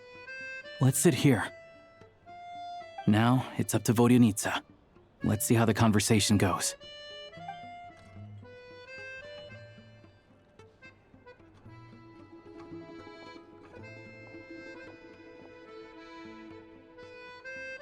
Mr. Mitya! Over here! Over here!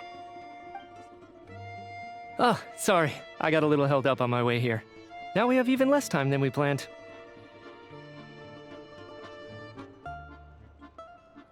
Go ahead and order some snacks and drinks. Whatever you like. Let me see. According to my schedule, we still have 25 minutes left. You're really pressed for time today, huh? I was imagining this would be a leisurely chat.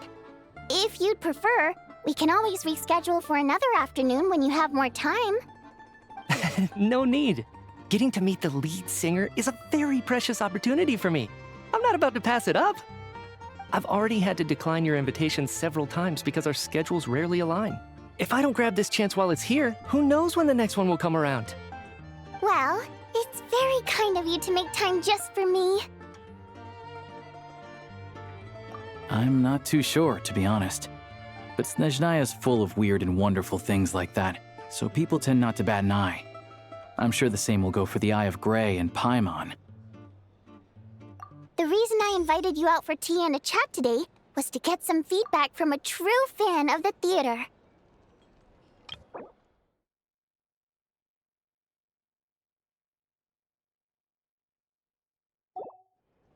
Well, I genuinely have nothing bad to say. No matter how many times I hear you sing, it never gets old. It always seems fresh and new somehow. Maybe it's because the more times I listen, the more details I notice. Or maybe you simply improve with every performance, delivering it better each time. Thank you! I'm delighted to hear that! Could you give me any specific examples? Oh, yeah. The piece you sang today, for example. Beneath the Frozen River? Hey, what's with you? I'm just praising a good performance.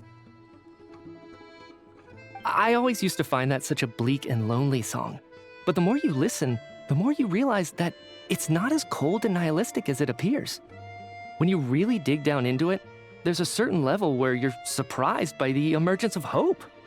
Wow, I'm impressed. I didn't expect you to pick up on that. Actually, I only tried out that angle after talking with a composer.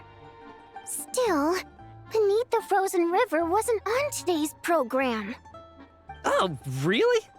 But it's a classic. You sing it every time. Almost every time. Oh, well then, let me say a few words about that other all-time classic, Flying in the Wind from the Mountain Sparrow. I didn't sing that one today either. My voice wasn't quite up to it, so I switched it out at the last minute. Oh, but, Sorry, Mr. Mitya, but you were at the theater today, yes? Of course I was. Remember? I said hello to all the troupe members before the show started. You, Odette, and the others. So what did Odette sing today? Elegy of the Snow-Winged Goose, of course. Correct. I see. I see. You find my singing boring, don't you? That's why you don't remember a single song. Looks like I'll need to cut a few from the program next time. No, that's not it. I swear. All right. I'll be straight with you. I'm sorry. My mind was wandering as you took the stage today. I enjoy watching your shows because the exquisite performances stimulate the mind. It always sparks some inspiration for my research. So, whenever I get stuck at work, I come to the theater for a change of pace. Odette's dance during the Elegy of the Snow-Winged Goose today was simply incredible. It got me wondering what she's been going through recently. That look of sheer defiance in the face of utter tragedy, it was so inspiring. I started scribbling in my notebook right away.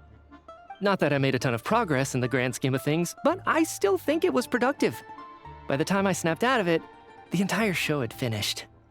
So what you're saying is, you didn't listen to my singing at all? Unfortunately not. I'm sorry, I don't know which is more disrespectful. The fact that I don't always come for the show itself, or the fact that I missed your performance. Seems like things are getting a little awkward.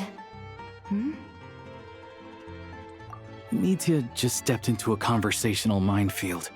If there's one thing Vodyanitsa doesn't like, it's people who show disrespect for her performance. This meeting was so hard to set up. Don't tell me it's already falling apart.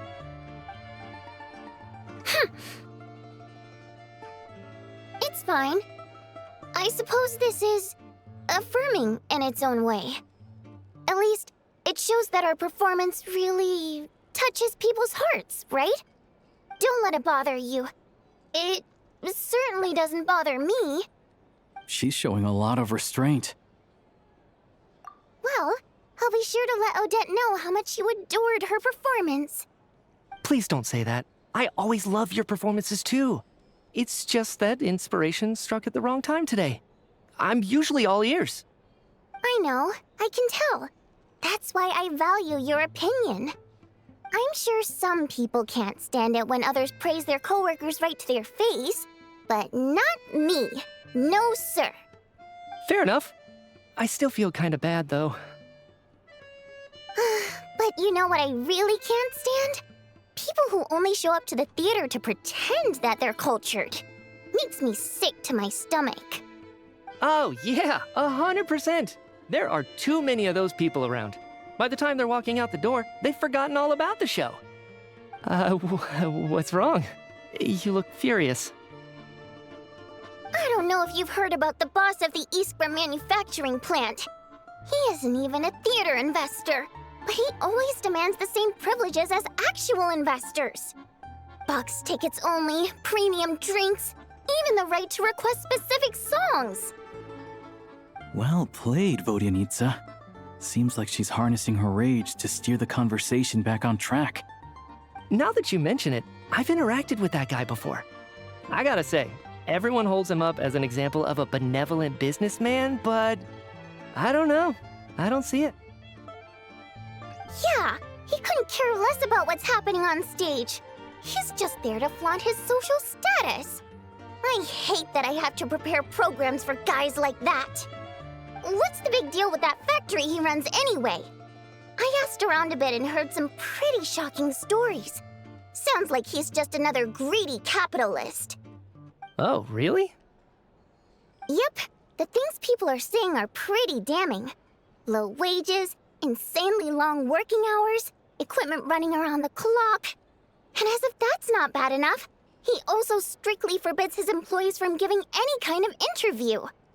Project Stuja has now been extended so many times, we're at the point where crystal rations for the common folk are barely enough to survive on. Yet he even wants to get his greedy hands on them just to boost his own profits. If the rumors are true, he's in serious violation of the law. Interesting. So you've heard about it too. What? So it's really true? Who knows?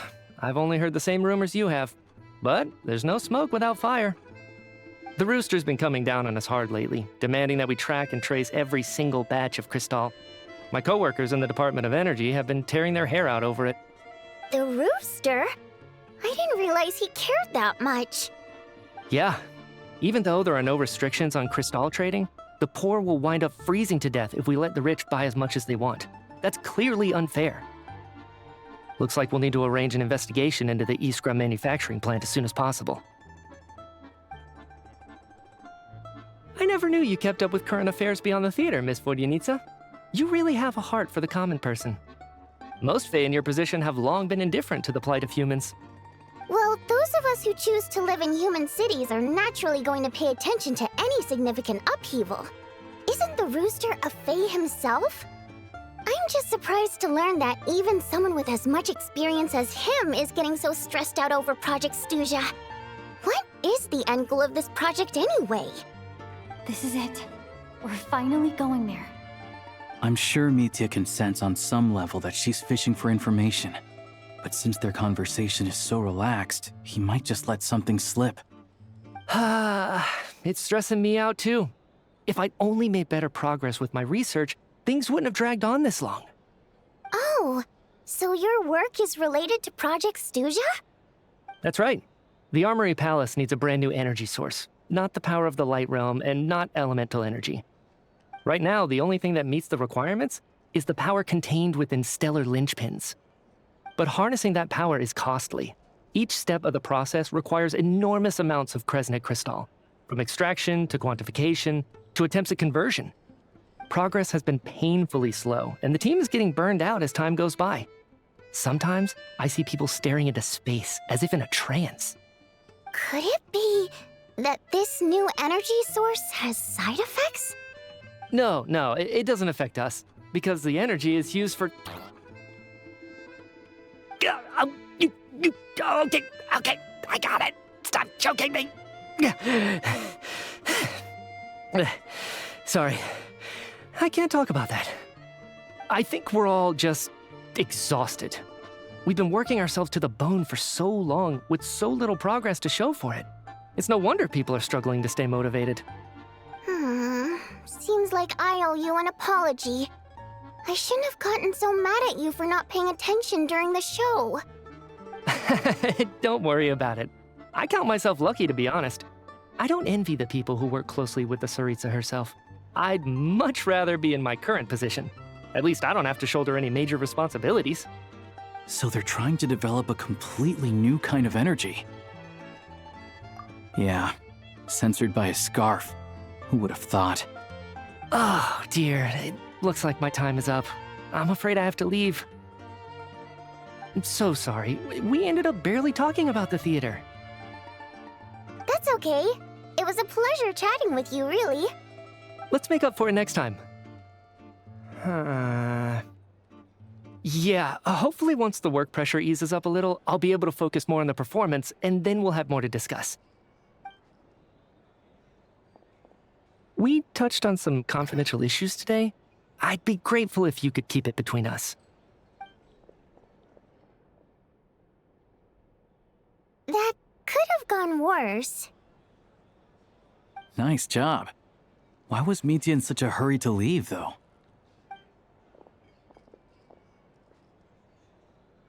Sorry, routine inspection.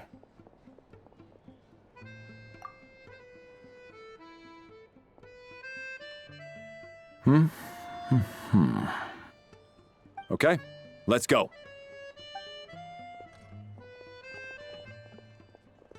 So he wasn't rushing to get back to work. He must have calculated that Valeri would find him here in exactly 25 minutes. That's frighteningly accurate. One of the main duties of the Special Assignments Battalion is to ensure that important figures stick to their schedules. All right, time for us to get going too. Excuse me, check please. We'll settle our check too, then. Oh, hello there. Mr. Mitya paid the check before leaving. He also asked me to pass on a message. He said it was an honor to share his tea break with Miss Vodyanitsa and her two friends. Wait. So he knew we were here all along? This raises a lot of questions. Did he deliberately mention the new energy source so that we'd overhear it? Maybe his work isn't confidential after all. Maybe the key here is the purpose of this new energy. I guess that's the next thing to look into.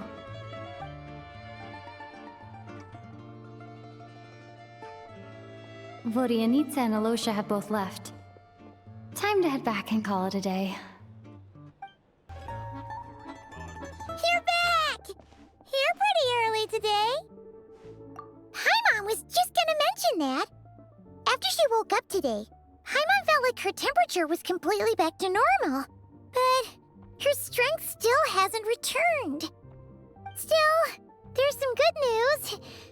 Paimon thinks she might have figured out the source of the problem. It's like there's some kind of mysterious power affecting Paimon. Paimon's never felt this way before during any of her travels. She only started feeling this way since we arrived in Снежная. That's right. The Armory Palace needs a brand new energy source. Could that have something to do with this? What is it? You're making that face again. You know, the one you get whenever you have a light bulb moment?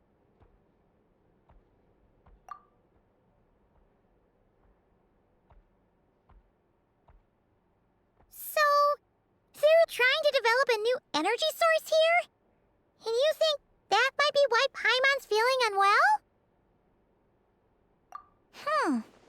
Well, Mitya denied that the energy they're researching has any side effects. Although, he did say that people working on the project have been having issues with their concentration and short-term memory.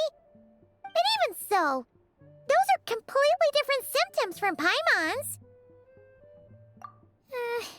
It's pretty faint, so it's kind of hard to tell. But, if anything, it seems like it's coming from roughly the same direction as the Armory Palace. Sure, Paimon's with you there. But how, though? The robot only has a limited amount of intel. Oh, great point!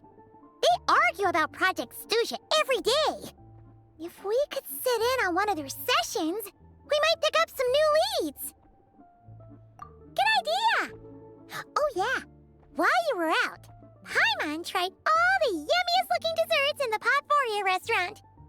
This one seemed right up your alley. So, Paimon saved some for you. Come try it once you finish writing your letter.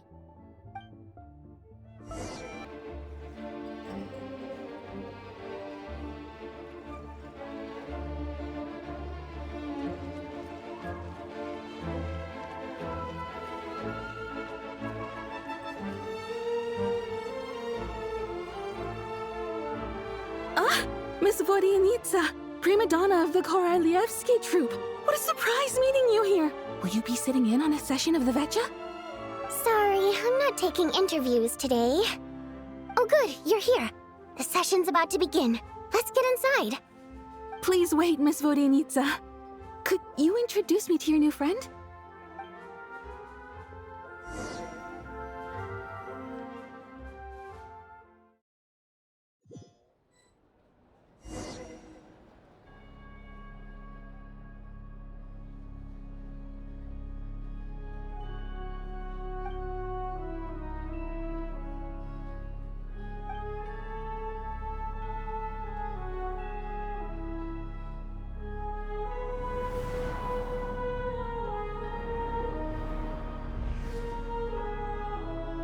In summary, the energy management commitments made for the outgoing period have been delivered upon.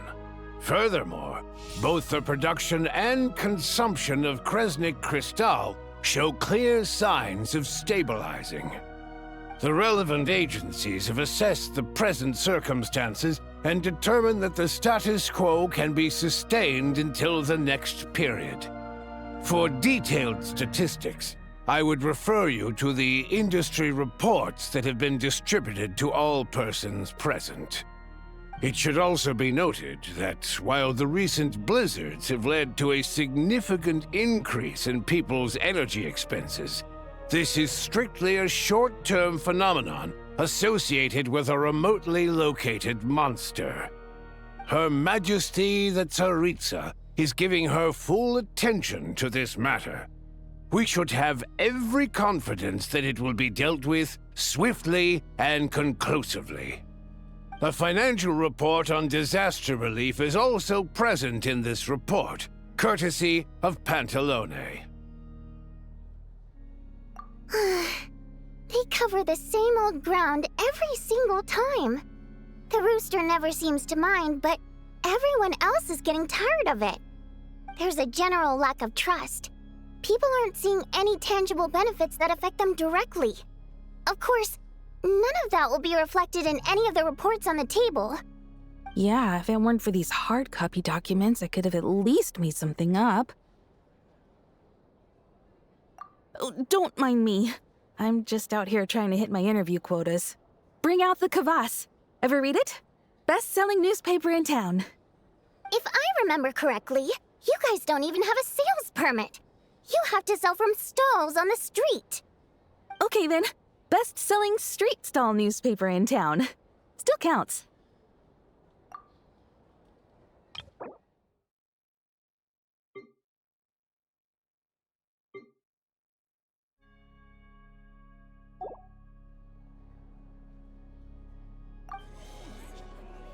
Order! We will now open the floor to the representatives.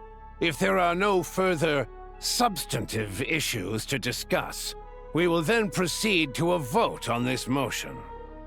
Снежная has a long tradition of treating members of the Fatui armed forces and their dependents favorably. But recent surveys shows that Fatui families in remote areas have access to 15% less crystal than the average civilian family in Snezhnograd. It's been said many times before, but it bears repeating now. There needs to be a clear and consistent rationale behind how crystal is allocated, or we will soon face immense public backlash. Perhaps you wouldn't need to keep repeating yourself if you would hear me out for once. I say again, true consistency exists only in principle. In the real world, fairness is relative. You appear to treat resource allocation as a simple function of production and population.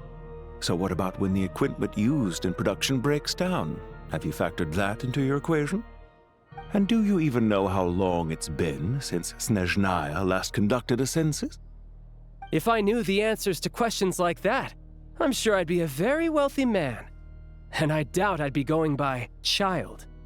I'd like to bring the focus back to the specific issue I raised. Or do you wish to deny that favorable treatment for Fatui dependents is our long-standing policy? It's easy to be a critic when there's no accountability. That seems to be a running theme in the anti-Project Stuja cohort. Defeat the ringleader and all other problems will magically resolve themselves. That's what they seem to think. But in case you aren't aware, not one jot in my report would change whether Project Stuja continues or not. So you have no intention whatsoever of finding a solution to this problem? On the contrary, I'm the only one here who ever brings solutions. Child opened by speaking up for the armed forces. Regrator struck back with style and a war of words ensued.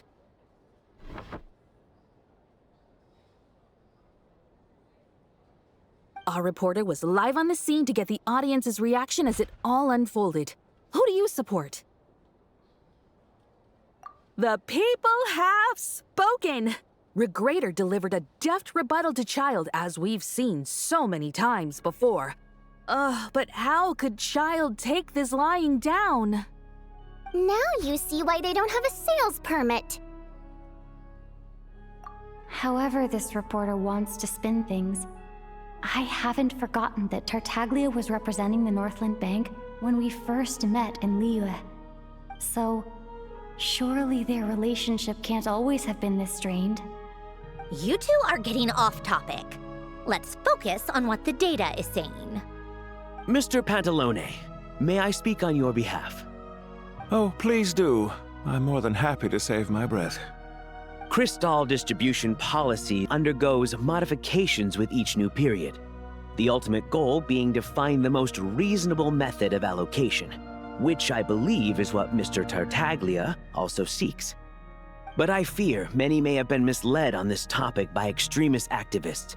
To clarify, Project Stuja is not the root cause of the problem. It is merely a framework for resource distribution. The most recent reports all point to Snežnaja's resilience and adaptability during this period of fine-tuning, and give clear indications that a distribution framework is improving with each iteration. To make drastic adjustments without first considering the risks would likely do more harm than good. It would be a waste of the hard-won experience we've gained to date. Renowned scholar of finance, Arapov spoke up to clarify the fiscal logic, clearly alluding to social organizations like the Rokot in his words. With the notorious Lelex still active to this day, should the Rokot be held responsible? No, there is someone else to blame. She's just rephrasing what Mr. Pantalone said. The Rokot are the critics he accuses of taking no responsibility for their actions. As for Lilik, you won't have heard of him yet. He's currently the most famous member of the Rokot. Well, more like infamous. Ending Project Stuja has become an obsession for him. Unlike the more decent ones among us, he believes that votes in the Vetcha are all that matter. So whether it's threats, coercion, or bribery, he'll use whatever means necessary to get people to change their vote. And since we're already on the subject, what do you think of Lelek's methods? Are you for or against?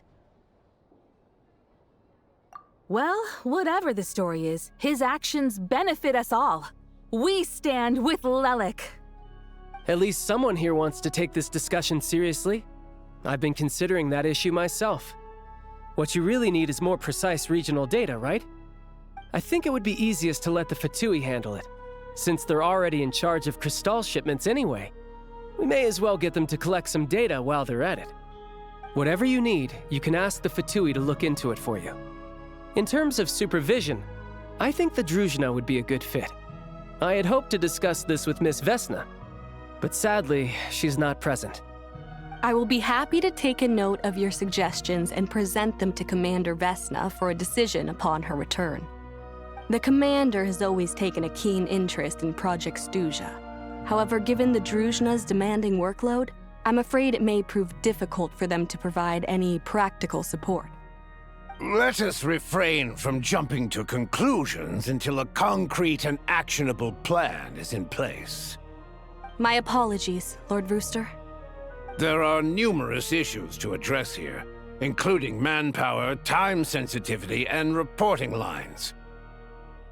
Nevertheless, I support drafting a proposal. Follow the usual procedure, and it can be raised as a new motion for all parties to evaluate at the appropriate time. In that case, I'd like to share one thought before the proposal is drafted. The issue of time sensitivity was raised just now, which I presume relates to the official reports. In fact, the Energy Commission already collects regular statistics on each urban center and its surrounding area. Would these be of any use? That's a good idea. I read every issue of Sviet-Lolaidovka's report, and although my focus is mostly on the section about equipment operation, the energy consumption statistics also yield a lot of insights. Be that as it may, does no one see an issue with using local data to determine Crystal quotas? In the long term, it seems like a very risky solution. Not if they are used purely for reference. So long as we have the report from the Northland Bank's headquarters to corroborate it, no one will be able to fool me. Very well then. It appears that this arrangement is acceptable to all parties. Yeah, sounds good to me. The members reached a provisional consensus on the issue of improving treatment for Fatui soldiers.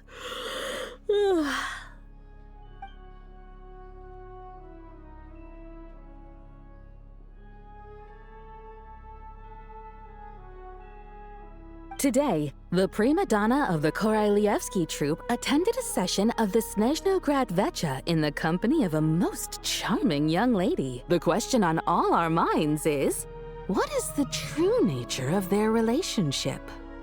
Write anything like that again, and I'm revoking your permission to interview the troupe. Got it?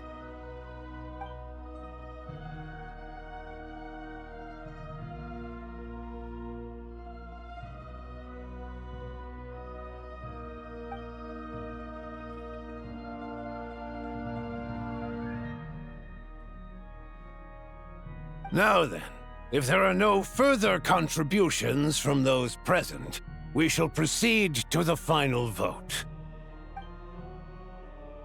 Hey, check it out! What made him vote against? Why now?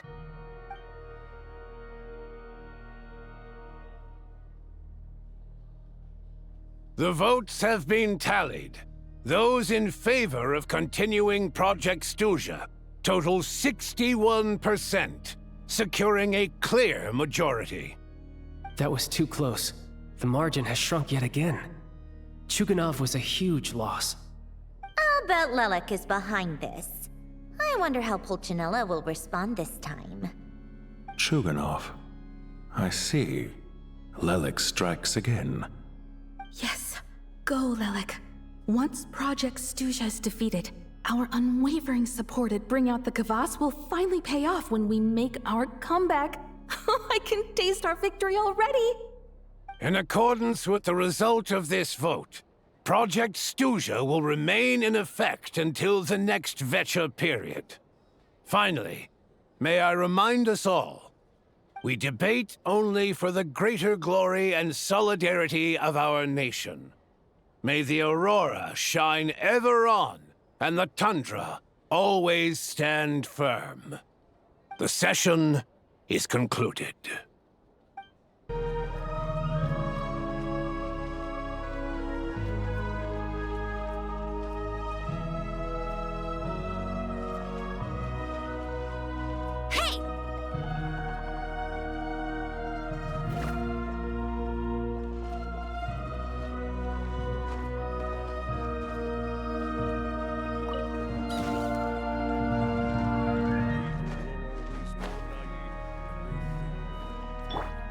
Leave it all to me.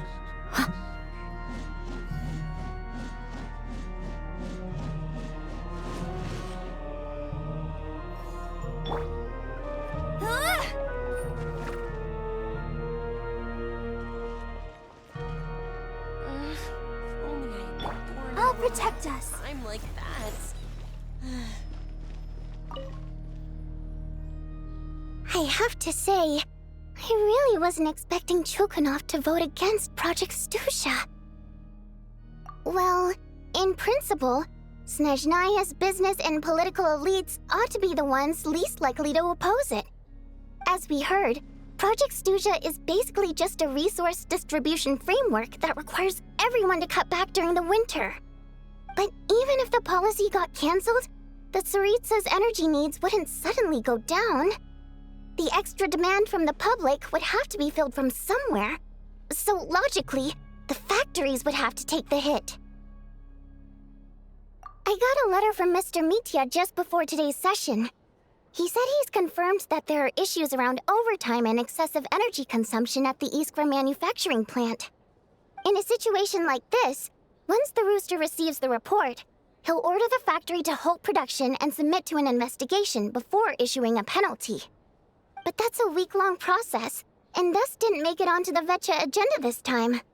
I don't think he suspects anything so far. Exactly. And as you know, he's a very selfish person. I was originally gonna try and flip him after he received notice of the official sanctions. My plan was to convince him that the whole thing was completely unfair.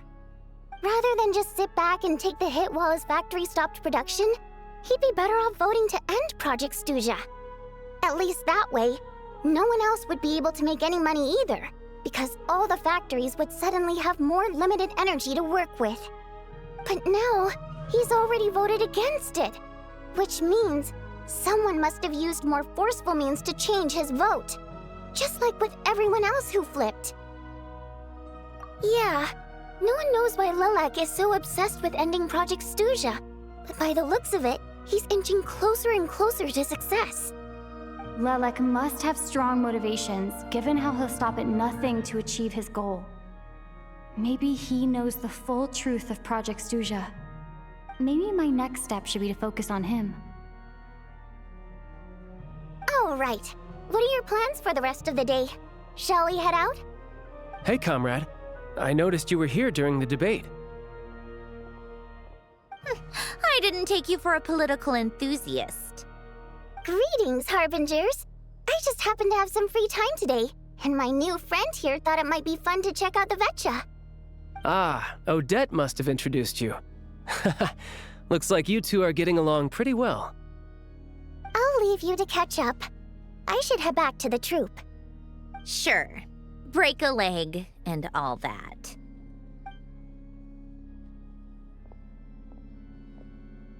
Thought it might be fun to check out the Vetcha, did you? Things are never that simple with you, Traveler. There's no way you're here for kicks and giggles. Tell me I'm wrong. Oh, yeah. To some, he's a captivating enigma. To others, he's the bane of their existence. No one ever thought that some anonymous nobody from the Rokot could cause such a stir. Huh? You want to look into Lelik? Then I'm sure his days of anonymity are numbered. What do you think, Sandrone? Fine by me, I guess. If the Traveler actually manages to expose Lelik, it'll be doing Pulcinella a favor. In return, it seems fair to let her in on what we've learned so far. My thoughts exactly. Sharing is caring, after all. Head back to Glupov and grab the files on Lelik. It's easier to just pull the records than go through the rigmarole of getting the Traveler a visitor's permit. As you command, child, sir. In that case, since we're going to be waiting anyway, I'll have someone brew a pot of black tea.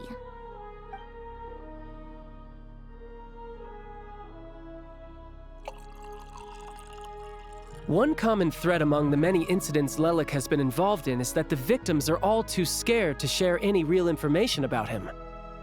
Clearly, he must have threatened them in some way. His modus operandi is to silently infiltrate the scene and leave a threatening letter behind. But neither the letters nor the crime scenes ever yield any clues to his identity. So all these files have to offer are short statements by the people affected. They don't give us a lot to go on. If nothing else, it shows we're dealing with a trained professional who's versed in counter-surveillance.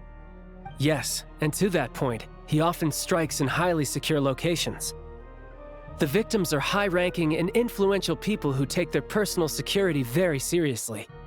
Somehow, Lelik slips right into their rooms without making a sound. There's never any eyewitnesses, nor the slightest trace of a break-in. If he can get in and out undetected, it means he can strike without warning.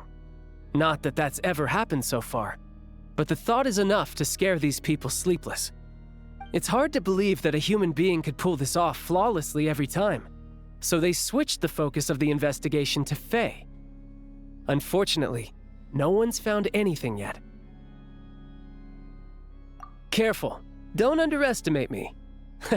Although, truth be told, I'd probably find it hard not to blow my cover. Direct confrontation is more my style. We haven't ruled out the possibility of Lelik being human. It's just, there can only be a handful of people in all of Teyvat who'd fit the profile. They, on the other hand, plenty would have the ability, but few would have the motive. No, not as strong as me. You'll never find the culprit with criteria like that. Let's go with a little weaker than me. There's no denying that Master is strong, but meticulous. We can only hope. She's just trying to find a reference point. Stop getting fixated on who's stronger than who. But that's the most important thing. In my opinion, anyway.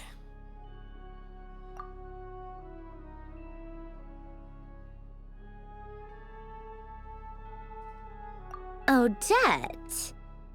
Yeah, that seems about right. Her skills are solid, and she's always calm under pressure. Except she's Fatui, so the likelihood of her working against us is pretty low. But yeah, much more accurate than your previous example, at least. No, wait a moment. Maybe we should interrogate that assumption. What do you mean? Which assumption? Her Fatui identity doesn't necessarily exonerate her. And when you think about it, the Rokot would be precisely what she needs to conceal her identity. Plus, she wouldn't need to be such a pro at covering her tracks. She'd already know where the Fatui will be and when, so she could choose the perfect time to act. Oh, yikes. I was just thinking out loud. Why is this starting to sound like such a convincing theory?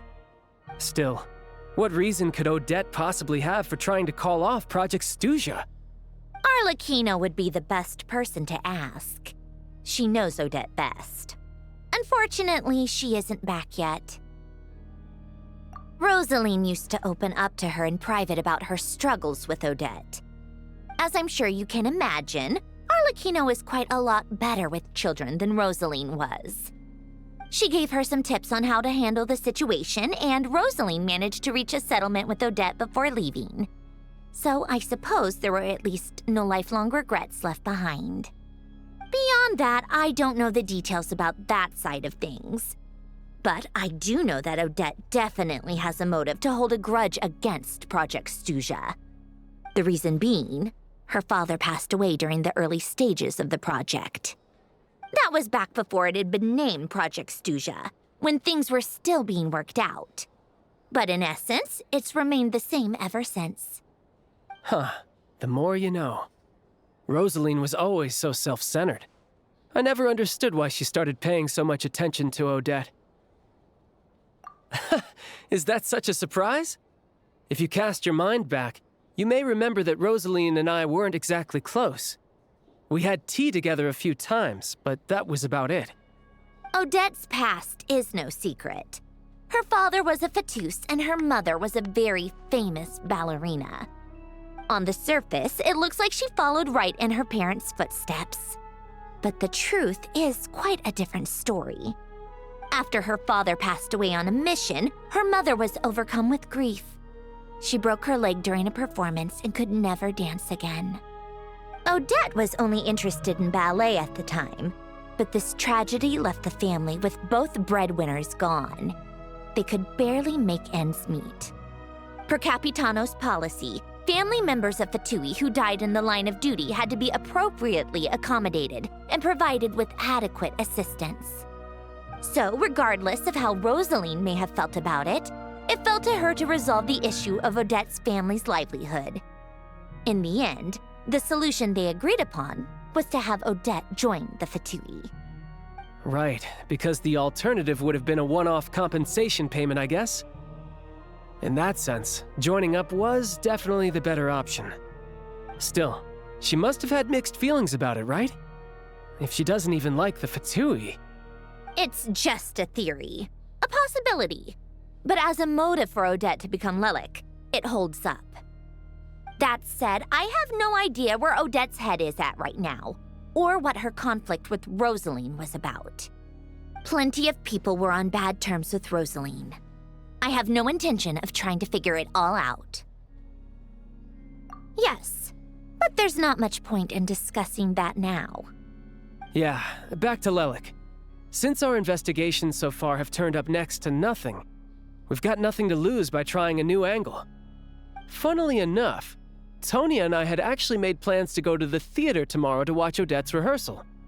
Unfortunately, thanks to this Lelik situation, I'll be stuck working overtime again. Which means you can go in my place. No point wasting the ticket. Plus, you'll get to meet Tonya. Spirit Seeker. Quite the classic ballet. It was passed down through Odette's mother's family for generations, though it hasn't been performed in years. But Odette's been practicing it diligently, and it's finally ready for a return to the stage. Excitement is through the roof. Tickets for the official performance sold out long ago. Tonya's excited for it too. She's desperate to see it no matter what.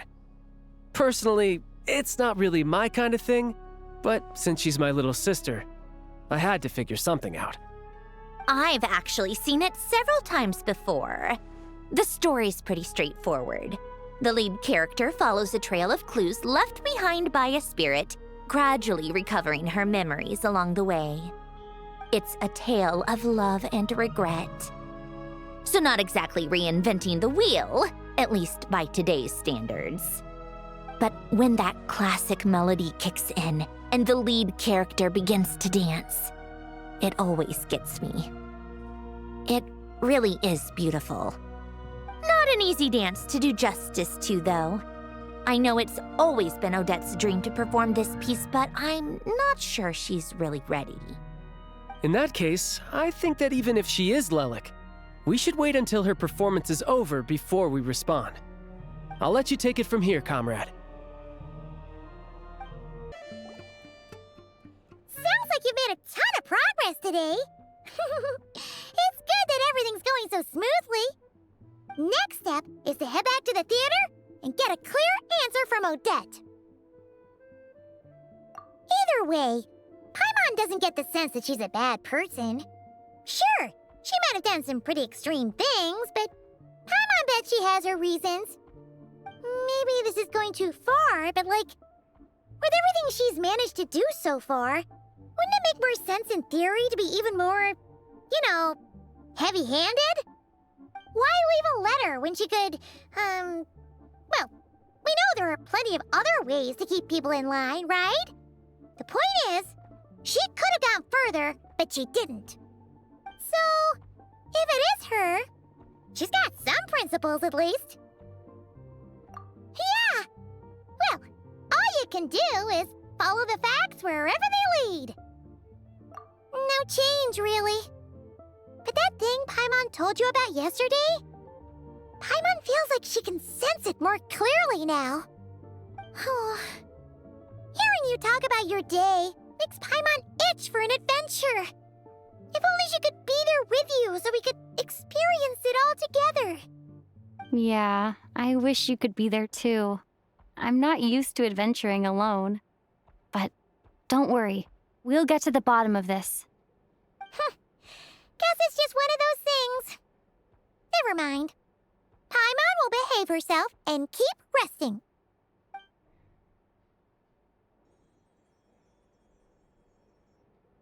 If Odette is Lelek, she may well have inside information on Project Stuja. Her father was involved with the project's early implementation and tragically died in the process. Now, she's dedicated herself to bringing it to an end. It's hard to imagine she could have gotten this far without knowing anything at all about the Tsaritsa's true intentions. When she spoke to us as a member of the Fatui, how much did she let on?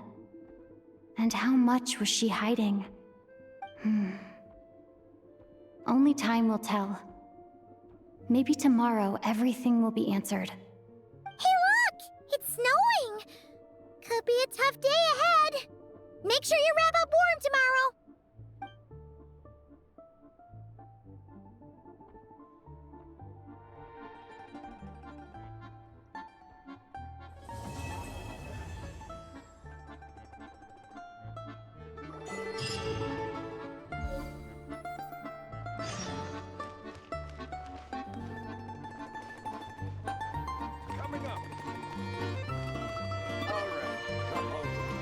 If there's anything you need, please let me know.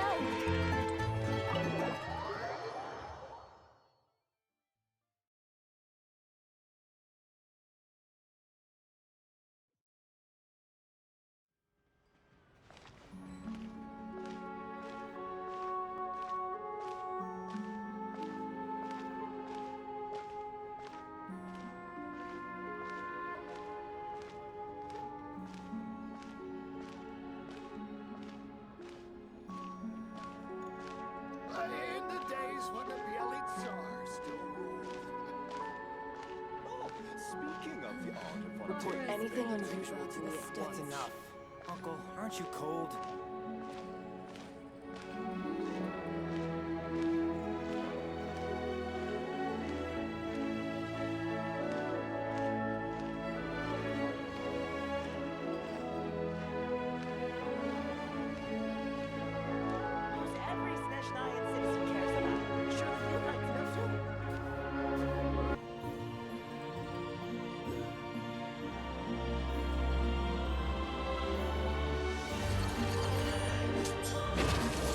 Every Снежная citizen cares about. Surely you'd like to know too.